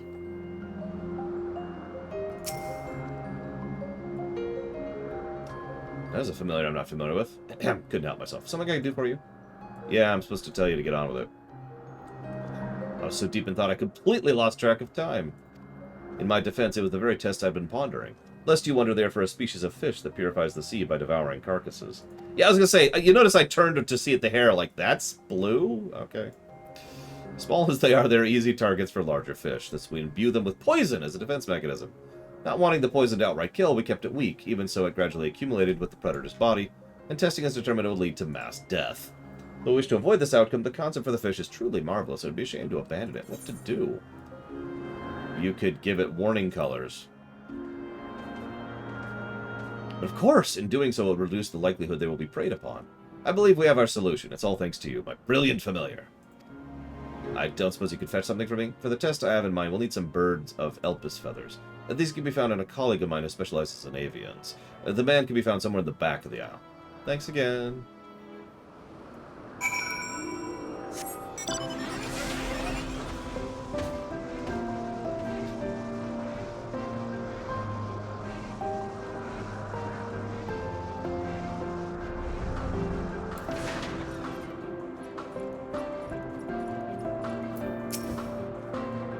Whose familiar might you be? And what is it you require? Bird feathers! Oh, look at that thing. I assume they're for your master. Here you go. You just... okay. God, I would conquer these people in a weekend if I tried. Hey, the forum says you're supposed to listen to me. Oh, okay. Aren't you just a familiar? Yes, but I'm going to be facilitating operation and coordination in this sector. Oh, okay. Everyone just goes along with it. There you are, my clever familiar. You have the feathers, I trust.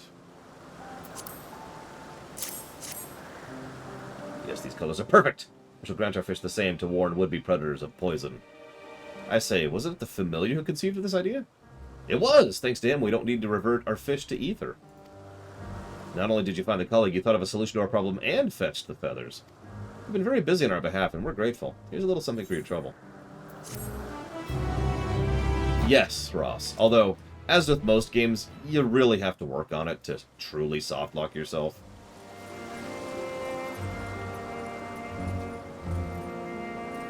As I say, the mummy thing is something you really got to work at, and it's possible to hit Magicant in a status that results in a softlock. But both honestly require some pretty specific set situations to happen, and it's pretty unlikely you're just going to stumble into them. Asm, what the blazes are you doing here? Wait, you seem thinner somehow. Why, thank you.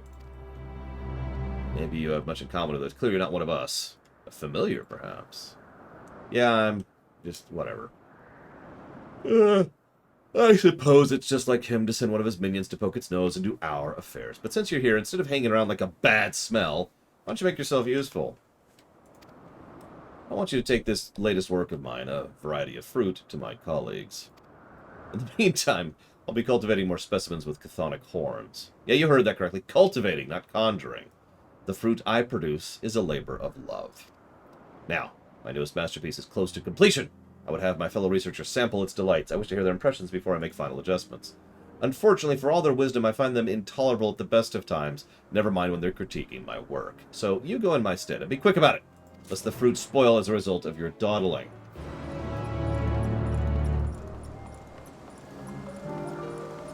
Nice, fellow.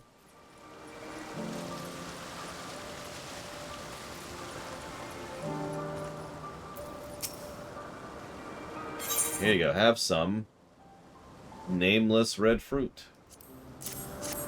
No peer review, as usual.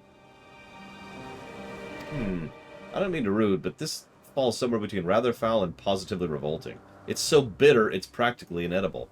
More important, however, is the question whether this fruit should serve its intended function. If wild animals cannot bring themselves to eat it, the seeds will never spread. I can't imagine this creation being approved in its current state.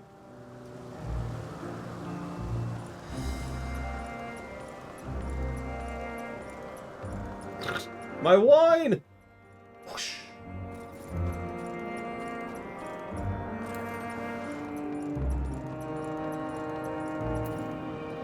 Yeah, no kidding. Blows the snow. Here you go. Have a bitter fruit. Let's hope it tastes better than it looks. My word. What an unusual flavor. Equal parts bitter, musty, and tart. And not entirely unpleasant. I'm curious to know how such a thing was created. Grown from seeds in the chthonic horns. In my experience, leaving such things to nature leads to wildly varying results. To have bred such a specimen must have been incredibly time-consuming, not to mention inefficient. But, okay.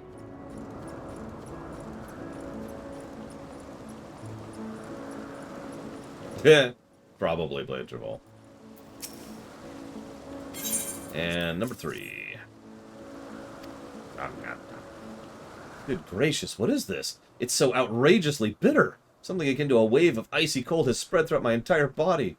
I wouldn't eat this out of choice, but it could be made into medicine to stave off heat. What kind of nerd grows things? God!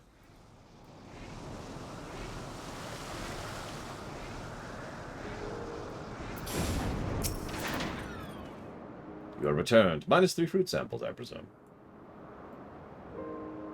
Is that so? Not one of them found it to their liking. They claimed my last attempt was too sweet, now it's too bitter? Honestly, the nerve of these so-called experts. And they shall soon learn. I am not so easily deterred. For my next creation, I will cross-pollinate sour and sweet varieties. See what they have to say about that!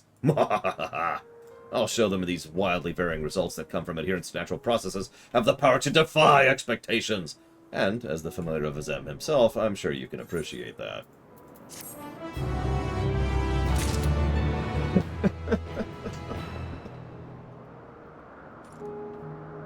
Oh no, absolutely, Omega Legion. It's one of the reasons I'm in favor of a bit of a cataclysm. I should probably explain that. What I mean by that is have a time jump, right? You know, have a few years pass in universe and do an actual update to the zones to physically show the changes. You know, get rid of all the crystals and the consequences of the calamity, you know? And show that things have actually started improving on a local level. So much to do, so little time. And also do some tech debt stuff while we're there. A volunteer! How would you like to earn the respect and gratitude of Elpis' most gifted researcher? I require assistance in gathering eggs. Egg gathering? The very reason I came here! Excellent. I can sense your social standing rising even as we speak. To business. I seek data on eggs. Okay. One somewhat disconcerting trait of these winged wonders is their proclivity for laying eggs here, there, and everywhere. That's the reason I'm finding it difficult to keep track of the damnable things. I've neither the time nor inclination to go chasing after them myself, but I'm sure you don't mind. If the parents take offense at you pinching their eggs, you have my permission to kill them.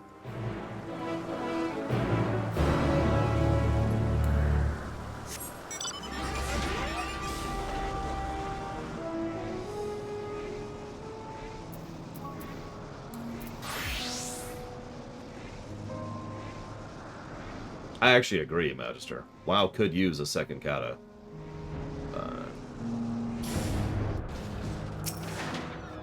I was thinking that too, Blade Tribble. Granted, FF5 was a little bit less story-heavy than FF14. But it's been something I've been considering. Because there's still... The Ascians aren't there anymore, and nobody's, scheming anymore that we know of. But the connection between the source and the shards still exists, which can still lead to problems, right? Like, if an actual, unprompted natural disaster hit one of the shards, that could actually lead to problems back on the source, and honestly, there's some vice versa in that, too, as we've already seen, so... I said that we know of, Omega Legion. I corrected myself. So picky.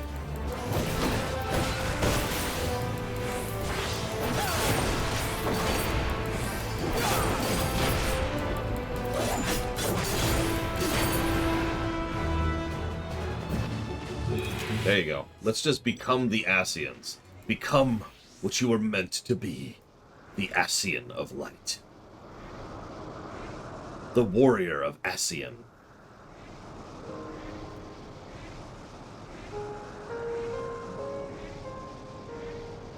I mean, I wouldn't have done that either, Zedslayer, but it would at least been better. Fun fact, there's actually only been one time skip in WoW's history. Can you guess where it is? Or do you know? I suppose might be a better way to put that. So now we have to wait for the concept to approve. But wait, if even a mediocre familiar can steal eggs, how are they supposed to propagate in the wild? No, this will never do. We'll have to find a way to improve their natural defenses. 2 heads, fire breath, cover the eggs in spikes. That might make them difficult to lay.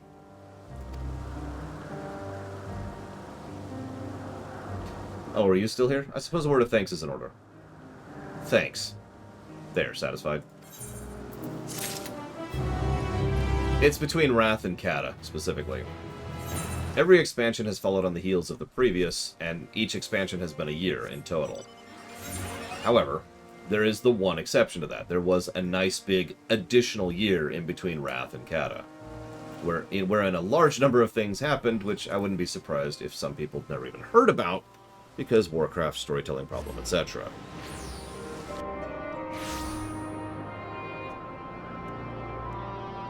Yeah, it would be nice to see what the other Ascians are doing, since I'm sure they're not all Fandaniel, right? Or Amon, if you prefer.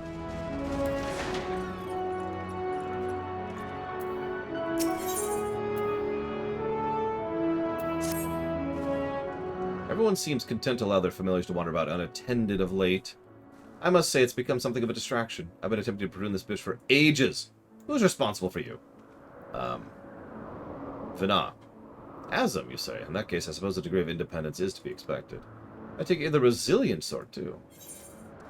You name it, I've been punched by it. That's wonderful to hear. Okay. The Akantha population around the Wonders is in need of culling, you see. The appropriate number for specimens has been moved to the Hungering Gardens, a far more suitable habitat. But the remainder need to be cut down ere they harm the local environment. Attract one, damn it, Rex. You can attract one by applying the nectar water yourself. Perhaps over the beak in the northwest. We should hate for the creature to lumber over here and mistake anyone else for a tasty snack. You okay?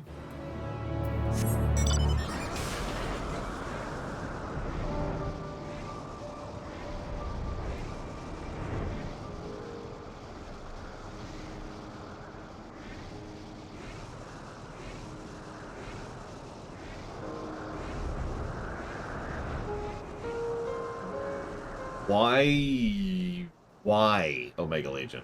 Why? Like, I mean, I understand why. I just hate it. It's the same reason that the Simpsons kids have never grown up. No, seriously, it's the exact same reason. We want Bart to stay young forever. Because we're dumb. In fact, hang on. Let's just look up how old Bart actually is for a second, shall we?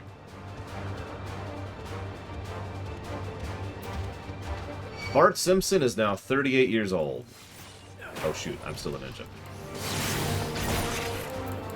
see if I remember how to play this.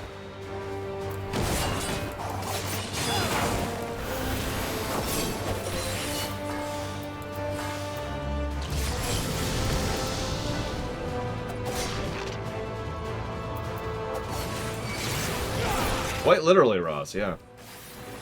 By the way, if you're wondering, the canonical age for Bart Simpson is 10. He's been 10 years old for 28 years.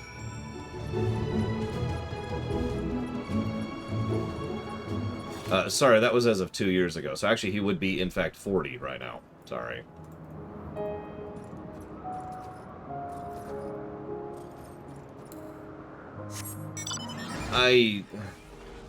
Yeah, I'm gonna call that a Twitter question, Triaxia. And that's all I'm gonna say about that.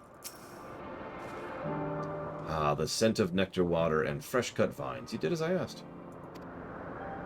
It is much appreciated. The acanthi grow and propagate quickly. Too quickly, as I've learned. A short life cycle makes them an excellent source of fertilizer in woodland areas. I'd hoped this factor would be enough to keep their population in check, but it appears without natural predators they proliferate so fast as to smother local flora. Moving them to the gardens will do for the moment, but I must find the means to make them less invasive as a species, lest they be deemed unsuited to the world. I couldn't bear to see what happened to my darlings. Oh, did I neglect to mention I am the creator of the Acantha? A great many of those who research the creations in Elpis submit our own concepts from time to time, you know. It would be wasteful not to put the knowledge we gain from observation to use. Just it would be wasteful to allow my darlings to be set to Leth. I will make this concept work. I promise you! And yeah, I will admit that FF14 certainly doesn't follow the same precepts as WoW, which is clearly 1 year per expansion with the one exception. And that's fine, no judgment. But, can we have the twins grow up? Please? This seems like a good time. I'm gonna go ahead and be right back. I'm just gonna put something in the oven for lunch.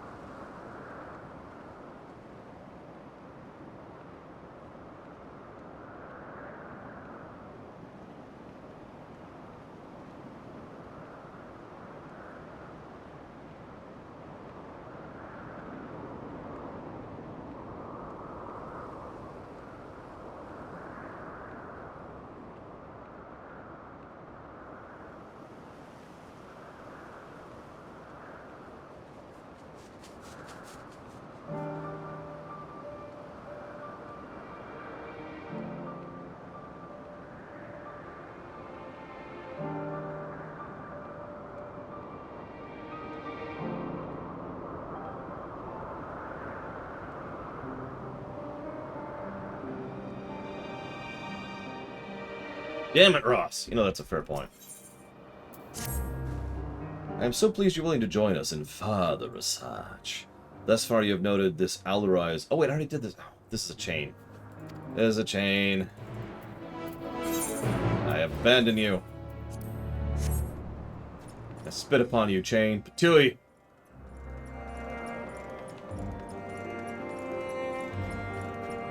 Define supernatural power for me for a second, Gum Gum, and I'll be able to answer you. Crows, take that little sod. Where's it gone? Oh, I was unaware we had a visitor. Pardon my language. I should hate to give a poor impression of Elpis with my unprofessional behavior. Alas, I am at my wit's end with this new cultivar. You are fortunate not to have overheard worse. Its restorative properties are superlative, that much is true. Yet what possessed its creator to give it such nimble legs, I'll never understand. I really must impress upon these fools the word of Halmarot, that not everything needs to be ambulatory. I've tried fencing it, leashing it, staring at it with all my might, each to no avail. Its resourcefulness is far beyond what could, and I say should, wish of a vegetable. Given that it shows such signs of sentience, however, perhaps it's possible to make an intelligent creation to commune with it. Are you willing to make the attempt? When it embarked on the most recent bid for freedom, I sent my assistant after it. His own legs have grown quite powerful by this point. With any luck, you'll find them not too far from here. Are they the EU? Yeah, I could see that. It's a frickin' Mandragora. Gilro said you'd commune with the Mandragora. Best of luck!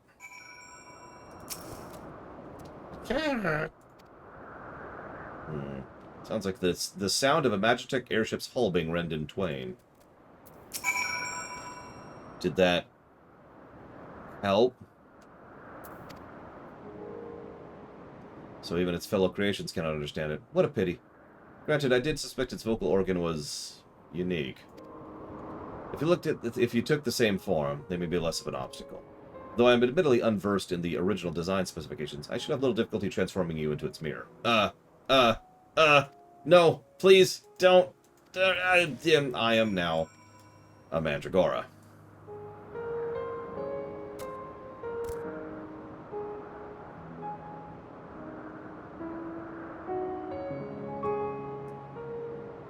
Well, I'm back to being normal size, so that's something. Also, my sister has merged with my head, because it didn't know how to deal with that.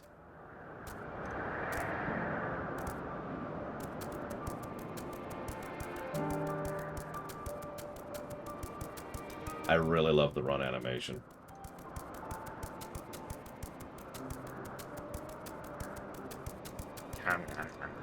Alright, hang on. If anything, you understand less than you did before. How was that? One moment, please. Ah! Pardon me. I had not the slightest idea what you were saying. Could you mind repeating that? No! Foiled again. Nevertheless, we gained valuable data. And off it goes.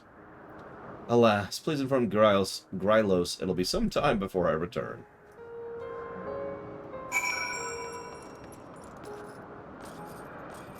In that case, no, Gum-Gum. Sorry. I didn't understand what you were asking. So no, the Empire is not that state of existence. Unless I want to make it that way. I don't know, I haven't decided yet, but... I'm leaning towards no. I'm leaning more towards a federated state. Or a federated series of states, rather. Do you locate the Mandragora?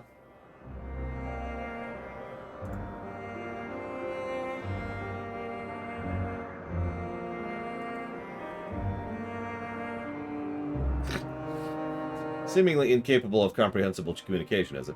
Perhaps its degree of intelligence bears further scrutiny.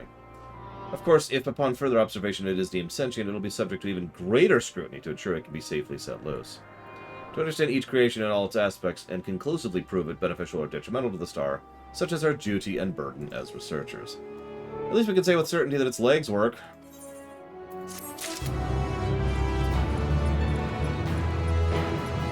I mean, that's not an untrue statement.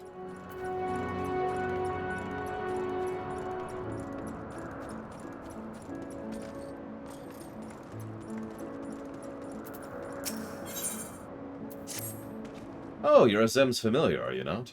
I pose to you a question. Imagine an object you desire lies before you. What do you do? I shout, need! No, I take it.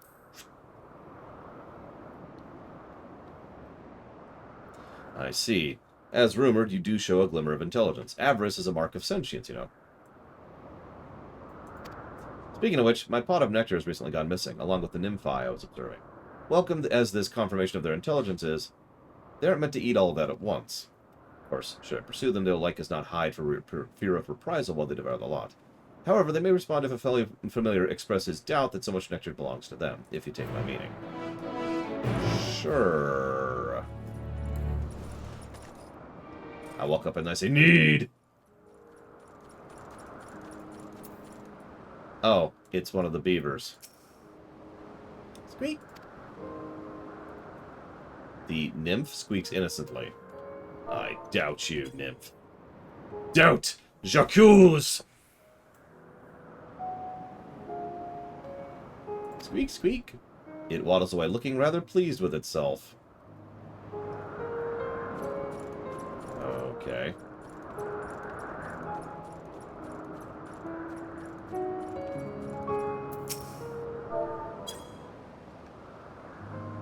That's how forceful my doubt animation is. Squeak! I catch a strong hint of nectar. Huh.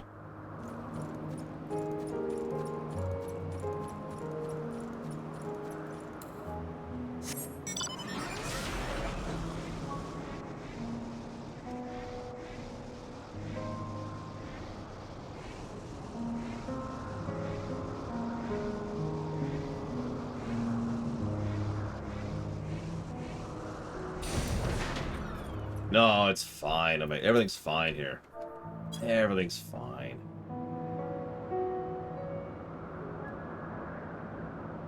Nothing horrific is about to happen. It squeals in a presumably disgruntled fashion and waddles away.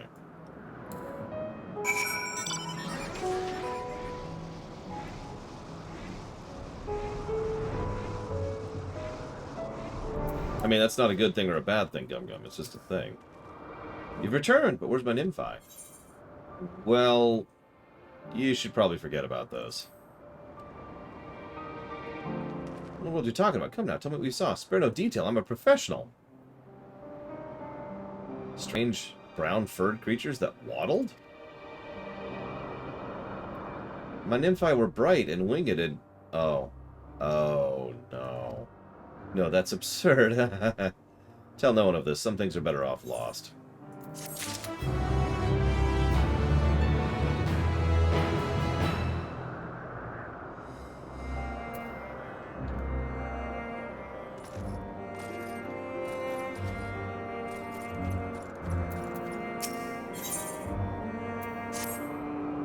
Fortified enclosures. That'd be dreadfully dull for all involved. If only there was someone who... Ah, you have impeccable timing, my friend. I'm in need of a bit of assistance, you see. Do you even have any money? Why, of course I do.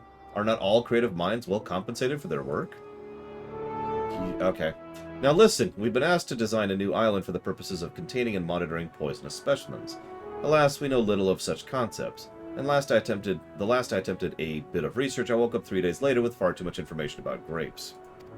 You, however, have the look... What? You, however, love the look of a familiar that could not possibly care less about this subject. Thus, I require your services. You need only ask the researchers at Agnorosis for a brief introduction to poisonous creatures, and steadfastly ignore any niggling curiosities in favor of reporting back here. Sure. Why not? Hello, Merkai. What be up? A federated parliament and a federated republic. Parliament isn't the name... Parliament isn't the government type. Parliament is the thing. That's like saying a federated senate. Or a federated congress. So...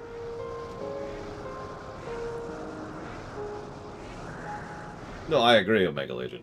You'll notice that unlike the last 3 zones of Drek, these side quests have at least been worth a damn. Which is why I didn't want to give up on side quests entirely. Poisonous creatures, there's one right here. As you can see, its skin is translucent. Its body is squishy. Fortunately for it, those beautiful sleeve-like appendages conceal countless minute stinging darts. Most other creatures cannot so much as touch it, let alone devour it. It would be fascinating to see how it fares against non-aquatic concepts. Maybe it can even fly. That should a light enough gas be incorporated into its membrane.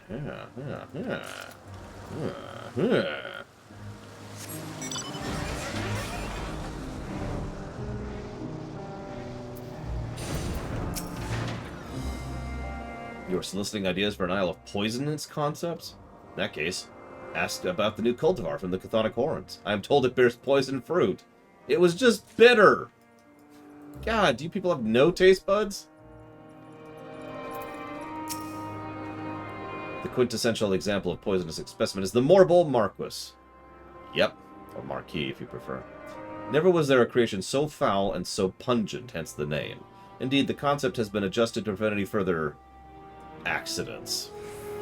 But the Marquis, oh, the Marquis! It blinds the eyes, paralyzes the body, even as the mind desires nothing more than to vomit continuously to purge the stench. Why did they ever make that thing? That is a good freaking question. Why did you make more bowls? What is wrong with you people? And yeah, I agree. Cave Johnson would fit in disturbingly well in this place. Still cloudy. It's been cloudy the whole time I've been here. Today.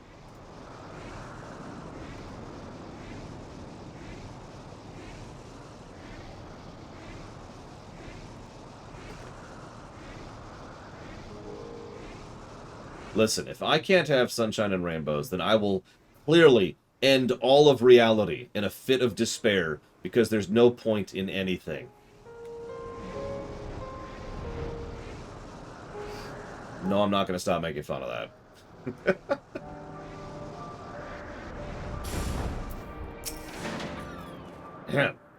So, here's your reports on the frick...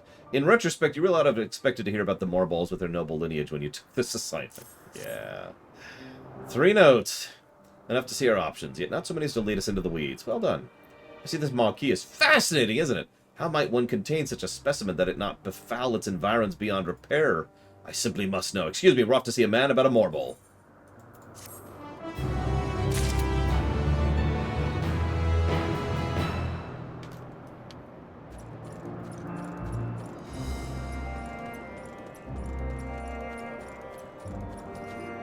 It's a mount researcher.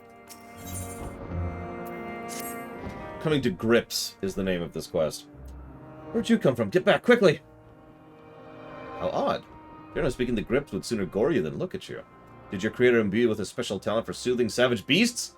That's one way to phrase it.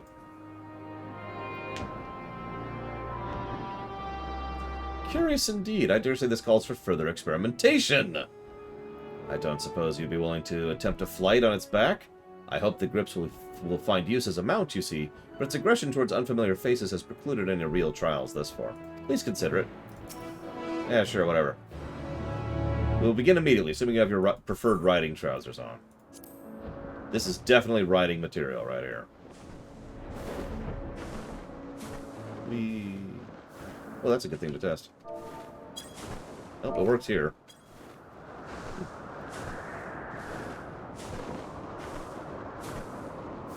Is this a mount in the game, by the way?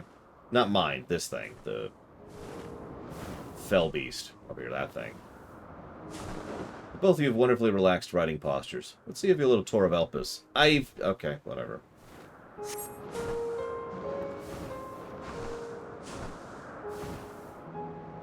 Out of water. Ah. Oh yeah, I could see it as a zoo. Or a zuh, excuse me.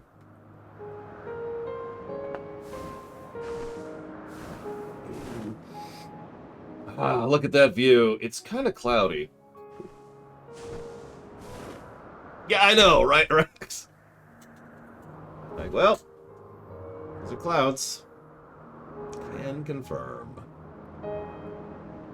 There's one tree over here. Confirmed. Yep, definitely.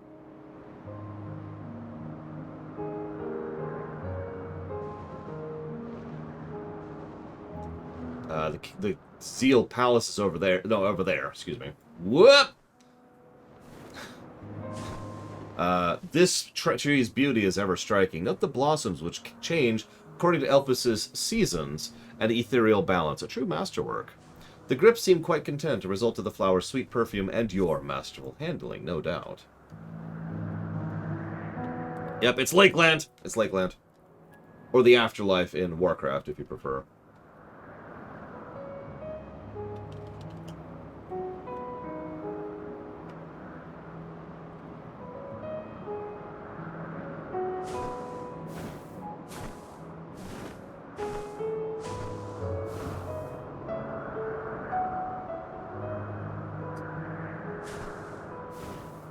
Well, time to bring out a book. Start reading. Let's see. Oh, sorry. The beacons are crucial to our operations in Elpis, make convenient lodestars for flying specimens under observation. Successful concepts sight them from a distance and can approach without hesitation. The grip is plastered with flying colors.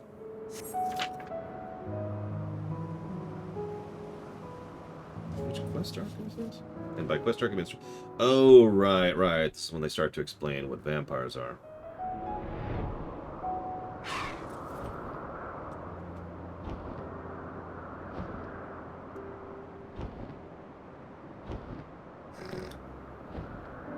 Right, I should probably stop reading. Sorry. An elegant landing, another mark in favor of the grip's utility as a mount. I believe I have the data I need. Thank you for your cooperation. Damn it, Rax! I'm sure you're curious what today's trial means for our friend here. If you like, we can speak back at the Wonders. Okay. That was specifically Salmon Fuzzy Far From Home. I'm not sure which novel, which number that is, but it's one of the Salmon Fuzzy books. Fresh plug of the Salmon Fuzzy webcomic. I highly recommend it.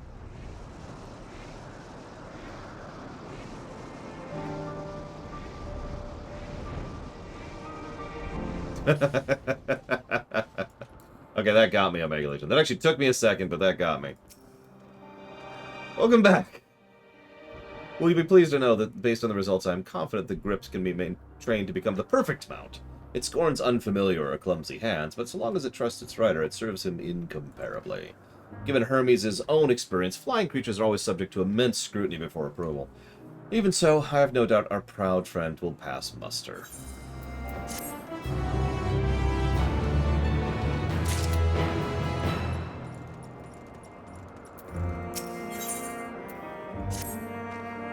Aw, aren't you just adorable? She said that. In fact, actually, I need to say this more accurately. Ahem. Aren't you just adorable? Yes, you are. Hello. Is the answer I gave. Oh, that's what I love about familiars. So whimsical. I have a task that is I'm adorable, everyone. Proof positive. I have a task that's perfectly suited to one such as yourself. I would like to inspect the flower beds north of here. I expect they'll have accumulated some ethereal masses. Should you find any, bring them back to me. Do be careful now. I needed someone to wander off with the task half finished. I would have asked one of the other researchers.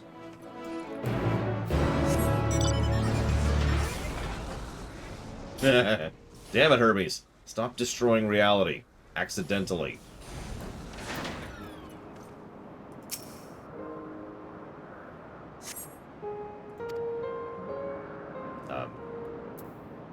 Okay.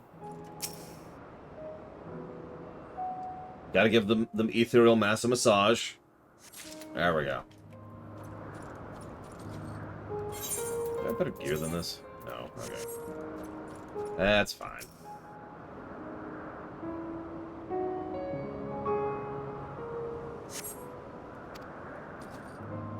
Aw, no ethereal mass. We're still cloudy. Oh my god. Stop being cloudy. I cast change weather.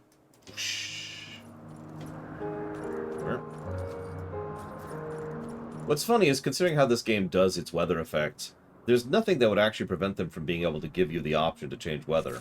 In fact, doesn't the camera thing allow you to do that while I'm on the subject?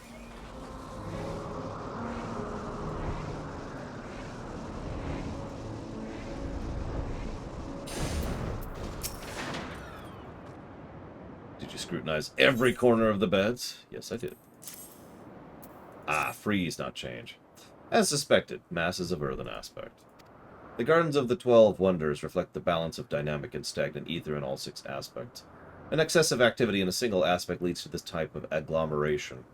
'Tis these flowers' ways of bearing fruit, so to speak. Beautiful as that may sound, ethereal masses indicate we must adjust the ethereal balance of Elpis to maintain ideal environment.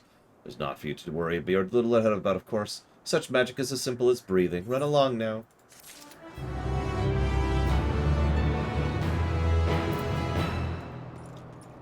Yeah, I am speculating, but based on my own understanding of dev commands and code and engines, this feels like a game where the weather effects and its related things could be turned off and on at will, probably by command. So that doesn't surprise me. The problem is that they actually use weather as a gameplay mechanic for fishing and for hunts, if I'm not mistaken. But there's also no reason you couldn't allow for both, in my opinion. For example, you could still check that it's cloudy, but you could turn you could turn it into rain weather, for example, if you just wanted rain. And it would be purely cosmetic, right? This is actually a feature some specific MMOs have implemented, but not as many as I would like. And most MMOs, it makes even less sense to not implement that, because in most MMOs, weather affects nothing. You know, it's purely cosmetic. You're familiar, aren't you? Perfect timing. A pair of researchers are scheduled to arrive today from Amarot. I need you to collect their concepts from them. We've completed assessments for creations and must make preparations to officially register the designs with the Bureau of the Architect. Please make sure to ask for provisional names they might have for their works. Sure. That person's title is The Death of Flame.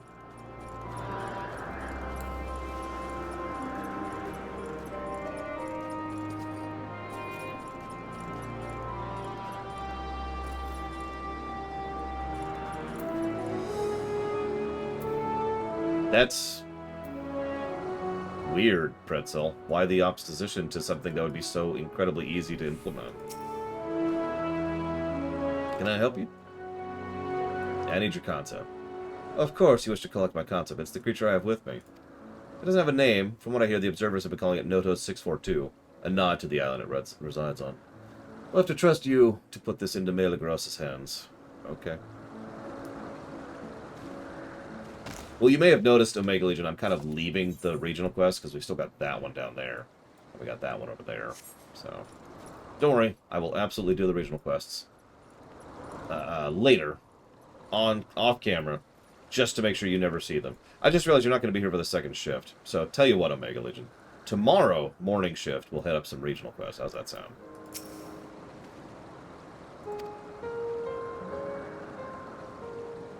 You hear from my concept. Well, here it is in the flesh. I call it the stone mole. It secretes a fluid that eats through solid rock, giving it the ability to burrow through even the hardest of terrain. It also toughens up its skin by ingesting the rock it is liquefied. Based on those traits, I humbly request it be given a good, strong name. I shall call it Eduardo.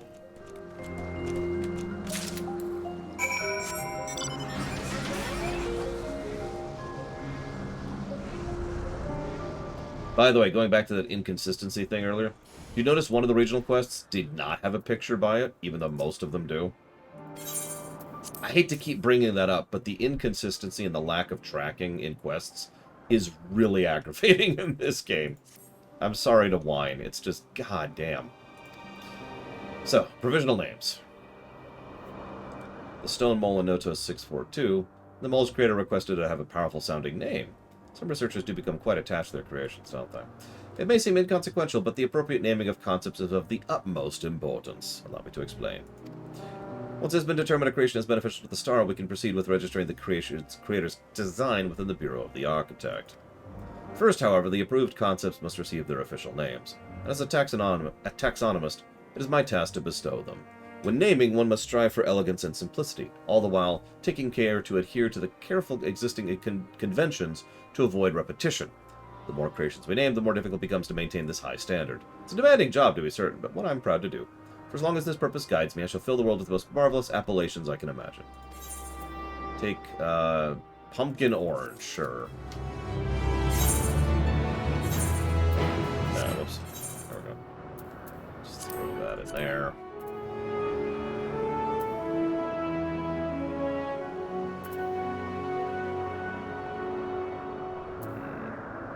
I could probably get rid of these.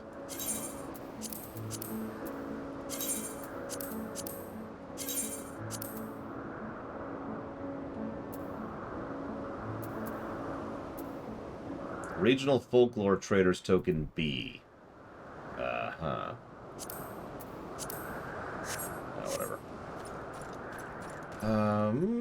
Let's see here. I know, I understand Omega Legion, I do.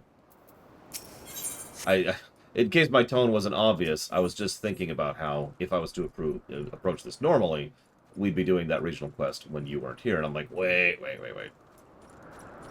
But I've already... This is a Mitron creator? Specializing in sharks, apparently. I'm sorry, is that actually Mitron? I'm gonna find it here. So I can mark it. I think this is it. That's it. That's a regional. And it actually has an icon. Holy crap. Carrots. Oh dear, I'm starting to worry. It's my colleague, you see. We heard this horrid screech from Melanion, and we went rushing off to check what all the fuss was about. I was thinking of following after him, but, well, just look at me. You, however, appear versed in combat and all sanguinary escapades. Perhaps you might see if aught is amiss and ensure my coworker hasn't come to harm. It's very kind of you to agree to such a request. Last I saw of him, he was racing to the southern end of this place. Do promise to hurry. I'm half afraid he's wound up on the wrong side of some nasty fiend's fangs. Carrots, huh? I'm not sure what I'm thinking of more. What the hell is that? Oh, right, the Mega Curl. We remember that from the first, don't we?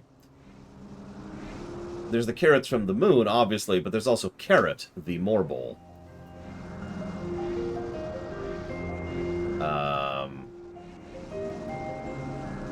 Speaking of FF12 references, it's hard to get it on camera. There. Remember these things? Ahem.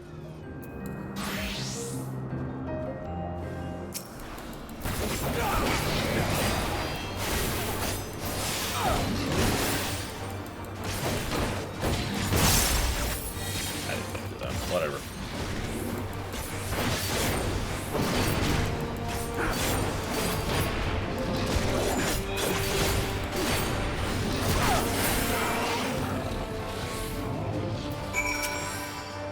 Squeak, squeak. It's so cute. Damn. You okay, long-haired observer? That was much too close for my liking. Your timing was truly immaculate. I was quite trapped and would have been gobbled up if not for your timely interference. It was the agitated cries of the Millennion that brought me here. When I arrived to see what inspired such howling, I discovered this fellow being set upon by that raging creature.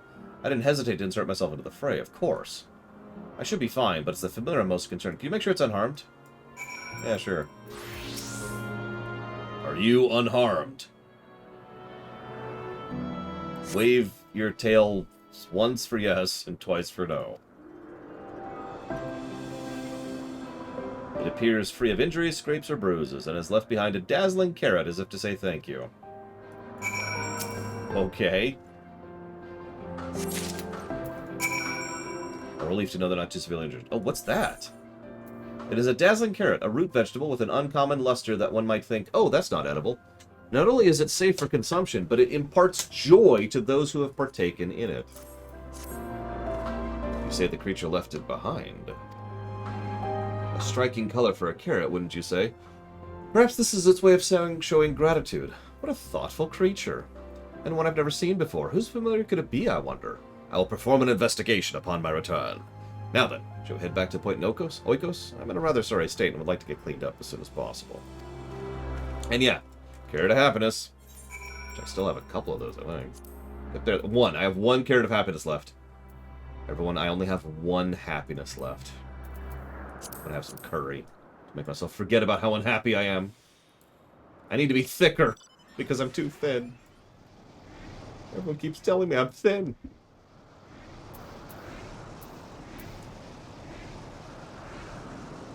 A creamy variety of beet soup, although no self-respecting Charlene would ever utilize such vulgar nomenclature. Ever.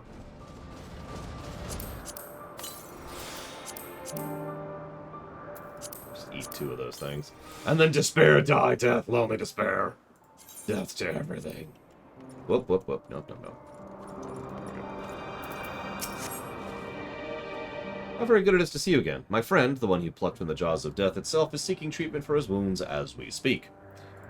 I heard the entire tale. A familiar rabbit, Mistress Vana, was said to be researching one such familiar. Oh, that's the story, anyway. Perhaps the one you came across is related to that business. Regardless of its origins, it sounded like a rather polite creature, as I was told it left behind a sort of gift. I shan't be outdone by a bunny, charming though it surely is. Here you are, a present. It's nothing special, but I hope it provides as scrumptious as the carrot our mysterious familiar bestowed upon you and my colleague. And it is noodles of Elpis, creamy, cheesy pasta topped off with decadent bird of Elpis egg.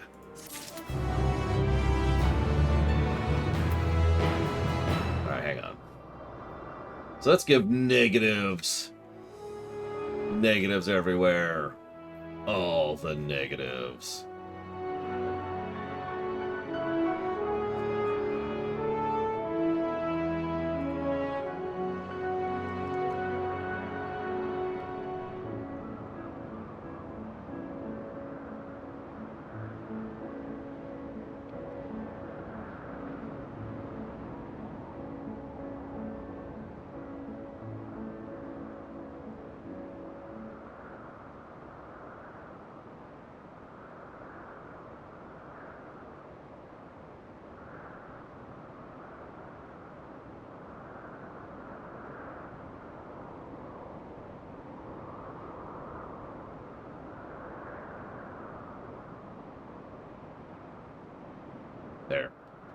Okay, I'm gonna go and chop off. I need to get something out of the oven after all. I'll be back in about an hour, and we will continue our side quest journey. Oh, that's where this is. I've been wondering where this is in the world map. It's on the first. It's on Norbrand. That makes perfect sense. And we all know what I'll be doing off camera. I'll be in hell.